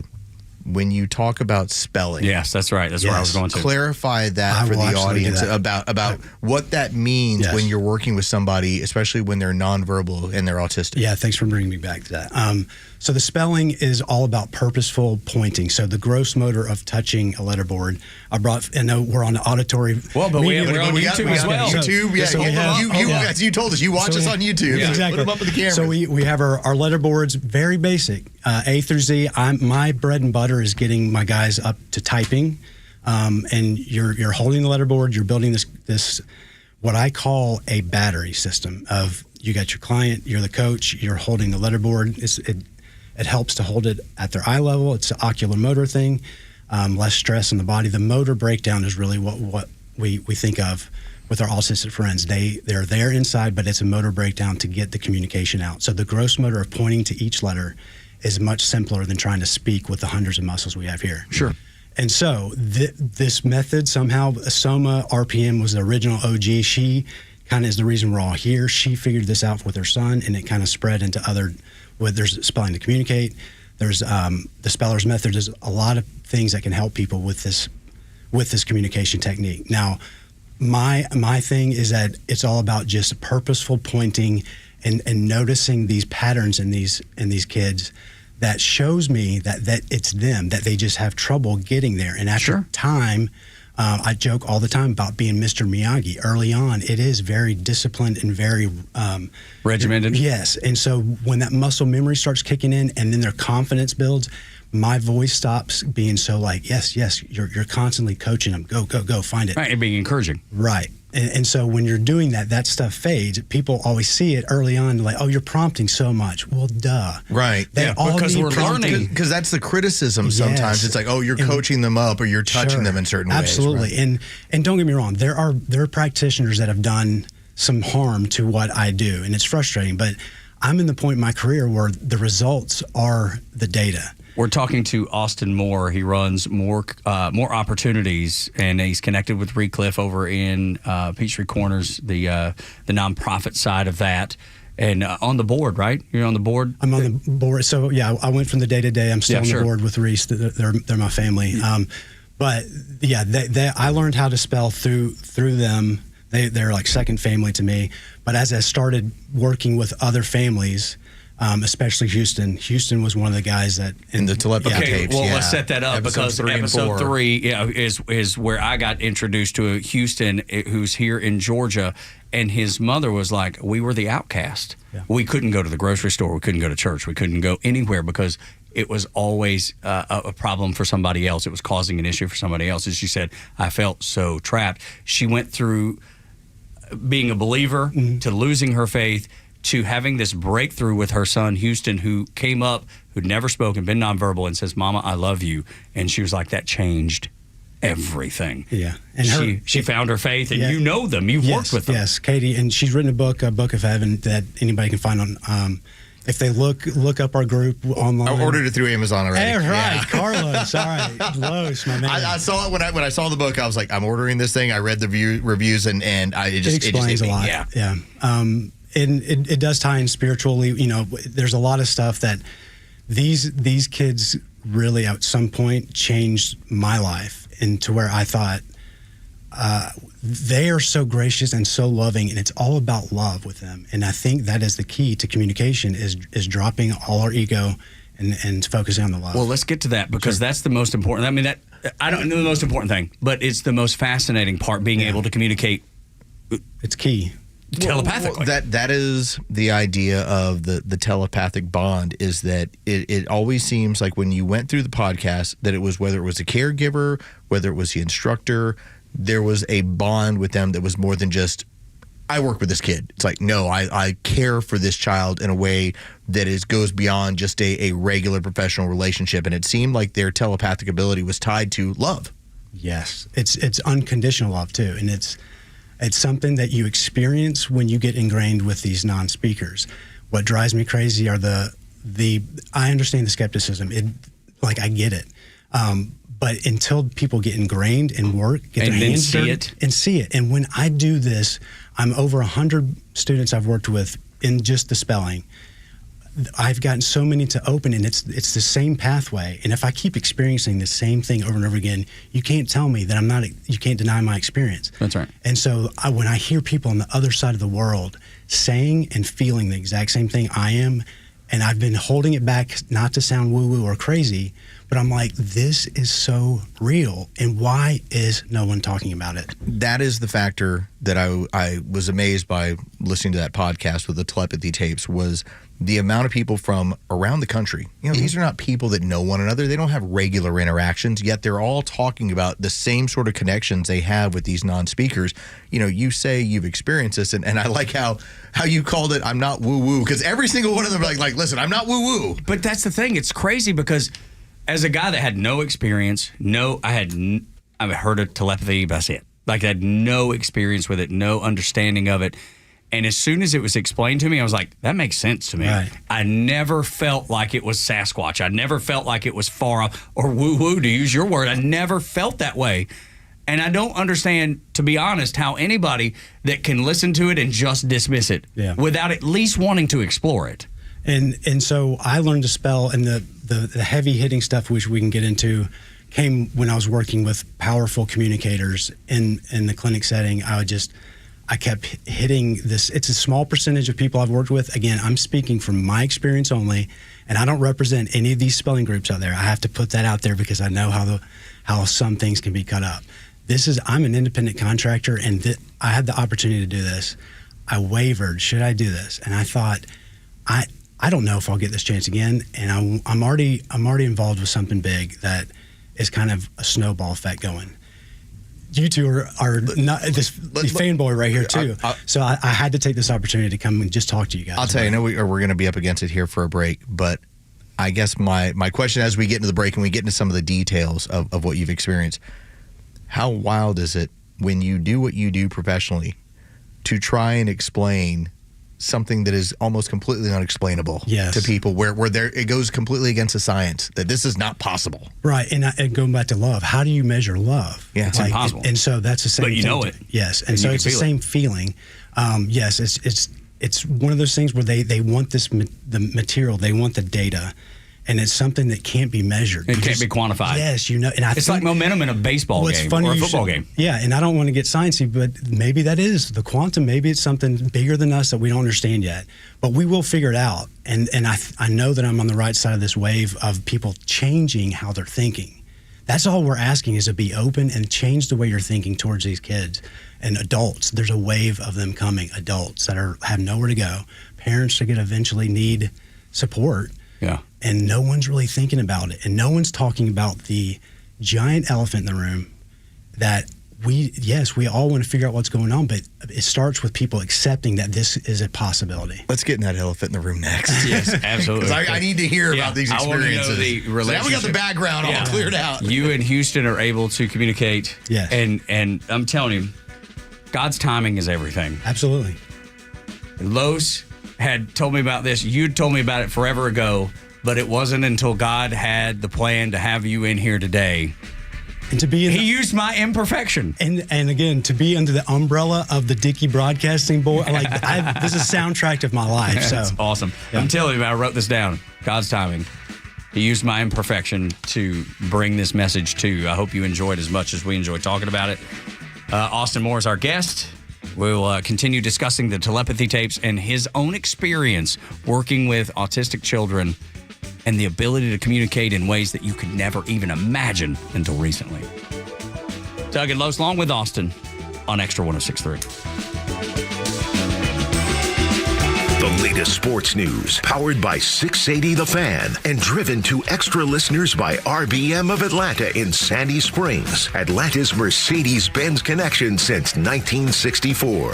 Here are your sports headlines for Friday, March 7th. The Atlanta Hawks moved back to 29-34 on the season after a 124-118 win over the Indiana Pacers last night at State Farm Arena. Trae Young scored 22 points and handed out 16 assists. The Hawks are back as the 8th seed in the Eastern Conference playoffs. For Major League Baseball and spring training, the Atlanta Braves are in action this afternoon as they're in Fort Myers playing the Minnesota Twins. First pitch is set for just after 1 o'clock. You can hear that game on our sister station's app, 680 The Fan. And from around Major League Baseball, Toronto Blue Jays first baseman Vladimir Guerrero Jr. says the final offer from his team that he received with an extension came well under the $600 million mark. Guerrero is chasing a similar deal that Juan Soto got during this past offseason from the New York Mets. With your sports headlines, I'm Carlos Medina.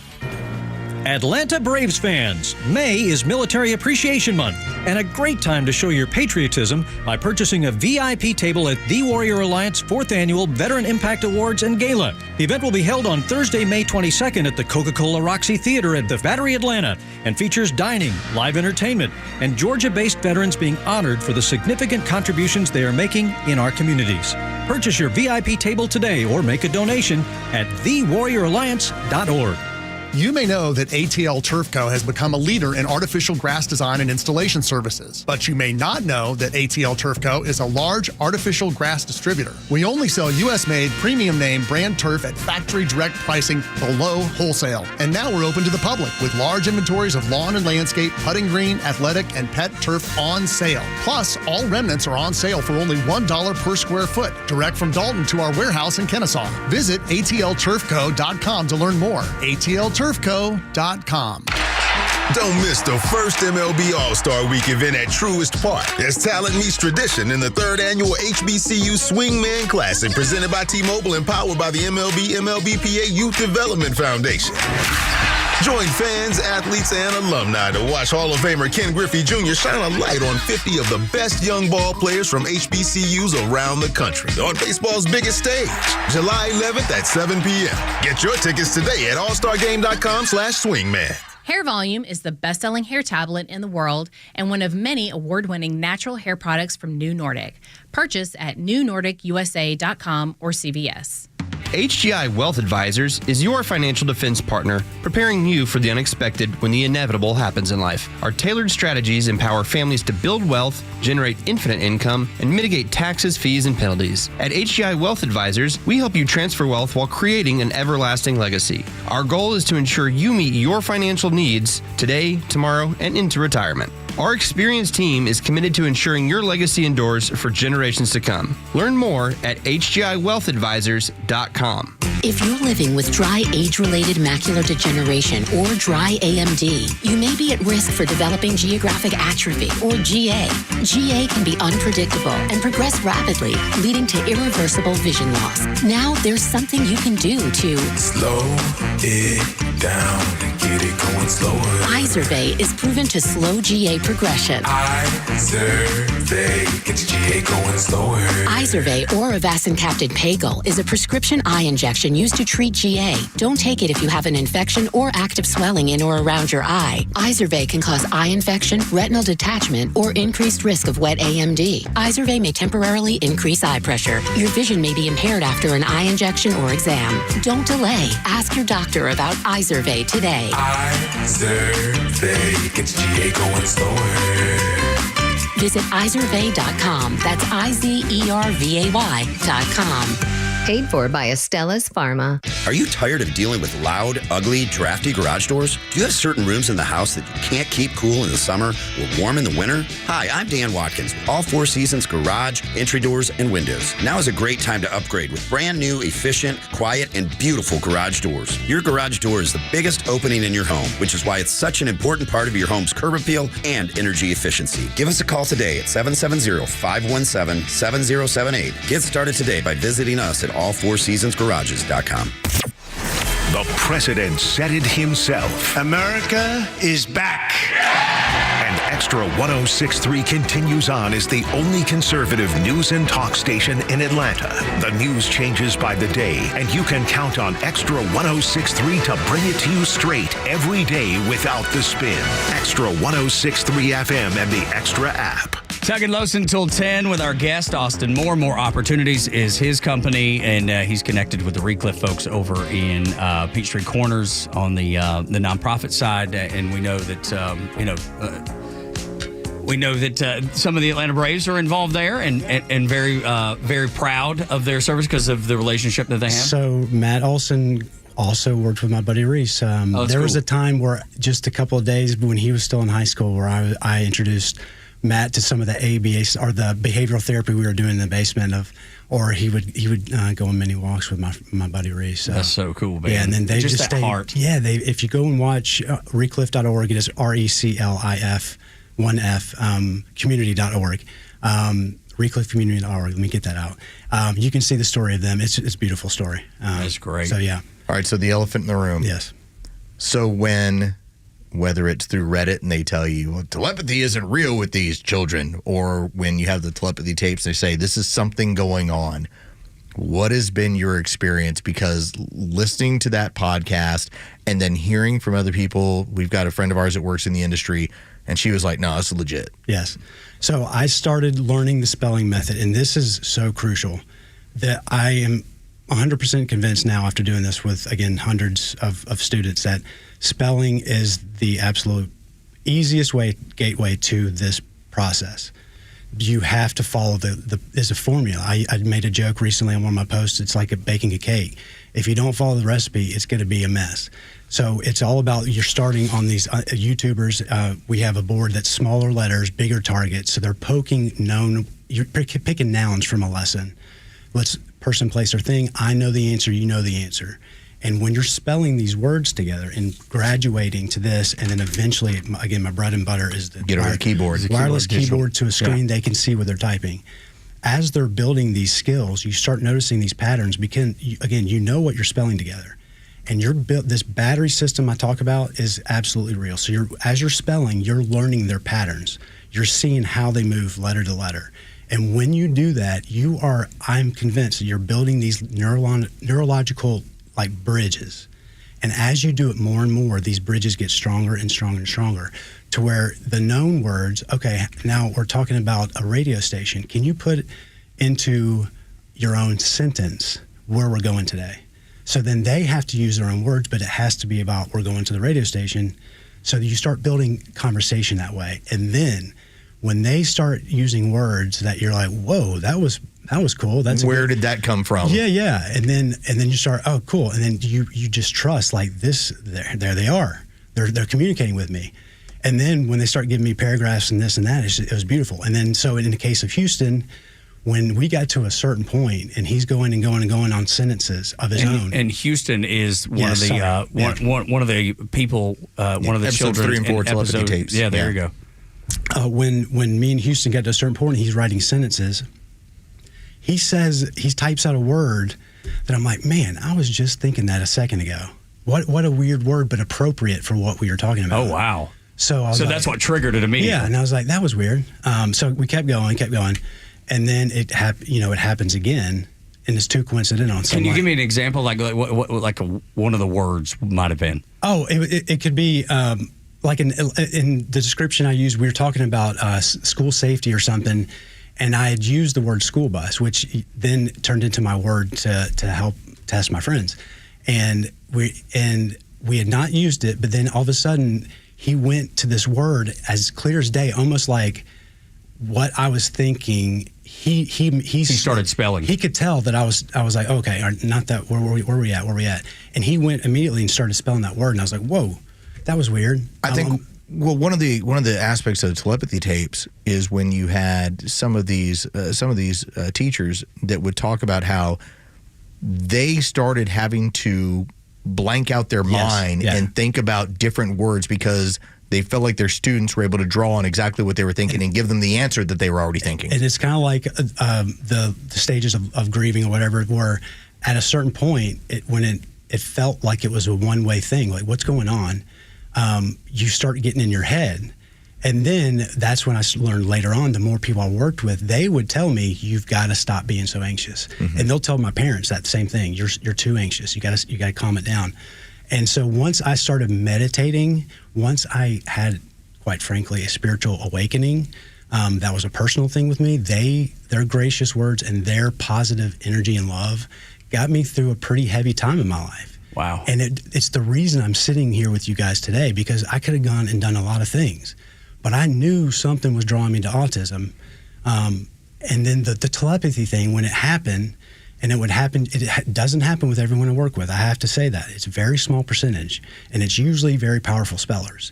But I'm only talking about Houston right now. And when it kept happening, and I finally bring it up to Mom, she mentions, it's kind of a thing. She already knew. Yeah. She already knew. Yes. And so it's a personal thing that happens. When you're ingrained, you know what's going on. How do you have that conversation where you recognize there's something going on here and Mom already knows about it? Like, is there a eureka moment? Yeah. I just tell her that, it was like one of those, I had this weird thing happen. I kind of feel like he was reading my mind. And it was kind of like, well, yeah, that's kind of a thing. And but she didn't want it. She didn't want to like shout it from the rooftops because of the response or reaction that it could possibly this get. Is 2015, right? Oh wow! So then I start doing my. I'm still put it aside, and then, when it first happened, Houston's a different story. I'm talking about someone. The first person that happened to. I'm just out of respect to the family. Sure. But Houston, he was one of my most powerful friends.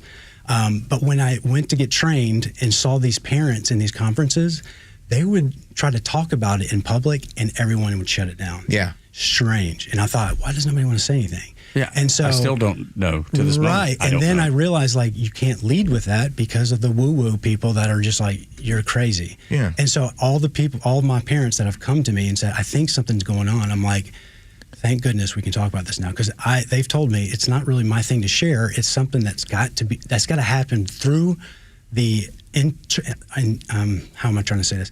The intentional, like, you want to learn what they relationship, want to say. the intentional relationship. You can't have doubt. I think one of and again, it's hard to then say, well, that's not happening. One of the wildest parts of telepathy tapes, and Tug, you're not there yet, but there's a portion where there's a parent who goes to bed and at night they're coming up with the songs that they feel like their son is passing along to them. Yeah. It's like, I want you to write it in this way. Here's what, and then when they're awake, he would perform it. And that's when he was able to be able to speak. And so you wonder, like, if that's not enough of like hitting you in the face and saying, this is real, this is what's going on. Yeah. As you said, with certain powerful spellers, this is some sort of ability they have. Yes. And again, when you're building the very structure of spelling, there's some kind of connection you're building together. And I use the imagery of coach, speller, board is this circular battery and you have to keep your voice going to keep it moving along. Eventually it fades. And when they get that confidence and start spelling things that you would, like things I would never talk about or say, and then they just trust you. Did you ever do tests like the ones in the telepathy? Well, so actually me and Houston's mom would kind of play around with it. We'd go in, we'd have 5 categories.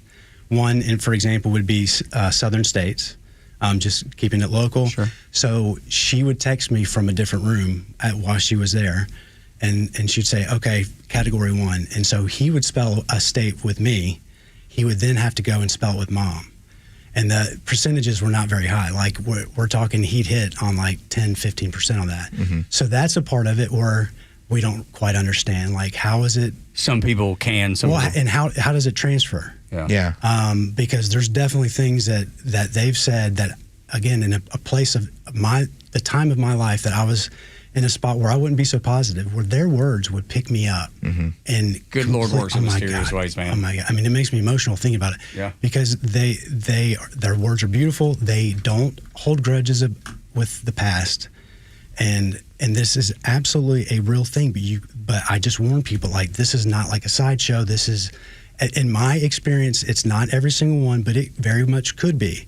I encourage everyone. And you to should not open. been able to communicate. Just be open. Hadn't figured out the line of communication with everybody. And I think that is the part that is so hopeful. It's that for those people, for those parents out there, especially when they have an autistic child who is non-speaking, you start to find out they're in there. Yeah. It's just a matter of like, how do you get to them? Right. And that, I always joke I'm a detective. I'm like a autism detective. I see so many body types that I can go in and try different things from my experience. How do people get a hold of you, Austin, in case they want to ask you questions, in case they want to inquire about what you do for a living and working with kids? How do people reach you? Sure. I'm on all the socials. The spelling site is at Spelling More, my last name, Moore. You can find me at Austin Moore. That's my personal and More Opportunities.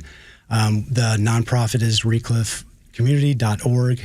We raise money for scholarships and community activities for our friends on the spectrum. So it's the sweetest. And I would love to come and talk to you later down the road about that when we have stuff coming up. Oh, yeah, absolutely. We would love 100%. to help promote anything that you are doing. Very cool. And that's the one thing that Dickey Broadcasting has been so good about, giving us the ability to talk. We have autonomy. We can talk about. We've never been one time in 4 years of the station has anybody come in here and said you can't talk about that or you must talk about this ever. Okay, big picture, just presume competence, know that they're there, love them, and just talk to them like the age they are. And it's all about acceptance. If you deny it, they're gonna feed off that, and they're gonna know.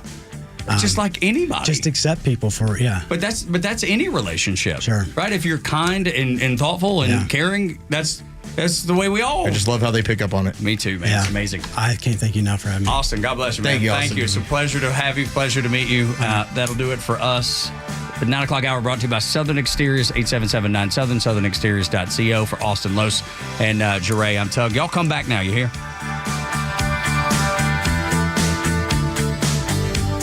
Stream Clay Travis and Buck Sexton, Glenn Beck, Fox News, and even NASCAR on Sundays. Anywhere on the Xtra 1063 app.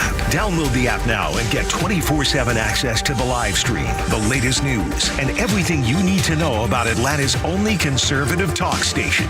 Download the Xtra 1063 app for Apple or Android and check out even more great original content at thepodcastpark.com.